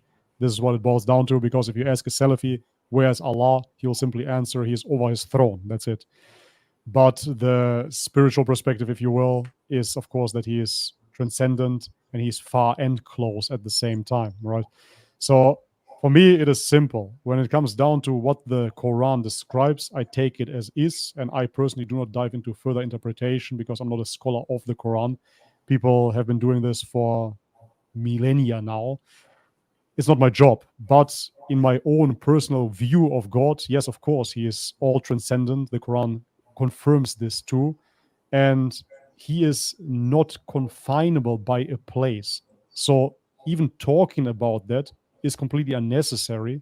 Why? Because our mind cannot fathom a creator that is completely transcendent and free of every limitation that this creation brings about. Do you understand? So therefore, even the wording, he is above his throne, Allah is not in time and space, and therefore cannot be above the way that it is. Whatever, I don't know if you can see this here on the green screen. This glass is above this phone. This is not how God operates, right? And it is crystal clear within the Quran that he is all transcendent, and therefore he cannot be confined by anything. So this is how I see Allah. Yeah, cannot be confined. He cannot be confined by time and space because he created time and space. Simple as that. And your mind operates in time and space. And therefore, to understand the transcendent in a three-dimensional worldview obstructs everything that you think you know about Allah. So he's beyond imagination, as he states in the Quran. Beyond imagination. So why do I have to talk about this? Yeah. Steve C. Islam is a cult in business for people like Bobby. Stay away from cults. Exactly. And a business. It's a big business, actually, since I became a Muslim man. Making so much money, it's the best. Just rolling in paper all the time. It's fantastic. And now Steve C., we know him on the channel. He's a Christian, and he's always attacking Islam. So he's an enemy of Islam, this Steve. But thank you very much for the super chat. Appreciate it anyways, man. Steve C. Nice. Steve C. is in your channel a lot. He's in mine too. Oh, yeah. He's everywhere where people get closer to the truth. Steve is there as well. May Allah guide him too. John Oldag, salam alaikum, brothers. No question, just love you guys. May Allah continue to guide us all. Thank you, John. Thank you, John. Sure. Yes, thanks. Speak to Sheikh Oatman when you can, brother Grayson. It's Sheikh. Sheikh. Yeah. Sheikh. It's Sheikh. Like Sheikh. Sheikh. And then Sheikh. Sheikh. What does that mean? Yeah. Someone earlier super chatted like Sheikh Bobby. Yeah, I mean, a sheikh is somebody that has a lot of knowledge, sheikh. Right? He's like a scholar. Oh. He's sheikh. That's what a sheikh is. An imam, for example, would be like a preacher, right? But the sheikh is somebody that really dedicated his life to study Islam. Okay. Yeah. Speak to when you can, brother Grayson. He is a revert with vast knowledge of Islam. Oh, I didn't know he was a revert. He's not a revert. No, he's not. Oh, okay. You will not regret speaking with him. God bless. Everyone always tells me to talk to him. Have you spoken with him? I took my shahada with him. Oh, that's right. Yeah, okay. Yeah. Sheikh Uthman is a Pakistani person, however you want to call it. He's ethnically Pakistani, and therefore his parents are Muslim. He was born Muslim ultimately, but they weren't very, very practicing. And so then he got into gang life, etc. And then later in his life, he became really practicing. But I wouldn't call that a revert. For me, a revert, that must entail as well that you come from a Christian background or a Buddhist background or something on those lines. Because I see a revert somebody that, leaves his family tradition, right? And so that's not what he did, and therefore I wouldn't see him as a revert by any means. But in terms of answering questions, sure, he has a lot of knowledge if you are particularly interested in that. However, talking to you, I have to admit that for me, it's really not a question of knowledge per se. I think that you simply have to seek a bit further and get to terms with the prophethood. And that's not really something that you will get answered necessarily on the screen. That's how I see it. I think you really have to do it by yourself, maybe even abstain a little bit of social media, pray, ask for guidance, and then inshallah, you will find it. Yeah, I agree. Sometimes I have to say this as well. Sometimes it can become counterproductive to stay online so much. I know if you're a YouTuber, you want to produce content, etc. I get all of that. But I saw that it diminished my faith for a while, my iman, when I was doing too many reaction videos. Because you get bombarded with so much, it's social media content after all. This is not really what Islam is. Islam is practiced in the mosque, is practiced in your real life, in your everyday life, and not on social media. So it is beneficial to an extent, but then comes a tipping point where it becomes very, very destructive. and you hear the same old arguments over and over again, and it can make you numb as well. So I would urge you to not, seek knowledge only online. Yeah, It true. will it will distort it for sure. Yeah. I even took a big hiatus. I think I haven't really uploaded many videos for the past 3 months or so. I didn't upload too much because I had to reset, and I went to the United Arab Emirates, where I really practiced Islam. We actually went to the desert and we prayed Maghrib prayer when the sun sets in the desert. I put my forehead in the sand without a carpet, with nothing. And the sun was just, disappearing whilst we were praying. That was the most amazing experience in terms of Islam that I ever had. Wow. And this cannot be subsidized with some YouTube video or somebody that you talk to. There's something that you have to experience. Yeah, that's beautiful. That's why. Praying Yeah, outside is I prefer that so much more than anything else. I have my very, very good friend here. He, as I said, used to be a subscriber, and he brought me to the mosque for the very first time. And every Friday we meet for Jummah prayer, And he often says, he's like, man, thank God for this Friday. Thank God where I can actually come to the mosque and pray again and reset, because I'm staying online on X, on Twitter all the time. And I, as a born Muslim, start hating Islam like by Wednesday. And then Thursday and Friday gets worse. And then Friday, finally, I'm in the mosque again. And then I see actually Islam happening in real life. And then I'm normal again, So it can be a two-edged sword. Yeah. You spend too much time online. No, you're right. You're right. I've experienced both of those. Yeah. Samil Sil, Grayson, are you happy? They keep saying you ain't because you're learning about Islam. Also love you, Bobby. Been watching you for a couple years now. Wow, it's a long time. MashaAllah. Thank you, bro. I don't know who's saying I'm happy. I'm not happy, but I'm very happy, especially that I've been learning a lot over the past 6 months, few years, especially the past few months. So that's my favorite thing to do. Zafir Salah, as for those who struggle in our cause, we will surely guide them along our way. And Allah is certainly with the good doers, as chapter 29, verse 69 in the Quran. Yep. Yeah, ultimately what that means is that if you have the right intentions, you are a good doer, then you will be guided by Allah, right? So if you're sincere, then God will guide you, of course. Yes. If you try to deceive God, you will be deceived too. That's why I find it so hypocritical, of course, when they say, oh, well, one of the 99 names is the deceiver, don't you know? Yeah, but it's in a context, right? It's to be understood that, of course, everything happens by the will, by the power, by the grace of God. So if you want to plot and deceive God, of course, you will end up deceived. That's how this is to be perceived, not like God randomly deceives people. Ha, ha, ha. Yeah. It's ridiculous. Yeah. You want to read this one? Sure. I remember watching the honeybee video on your channel about the Quran and the chapter of the bee, Bobby. Oh, yeah, that is really long ago, man. It gave me goosebumps, and I also realized the pattern which bees form their hexagonal hive is similar to how Allah, subhanahu wa ta'ala, put together the Quran, subhanallah. Yeah, it was a great video, but this already 2 years ago. The Quran states that there is a miracle ultimately as well to be observed within the bees, and that there's healing in their honey.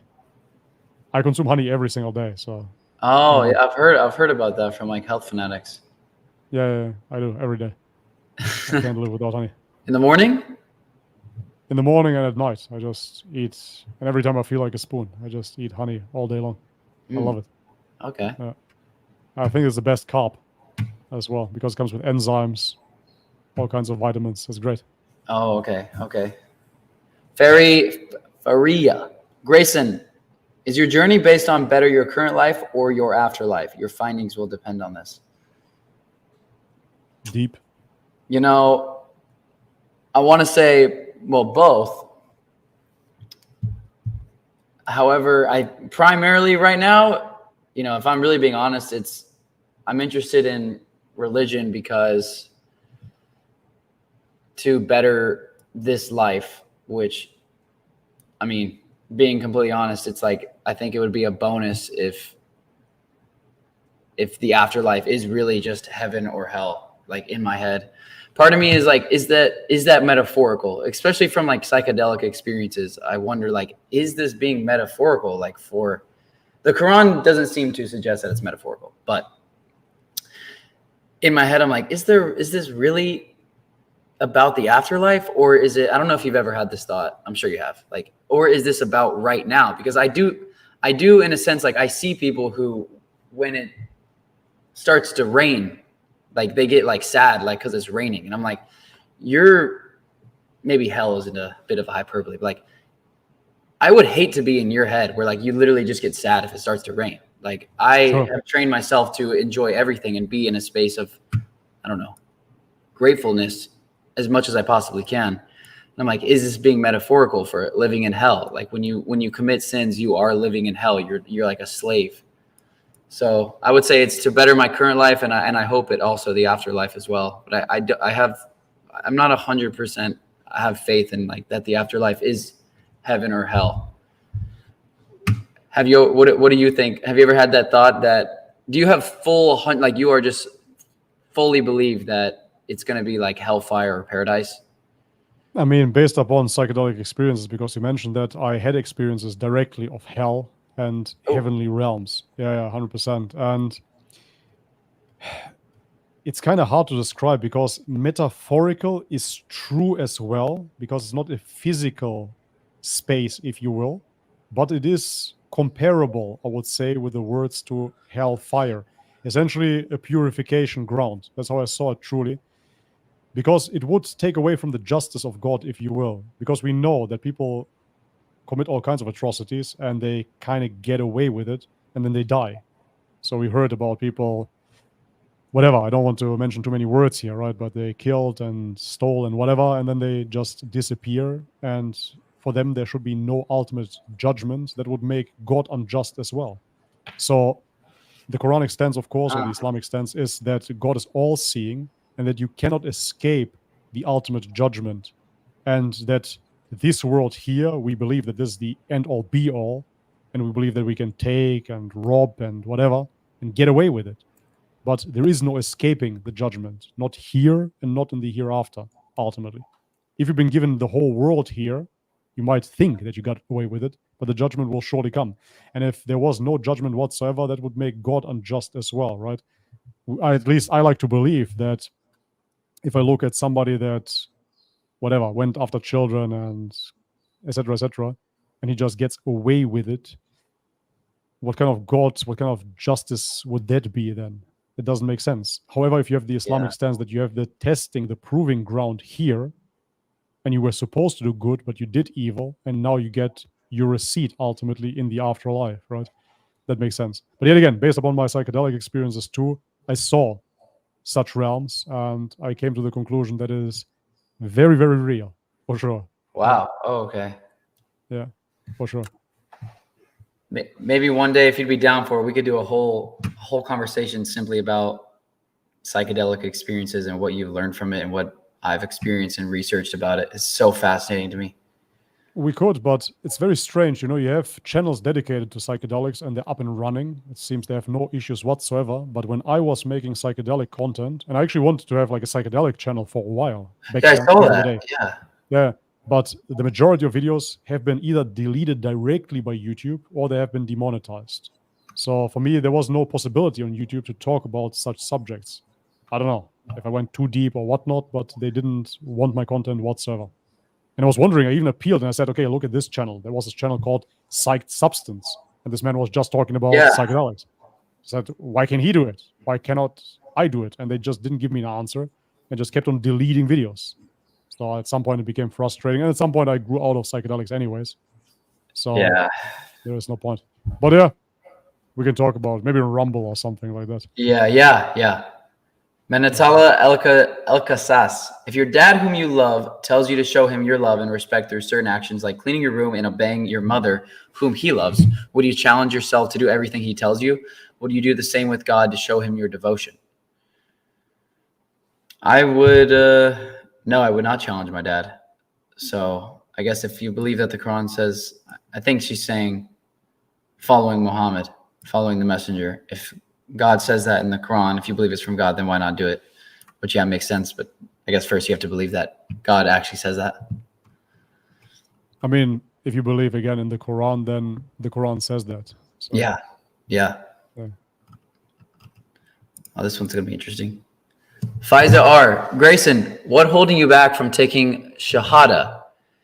I was answer that first. I guess just fear. Honestly, just fear. Fear of like making a commitment. That's really it. And like giving this a little bit more time to ensure that I really understand what I'm getting myself into. But it's when I really ponder it, it's just like fear of my life, like what that means. What is the fear exactly about? What comes to mind? Is it your family? Is it your friends? Family, friends. Another part of it is like my desire to follow my desire, my desire to follow my desires and just be, like you said in your experience, like be pure consciousness, just be someone who's, I can still experiment everything. Like, oh, if I become a Muslim, I'm now going to feel guilty about this or this. Like, do I want to have that guilt on me? But then I'm like, I already have that guilt. Like, so like I already know. It's not like now I'm going to be guilty because I say I'm a Muslim. Like I would have already been guilty, but I guess it's just like double. And then now I want to uphold the religion if I start, claiming I'm part of it. And so now I'm thinking, okay, so I'm going to be a living representation of this. I mean, like literally, people, if I go to a mosque, like people will recognize me. If I like go to Home Depot, people will be like, oh, you're Grayson. I've seen your videos. I'm like, this is a lot of pressure now. Like, whew. But I want the pressure, I want to become the best version of myself and do what's right. So it's also just as scary as it is. It's also exciting, but I think just fear. And sooner or later, I'm just going to be like, well, there's no other choice. Inshallah. Yeah, you basically answered the question right to yourself. I can completely relate to this because I had this fear as well. For me, because I didn't mention it previously, ultimately after the mosque visit, even though it was already super clear to me, the last thing that happened to me was a dream. I don't know if you heard it when I talked about my dream. No, I haven't. People were like, you got to ask Bobby about his dream. Because I talked to Brandon yesterday. He talked about a dream he had, which is crazy. That's interesting. Yeah, because I kept on denying it, right? Even though I know it is the truth. I knew it was the truth. And then I had this dream one night where I started essentially leaving my body. It was like an outer body experience. I started floating, and out of a sudden, I found myself over an Islamic city. And there were all those minarets, those long minarets on the mosques. And I was floating over them, and I was observing them. And out of a sudden, I heard the adhan, the call to prayer, which is the shahada as well, right? But I didn't hear it from the mosques, but I heard it from my heart. And then it started building up, becoming stronger and stronger and stronger. And it made its way up towards my throat and wanted to exit out of my mouth. But I started biting my teeth, clenching my teeth, and holding my mouth even, because I didn't want to pronounce it. I didn't want to declare it. But it overcame me completely, and it didn't exit my mouth. However, it exited my heart. And then I heard it over all the rooftops of that city. Right? La ilaha illallah, over the whole city. And then I woke up. And so then it was crystal clear to me that I'm a Muslim because my heart already wants to proclaim it, but I am keeping my mouth shut. And that was the last, essentially, straw that broke the camel's back, as they say. How can you relate this? I'm glad you've had psychedelic experiences because that's the only experience I've had. Like, is it like that? When you're saying you have a dream, a vision, like, you're kind of like you just came out of a trip, or is it not even on the same? Yeah, I would say so, because the thing is, before I ever did psychedelics, I was very much into astral projection and lucid dreaming. So I was keeping dream journals. I was doing reality checks on a daily basis. Yeah, pretty much, man. Except of heroin, but even in terms of drugs, I did pretty much everything. But yeah, I did the astral projection and do you know the reality checks? Do you know how it works? Astral projection? No, reality checks. Have you heard about it? No. So in order to become proficient at lucid dreaming. Lucid dreaming? Actually, I have. Yeah. Okay. I haven't done this. I would like to, but. Yeah. I don't do it anymore. I don't feel the need for it, but I did it for 3 years straight. Like 3 years straight, I was projecting every night. I was flying. I was doing all kinds of things. I was modeling my dreams. So what you have to do is you have to bring yourself into a state of awareness, because when you're dreaming, you're not asking yourself crazy. if you are dreaming, right? So you're just dreaming. You dream about a pink elephant, and then you wake up and say, "Oh, that was so strange." In this waking life, quote unquote, you're not questioning yourself either if you're dreaming, right? So what if this was truly a dream and you would just wake up and then you would see, oh, well, today is the podcast with Bobby. And you were just dreaming this whole podcast. Could be.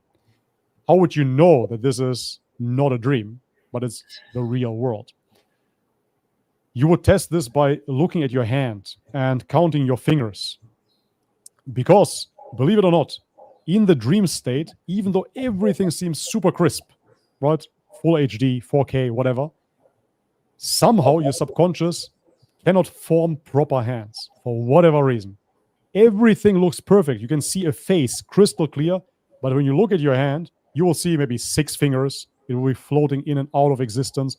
Your hand won't look real. Everything else will. And so throughout the day, let's say you walk into a shopping mall and there is a guy that wears strange clothes, and you don't really question it. Start questioning and say, okay, wait a second. That's strange. I've never seen a guy with such clothes, for example. Let me check if I'm dreaming. And then you're going to count your fingers. 1, 2, 3, 4, 5. Okay, my hand is here. I can see it. You have to make it conscious. And then if you do that, let's say 10 days in a row usually does the job. 10 days, you do this 10 times per day, okay? Every time you remind yourself, hey, let me check. Then you will subconsciously do that when you dream. And so you will find yourself in a dream observing and finding something that is particularly strange. As I said, maybe the pink elephant. And then you will look at your hand and you will realize, oh, I have 6 fingers. Oh, I'm dreaming. What happens then is usually you will wake up. That will happen at first. But then you will train further and you will actually be able to stay in that lucid dream and then change. What were the benefits of this? Like, just projecting your dreams? Or the amazing thing is I did it during a time when I was boxing, and I actually kept on boxing in my lucid dreams then to better my technique, and it worked. It was amazing. What? Yeah, it was cool. So I was like, okay, I'm going to subconsciously train now, and I was just boxing for hours subconsciously. That was fun. And yeah, other than that, I was able to then leave my body as well and to fly and truly leave my body. I actually have sufficient evidence for myself to say that I truly left my body even. Because what I did is, as I said, in my lucid dreams, I would box. But then I wanted to try if I can astral project, leave my body, and then with my astral body, call it a soul, call it what you will, box with that body. And so I started boxing with this astral body. However, I noticed, because I could see myself sleeping on the bed, I could see myself from the outside, that my body, my real body, was actually moving its shoulders like this, whilst I was boxing with my spiritual body. So now you would say, okay, you are dreaming all of this. Fair enough, wait. Then I kept on excessively boxing, very, very fast. And what happened then is I boxed so fast that my sleeping body kept on moving like so until it fell off the bed. And I saw it falling off the bed. And what happened then is I woke up. And where did I wake up? On the floor. So this is sufficient evidence for me personally to see that I truly observed my physical body falling off the bed and I was external to it. So it's such experiences. Well, the human mind is extraordinary. Yeah, and this is completely without psychedelics. So how was I able to watch my body sleep, move, fall off the bed, and then return to my body and wake up in it? So because without any influence of any drugs, I cannot say that this is something that did not happen. It did for me. Again, do I have outside proof for this? No. And certainly nobody has to believe me. But this is what I experienced. And for me, this is sufficient evidence to proclaim that, yes, I definitely left my body. It's so peaceful to know all of the spirituality or self-improvement things that you've tested on yourself. You've done like everything. Yeah, and it still led me to Islam, right? So yeah, exactly. That is for some people not understandable. But yeah, anyways. If you want to share this, they said, Bobby, what was the hardest thing for you to stop after you became a Muslim? To be honest, I'm kind of blessed that way because now I'm repeating it for the billionth time because I'm already older. So I think that at your age, it must be even harder. But I went through many, many temptations throughout my 20s. And now I'm already married. I have children. I already kind of settled down and live a more peaceful life. So it wasn't very hard for me. I didn't have to abstain from anything anymore. I'm not really living this wild life that I used to live, you know? As I said, was into psychedelics, hardcore traveling, partying, techno raves, and whatnot. And I don't feel the need to do that anyways anymore, so it was pretty easy. When it comes down to pork, I actually stopped eating pork when I was a teenager. Oh. Yeah, I talked about this on my channel as well. So what happened there is I started bodybuilding when I was 16 years old, and everybody was eating rice and chicken. So that's what I did as well. So I was just eating rice and chicken, sometimes beef, Same. sometimes fish. Yeah, but nobody was eating pork, right? So this was quite interesting to me. So I already saw, okay, pork seems to be kind of unhealthy. But anyways, I went to a supermarket in Germany, and they had a so-called fitness sausage. And this fitness sausage was made out of chicken. And so when I didn't want to cook, I would just buy this fitness sausage and just eat it like that. It had very little fat and very high protein. So I kept on eating that. But one day I ate a pack and I started puking. And I didn't understand why I started puking. So I bought the same package again and I puked again. So then I looked at the package and I realized that this fitness sausage was actually made out of pork. The other fitness sausage was made out of chicken, but I just assumed that it will be chicken as well. So I couldn't believe that I started puking because of pork. So I bought that sausage yet again, and the effect was the same. I started puking again. So then I found it strange, and then I knew that Muslims don't eat pork. And I started reading the Bible, and that's when I realized that the Old Testament repeats over and over again that the swine shall be filthy for you. And that was proof enough for me. I said, okay, wait a second. The Bible says you shouldn't eat pork, so why am I eating it? I don't get it, right? And then I found out about Judaism. I was 16 at that age, that the Jews don't eat pork either. So then I said, wait a second. The Jews, the Muslims, they're not eating pork. My Bible says I shouldn't eat pork, and I'm going to be the only one that is eating pork here. It doesn't make any sense whatsoever. I couldn't believe it. I saw an incongruency essentially between church and Bible there already. And that's when I decided I'm never going to eat pork again. And I stopped when I was 16 years old. So this is now already 20 years back, man. It's hey, I've been. Oh no, what happened? Grayson got kicked out. Can he join again? Because he created the stream. I think it will be possible. Inshallah. Let's see. Let's wait for him. There he is again. Okay. Whew, it worked out. I was like, worried there please because say I just didn't delete this. Yeah, exactly, because your link. So nothing was necessarily. I just recently committed to not, like, at the beginning of August, I was like, all right, I've already been wanting to do this. I'm gonna fully commit. Like I'm not gonna, especially that I'm embracing Islam and this directly contradicts with like that lifestyle. I'm not gonna smoke any marijuana for the next year and see, do a test, see like, does my life improve? So definitely has brought me more peace so far. But I definitely find myself being like, it'd be nice to just chill right now, listen to some music. But also, to give you a little anecdote about weed, it's actually better to stop when you're still enjoying it, because I personally kept on smoking so much that I got psychotic in the end. I went that far. I was smoking 20 joints per day. Whoa. Yeah. And I was, selling, smoking. I was really, really deep into it. So in the end, I got panic attacks, paranoia. I could never chill smoking weed, like after those episodes. I really went into the deep end. So I wouldn't recommend going there and, letting that happen. So if it still feels good, fantastic. Say bye-bye now. Have a chapter where you have this peaceful memory with weed, and that's it.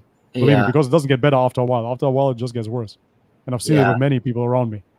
There comes a threshold and it doesn't work anymore. Yeah, no, I mean, I didn't get to the point of smoking that much, but especially when I was on Kopang Yang, like when I was training. Yeah, sure. Yeah, we were smoking all the time. Yeah, of course. I did that too. Did you go to the Amsterdam bar? Yeah, I did. I went there one time. Yeah, that's a nice place. The view is crazy. Best sunset. Sunset. Yeah. That view is insane. That's good. The amateur philosopher. Alhamdulillah, for me, honestly, it wasn't hard anymore. I was already Orthodox Christian before that. I already returned to a very humble, pious life, if you will. Then I just got the doctrine straight. I researched for 2 more years, but I already did all of those things ultimately. So after accepting Islam, I just became congruent with it. But that being said, Grayson, you already mentioned that as well. You feel this pressure on your shoulders, that doesn't define you being a Muslim. I know we as reverts, we feel as if we have to do everything perfectly, but that's not the case. If you look into born Muslims and how many sins they committed and whatnot, they're still Muslims. So I know that you want to perfect everything, but it's a journey as well. So it's not about you have to become perfect before accepting Islam. No, that's just really not the case. You don't have to torture yourself. I know. Yeah, I know that. It's like I hear you're like, just do your best. But I think if I did my best, I would just stop. So I'm not really doing that would be your best. Yes, of course. That would be your best. True. That's true. Yeah.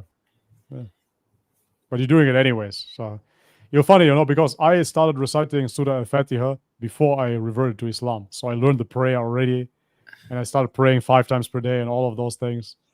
So in the end, it was like, okay, what are you doing here? We're playing Muslim. Yeah. For what? Yeah. I saw you as well. You're already using words, mashallah, etc. So yeah. I mean, it all makes sense. Like the language, the praying, everything. I'm basically playing Muslim, like you just said. The Amateur Philosopher. Have you guys checked out Western Critical Scholarship? Some hadiths are deemed sahih but fabricated. Fiqh is more complex. Western critical scholars have shown that hadiths about the age of Aisha were fabricated due to disagreements between sects. I need to use the restroom real quick if you want to answer this while I head off. I've been drinking a lot, so man. much water. Actually, I'm going to wait for this because I want to tell you about it as well. Okay, please do. Yeah. No worries. I think that's actually quite important for Grayson to understand too. Man, we've been at it for 4 hours straight. I definitely have to tune out soon after the super chats. I will be gone for sure. But thank you everybody for the support. Really appreciate it. And so many people tuned in. I hope, inshallah, that this will bring me out of the algorithm burial because, as I said, I'm shadow banned. So over 1,000 viewers today. I think at the highest point was 1.6 thousand viewers. That should help with the algorithm. So make sure to like the stream, share it as well on X, for example, on other platforms to support our work and make it seen as well. But yeah, I mean, you hear Grayson, he's pretty much there. There's no point in pushing him and making it hard on him. Inshallah, God will guide him, and that's it.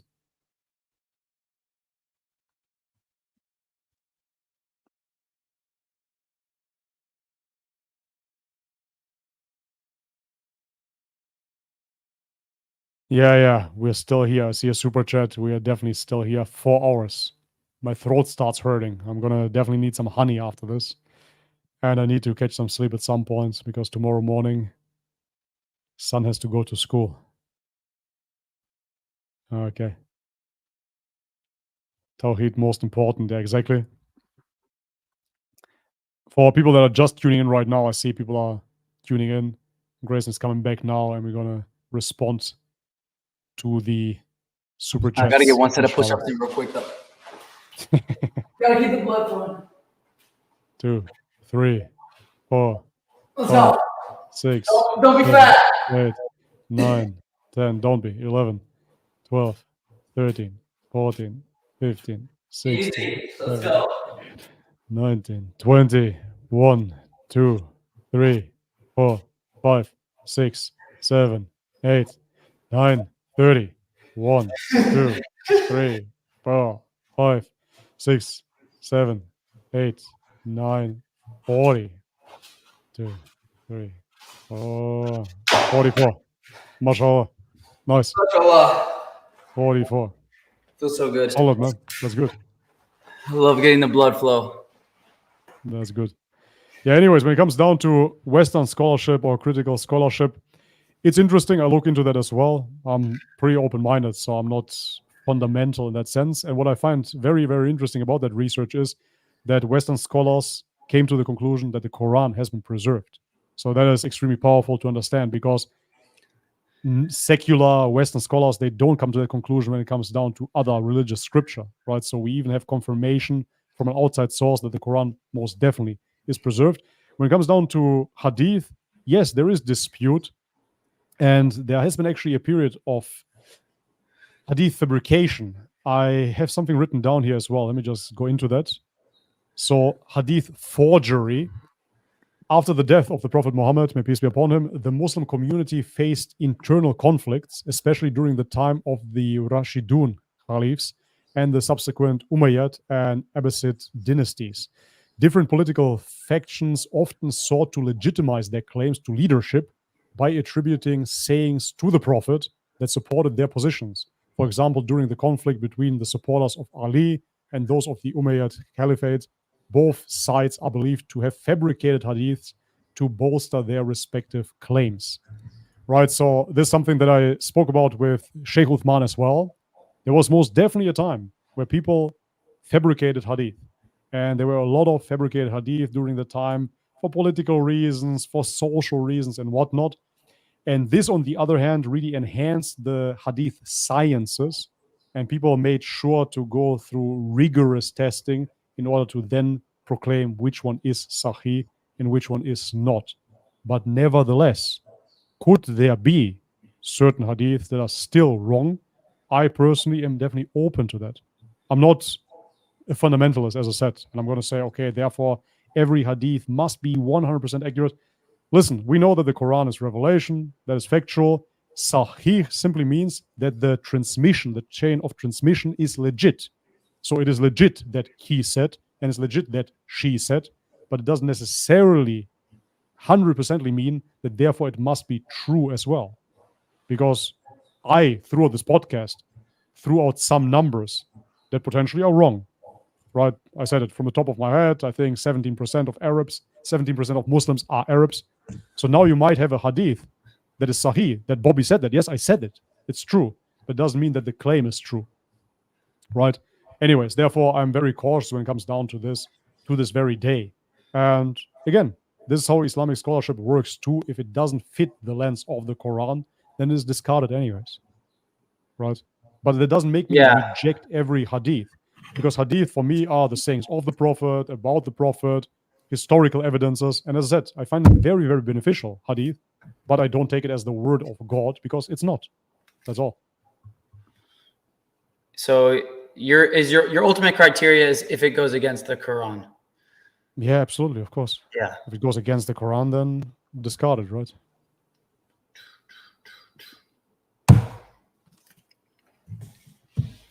Yeah, okay. That's it. And so he says that they come to the conclusion that the age of Aisha was fabricated.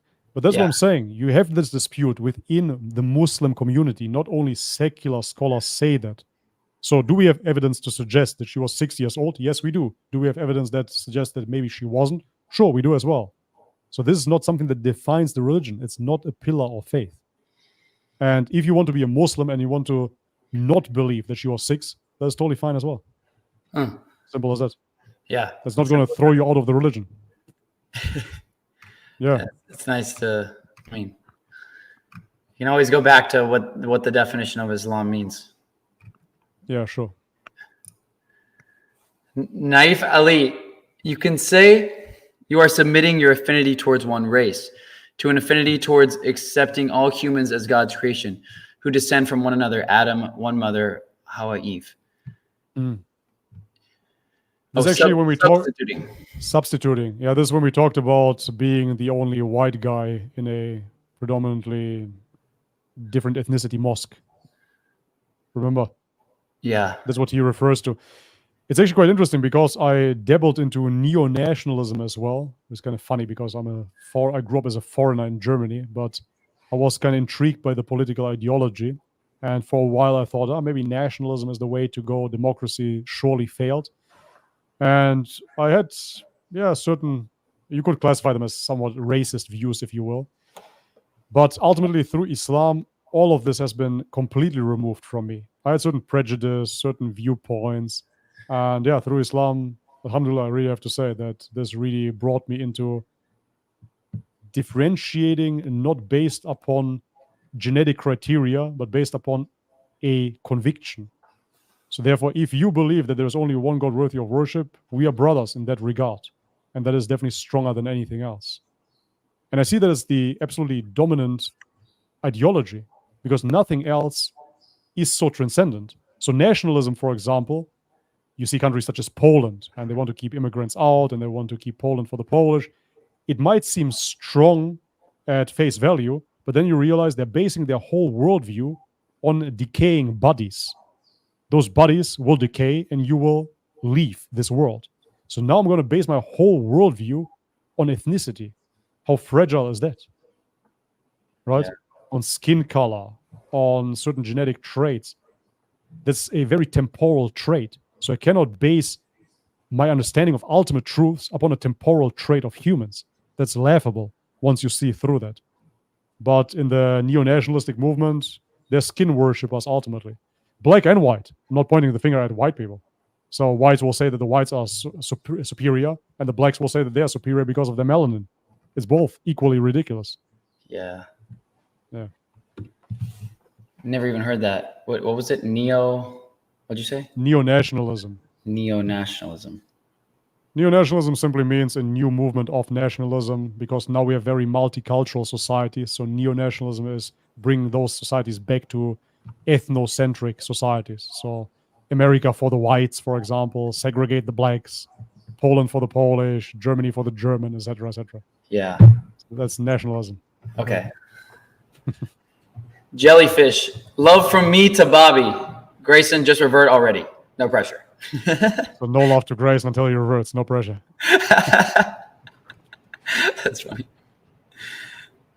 Do you have a favorite verse in the Quran? Greetings from Switzerland. I do. My favorite verse is the fortify yourself with prayer. I believe it's prayer and petition. Fortify yourself with prayer and petition. I imagine it just like, or maybe it's patience and prayer. Patience and like prayer. a samurai. Yeah, like you just can't, with prayer and patience, you always will win. That's a good one. Do you have a favorite verse? For me, it was Allah's pattern is never changing. That for me cemented ultimately what Islam means, because it means that Allah always sent monotheism and it never changed into something else. And what is the whole point of the Bible? Sending so many prophets, they all stand up to the idolaters. They all speak about returning to the worship of one God. And all of a sudden the whole pattern is changing, and now I have to worship Jesus. So Allah's pattern is never changing is one of my favorite verses in the Quran. Yeah.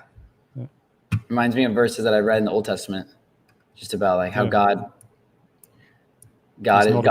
is unchanging, and he wasn't a man in the Old Testament. Exactly. Yeah. So how can that be?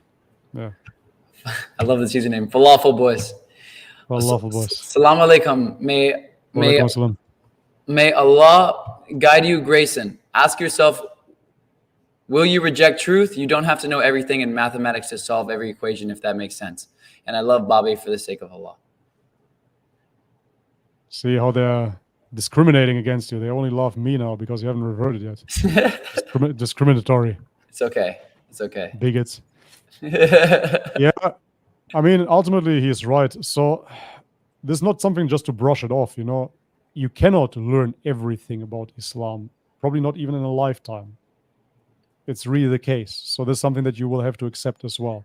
It's vast. It's simple and it's deep. The essence you already understood. You understood already Tawhid. That's what the essence of the religion is.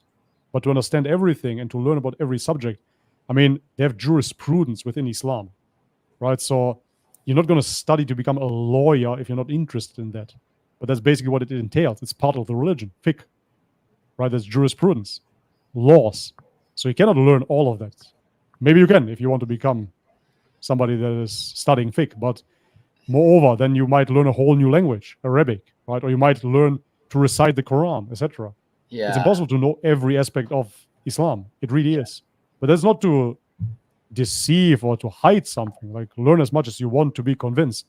But I mean, talking to you, we already see that you understand it. You know, the message is pretty clear. And one more thing, actually.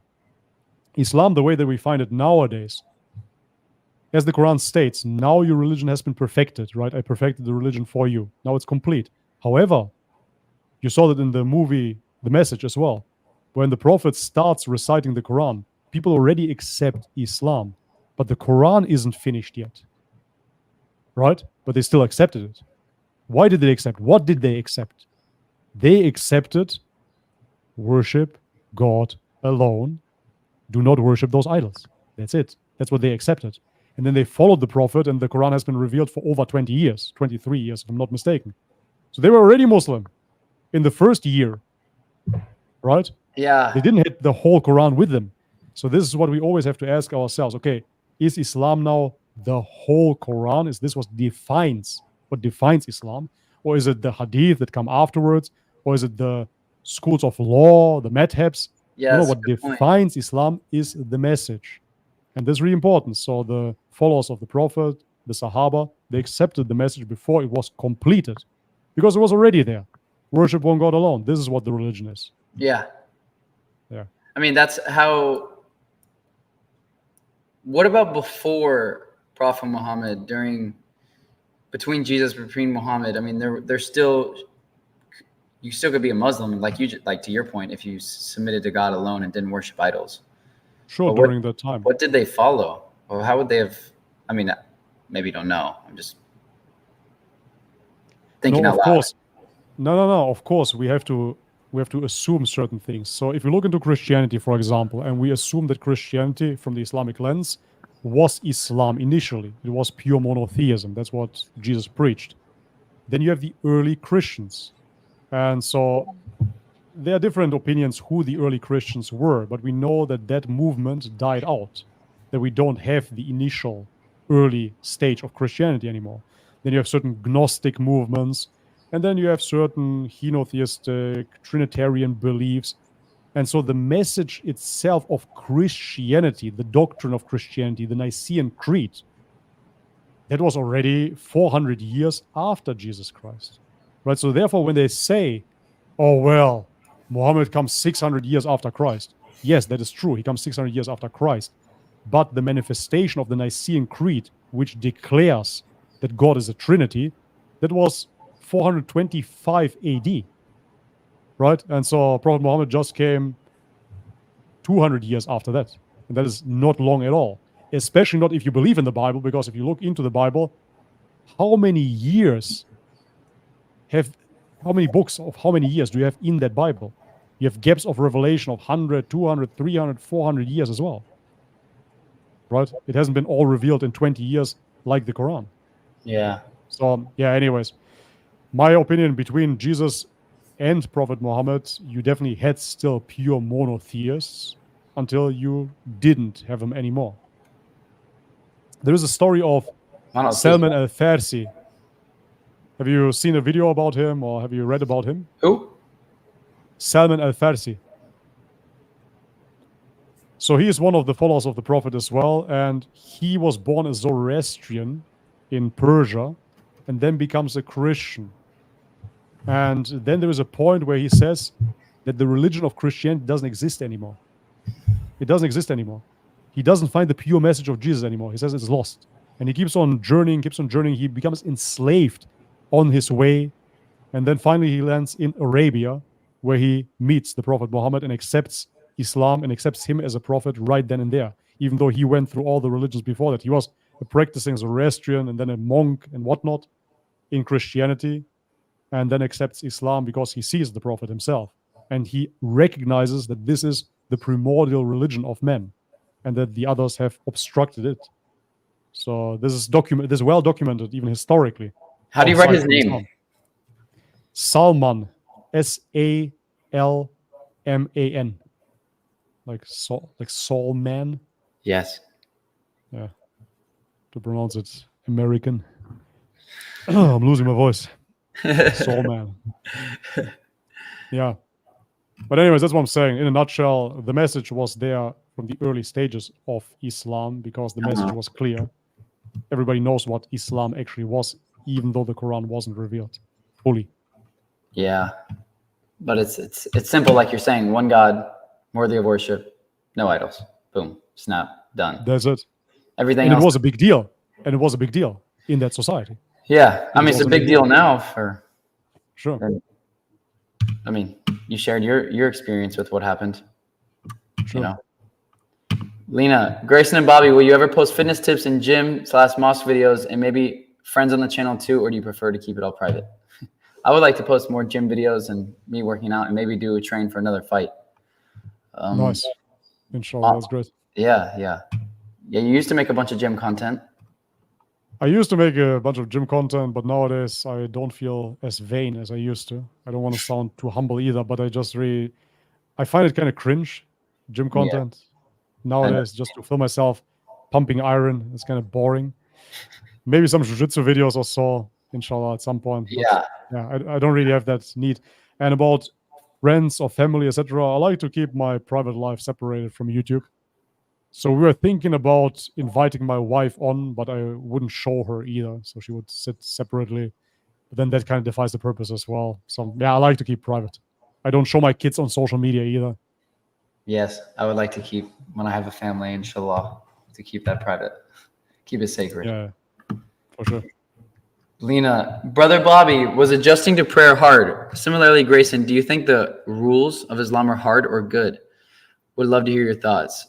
I do. It's definitely a switch up to go from not being required to pray at all and just praying whenever you want, maybe once at night, to thinking, okay, now 5 times per day.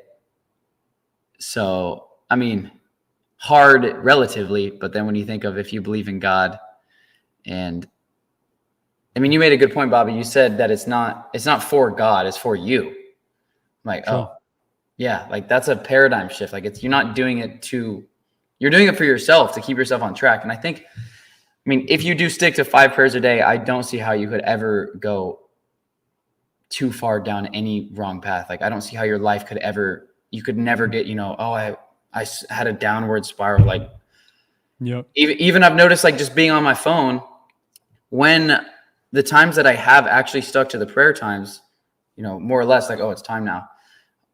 Just the act of like powering off my phone for a few minutes, leave, come back. I'm like, okay, reset. Why was I on my phone? Okay, let's get back to work. Like literally from a productivity standpoint. So exactly. It is hard to follow, but I think it's good. I mean, I just want to go into the super chat and highlight something. So she says, do you think the rules of Islam are hard or good? Why not hard and good? So it's not, nowadays people think, oh, it's hard and therefore it's not good. I made this example many times here. If you sit on your couch and eat chips and watch Netflix, that's not hard, right? But therefore it's not good. It's actually the worst thing you can do. So good and hard, in my mind, they go hand in hand.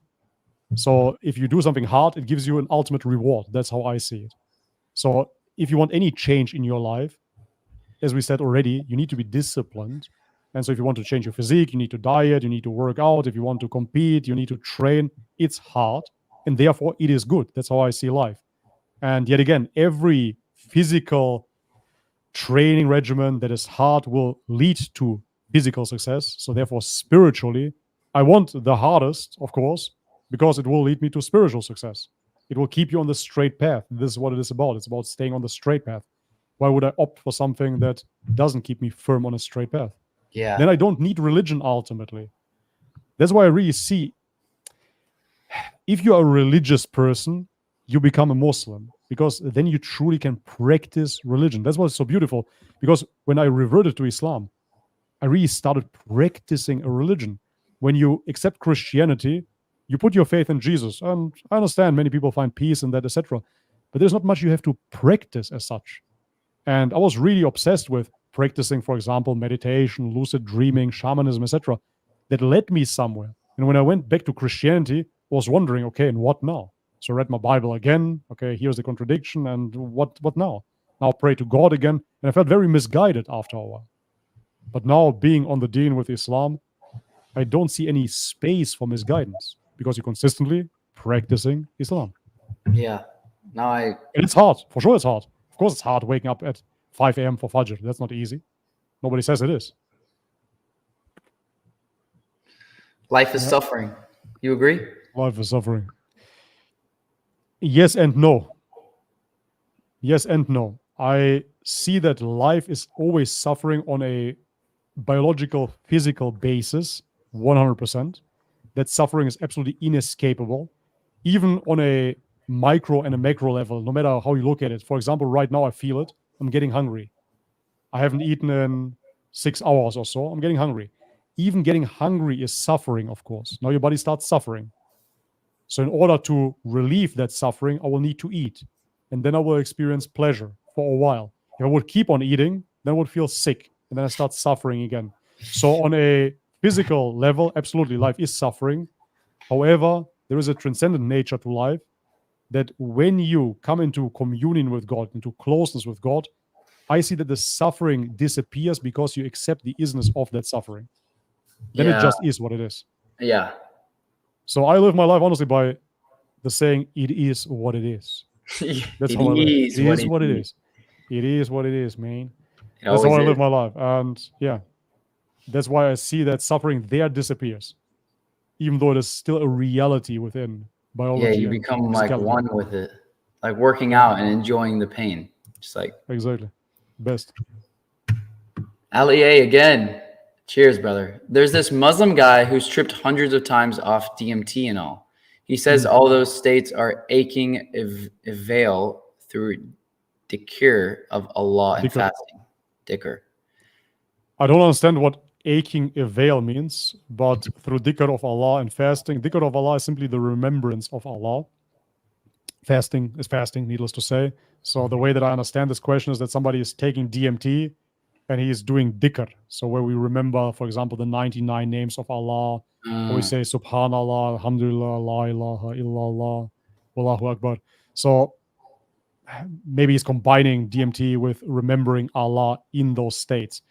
And sure, like that, you could navigate more firmly through those states, but I still don't see the point in it, to be totally honest.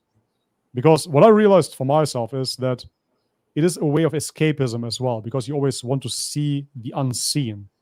But I see this world as essentially a gift from God to experience this carnal life, this physicality. So to consistently escape and trip hundreds of times of DMT kind of defeats the purpose of this creation. So by showing appreciation for this creation, we do that by living this life as humans, the way that we are created. And then after that, we can return to consciousness, etc. But this human consciousness, the way that it's created, it's a beautiful gift. And if you had heroic doses and you've been so far out of human consciousness, you're actually very happy to return to it. And I believe that it's really beautiful that we have this gift to experience this world as such. Yeah. The time being. It's short anyways, you know? Yeah. It can feel long though. Yeah, for sure. Eris, you want to read this? Yeah, maybe you read this. Jazakallah khair, Abu Bobby, Wayak. For all the indirect dawah you provide on your channel, may Allah grant you Jannatul Firdaus. So Jannatul Firdaus, if you don't know, is the highest level of Jannah, the highest level of paradise. Yeah, Wayak, thank you very much for that, brother. See, that's the thing. In Islam, it is a component that you get reward. And even Jesus spoke about that in the Bible as well, that you will get your reward. For me personally, it's really not about reward. I'm not wired that way. So it's a beautiful side edition, side quest, if you will, to get the reward. But for me, it's really just about doing the right thing in the eyes of God. And the only reward that I'm looking for is to return back to my Creator when I die. That's it. So I'm not really looking for the highest level of this, the whatever achievement unlocked. I generally don't mind. What I mind is being on the right path and doing the right thing and being within truth, because I believe in objective truth. So I want to follow that truth. That's what it's really about. And if that is indirect dawah, then subhanAllah, even better. Yeah, amen. I agree. Just want to honestly share my perspective and try to get closer to objective truth. I agree on that. Please, wahidat. Please be careful who you take your info from. There are many deviant sects in Islam who have altered the religion. Speak to people who follow the Quran and Sunnah, who follow the way of the Salaf. Salif. Yeah, the Salaf. What is Salaf? Salaf. Salaf are the rightly guided predecessors. Essentially, the Salaf are the 3 generations, if you will, of the followers of the prophets. So the early generations, ultimately, the people that have been upon the truth. Okay. Okay. Yeah. So, but however, you have a Salafi movement that claims exclusivity, if you will, and says that they are the only ones that are following exactly those teachings, exactly the original teachings. But what you will notice is that if you go into different schools of thought, actually everybody makes that claim, because everybody claims that they are following the Quran and the teachings of the Prophet. Everybody claims that. It's not like a deviant sect will say we are following something different. They will say, no, this is exactly what we follow. However, the way that they're following it is slightly different yet again, right? So the Salafi movement is a relatively new movement, and in a way, it is a bit reminiscent of the Protestant movement within Christianity. But it's a long subject. You don't really have to bother yourself with sectarianism, especially because the Quran itself proclaims that you shouldn't fall into sectarianism. That the Ummah will fall into sectarianism, but you shouldn't fall. You should be a Muslim, right? And therefore, as a revert, you're actually in a very unique position where you don't have to automatically fall into a certain branch of Islam because your parents followed it, but you can simply become a Muslim and follow the purest form of Islam, of course. Yeah. Inshallah. Away from like the pressures. That's nice. Yeah. You can read this if you want. Bobby, nice to see you with Grayson. 2 good dudes, man. I love this. Your brother Nader from California. Good to see you, brother. Thank you very much for the generous donation and all of your support. Brother Nader is a really, really good guy. He has been supporting our efforts on the channel, and aside from that as well, with my company, Pure Passage. He's a really, really good guy, man. Thank you very much, brother. Yeah. Who else here is from California, currently watching from California? I always want to go to Texas and California, and I never made it. Everywhere, but never to Texas and California. Inshallah. Inshallah, some point. Irfan Farid.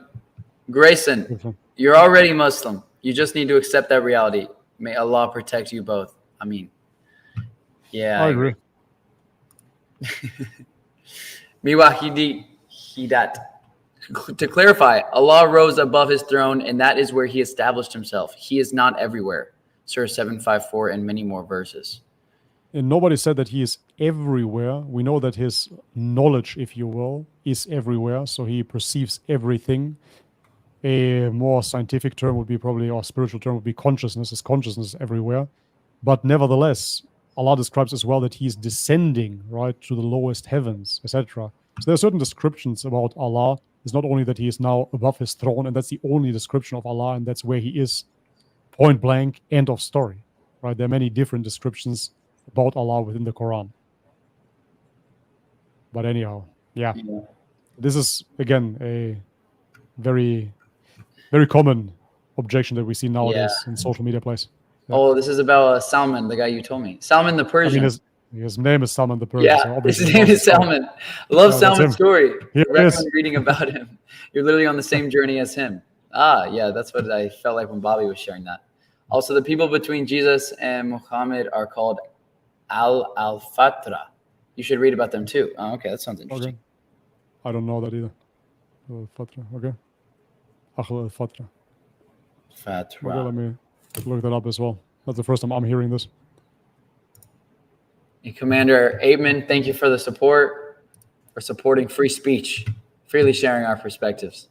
Ghost, you should compare the prophets of the Bible and the Quran. You can see how different they are, how they followed God and Christianity versus Islam.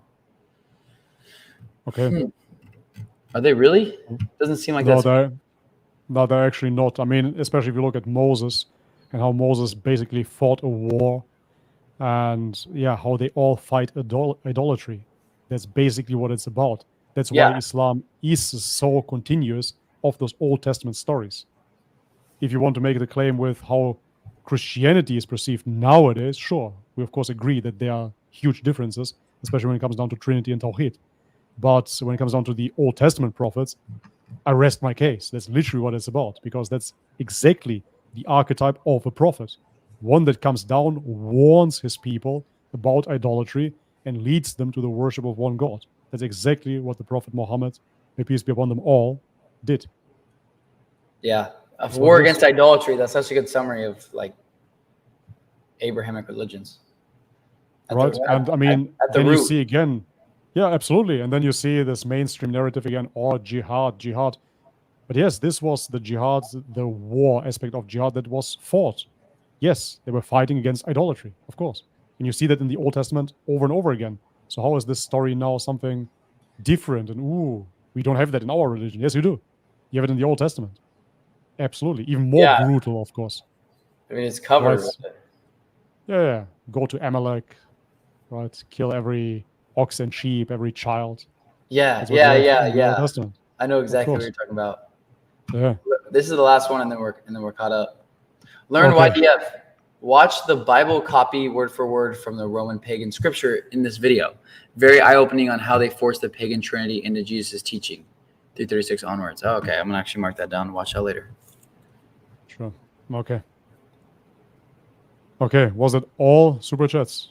No, I did not do every single one. I think we would probably Okay. be here for another like 30 minutes. Okay. Then I have to say thank you very much for your support, guys. It was absolutely amazing. Unfortunately, we didn't respond to all of them, but we tried. We've already been at it for 4 hours and 40 minutes. And Grayson, that's a personal record for me as well. Seeing you rub off on me, This light work. your push-ups and everything. Of course, for you, it's light work, man. You do 17-hour streams. But see, with your help here, old man Bobby made it to 4 hours and 40 minutes. That's special for me. It's my longest stream ever. I think the longest I ever streamed was maybe 3.5 hours. Wow. At best. You want to hop off right now? Yeah, for sure, man. It's here. What is it? Half after midnight here. Oh yeah. So it's definitely time to sleep. I have to wake up early. Hey, real quick, what was your favorite country that you traveled to? I guess in the whole world, and then like in Asia. It's the same. It's in the whole world. In Asia, it was Thailand, and that's why I settled here. But now visiting the United Arab Emirates, I have to say they're tying. They're very, very close. It was absolutely amazing to be there. Being in a Muslim country, practicing there, it was phenomenal. And it's a mixture, of course, because you have everything that you have in the West and Islam at the same time. So it's quite amazing. And all the food is halal. You never have to worry. You have the best cuisines in the world in Dubai, for example, right? So you would never have to worry. You can go to an American burger chain, order the bacon burger, the Baconator, and it's halal. It's made with beef bacon, and you don't taste the difference, presumably. It's quite amazing. So it's a good spot to be. But yeah, of all the countries, it was always Thailand, because Thailand made me feel home for the very first time in my life. As I said, I grew up in Germany as a foreigner. I never felt home in Germany, but I never really felt home in Macedonia either. As a kid, yes, but then later not so much. And so I was just seeking. And in Thailand, I just felt at home. Even though I'm standing out, of course, I'm not a Thai. I don't even speak the language, but I just felt at home here. Something about this country pulled me in. And so I always came back. And I've been living here for a while. Wow. Yeah, Thailand it is. Yeah. Can you share like quickly what it was like when you reverted to Islam and you went to go tell basically everyone in your life? The parts that you want to share. I know some can be personal, but I'm sure a lot of people in here can relate. No, I mean, again, I live in Thailand, so my closest family is my family, my wife and kids. And so the other family members, they're living in other countries, right? Be it in Macedonia, be it in Germany, be it in Australia. So therefore, I didn't have to confront them directly, personally, but rather via phone. And as I said, when I told my dad, he simply hung up the phone and never picked it up again since then. So yeah, I didn't have to tell them personally. As I said, it was more of people stopped talking with me. And when I try contacting them, they're not responding anymore. So they ghost me. That's how that was. But about my wife, she was against me reverting to Islam. She grew up in Senegal. My wife is half African and half French. So she grew up in Senegal. And Senegal is a Muslim country. So 93%, I believe, or 97% are Muslim in Senegal. But she is the minority. She's Christian. Anyways, be that as it may, she didn't want me to revert. But before I reverted, I was in a very, very similar, if not identical, situation like yourself. So I was praying 5 times a day. I was reading Quran. I was doing all of those things on YouTube as well. And so I was locking myself in my room, in my office, and I was praying. And at some point, she's like, "What are you doing there? Why are you locking yourself up? Like, what's happening?" And I said, "Yeah, well, I'm praying, you know." She said, "Okay, you're praying now already?" I'm like, "Yeah." how often do you pray? And I said, I'm praying 5 times per day. So you're praying 5 times per day. So, okay, why don't you revert? What is holding you back, right? Even my wife that didn't want me to revert, after seeing all of it, she was really questioning, yeah, my sanity ultimately. Why would you pretend play LARP as a Muslim all the time and not accept it simply, right? So therefore, it was already to be expected by my closest family that I will accept Islam. By the majority of my friends as well. But some friends that are really Christian, they don't really get it to this very day. And we still have discussions, theological debates, even with them. They're at least open to it, but they don't get it. And that's totally fine. I'm not here to, as I said, convince anybody or to tell anybody that they have to understand me, because they certainly do not. Yeah. Right? Most people don't understand themselves, so you don't have to understand me at all. I don't ask that of anybody. Yeah. Hey, that's beautiful. Most people don't understand themselves. I don't even ask you to understand me. Yeah, why would they? Right? Yeah. Anyways, brother, I really have to tune out, man. It was a pleasure. I could go on for hours, but now it's really, really late here. I have to get some sleep. It is. Otherwise, the next day is screwed, and tomorrow's hard sparring day in jiu-jitsu. Oh, let's go. Let's go. Yeah. Let's go. Bobby, it was an honor to speak with you, and I know I enjoyed this conversation, and so did thousands of other people. That's why they're all watching here. So thank you so much. I can relate a lot to your story. Like, I view you as a mentor. So this meant a lot. I've been taking notes on things we've been talking about, and God knows it helps. Now I really feel old, man. Now you made me feel even older. I mean, I can really relate. I can relate how you wanted to you hit everything that I'm interested in. You said you did veganism. You tested it out. So I'm like, okay, that's where I'm headed, to try everything. Inshallah. Okay, brother. It was good talking to you. May Allah guide us all. Thank you so much, Bobby. Until next time. Okay, wait. Can I ask one last question? How did you get it to? How did you get it to where you were streaming my stream? Because it was when I streamed, I was like, let's see if Bobby's live, and I was like, oh, he's live. Yeah. So you open Streamlabs, you go through the link. Streamlabs. No, sorry. No. It's not Streamlabs. Oh, StreamYard. I mixed up. StreamYard. Your link. You click on that link, and then on the right-hand side where you see your YouTube profile, I don't know if you see it as the host. But it's in Streamlabs. In Streamlabs, it's StreamYard, yeah. In StreamYard itself. So you get to the link and simply click on this button on the right-hand corner, and there it allows you to link your YouTube channel. Okay. And once you do that, it directly streams to your YouTube. It creates a stream onto your YouTube as well. And so then it just streams simultaneously. Okay. Because I was thinking about streaming on Streamlabs and then mirroring this, and I said, okay, there's no point really. So if I keep streaming after this, is yours going to keep going? Or can you end it on your question? I think if I leave the studio, it should exit. We can try. We have to try now anyways. Okay. If you want to keep on streaming. The youth, too much energy, man. Yeah, it's also noon for me. It's not midnight. True that. Thank you so much, Bobby. Was great talking to you. I'm exiting in the studio. God bless you too and your family as well, man. All the best to everybody. Assalamu alaikum. Bye. Wow, chat. What an amazing stream. We're not done yet. We got to debrief. There's a lot to talk about. There is a lot to talk about. Can we get some W's in the chat right now? So is Bobby still streaming? Hey, Hafsa, he's here.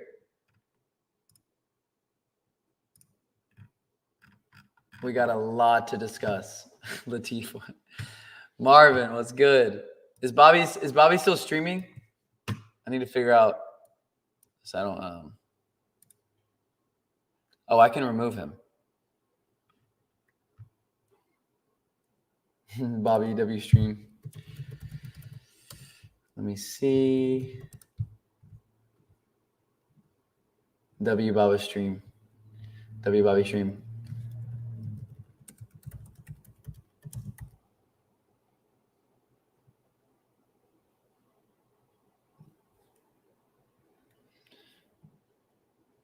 Okay, so he is still live. Hey, I just hijacked Bobby's channel. Let's go. Okay, I think I can remove him. I deleted because a post was created on YouTube for this. Your best probably will need to delete it on YouTube.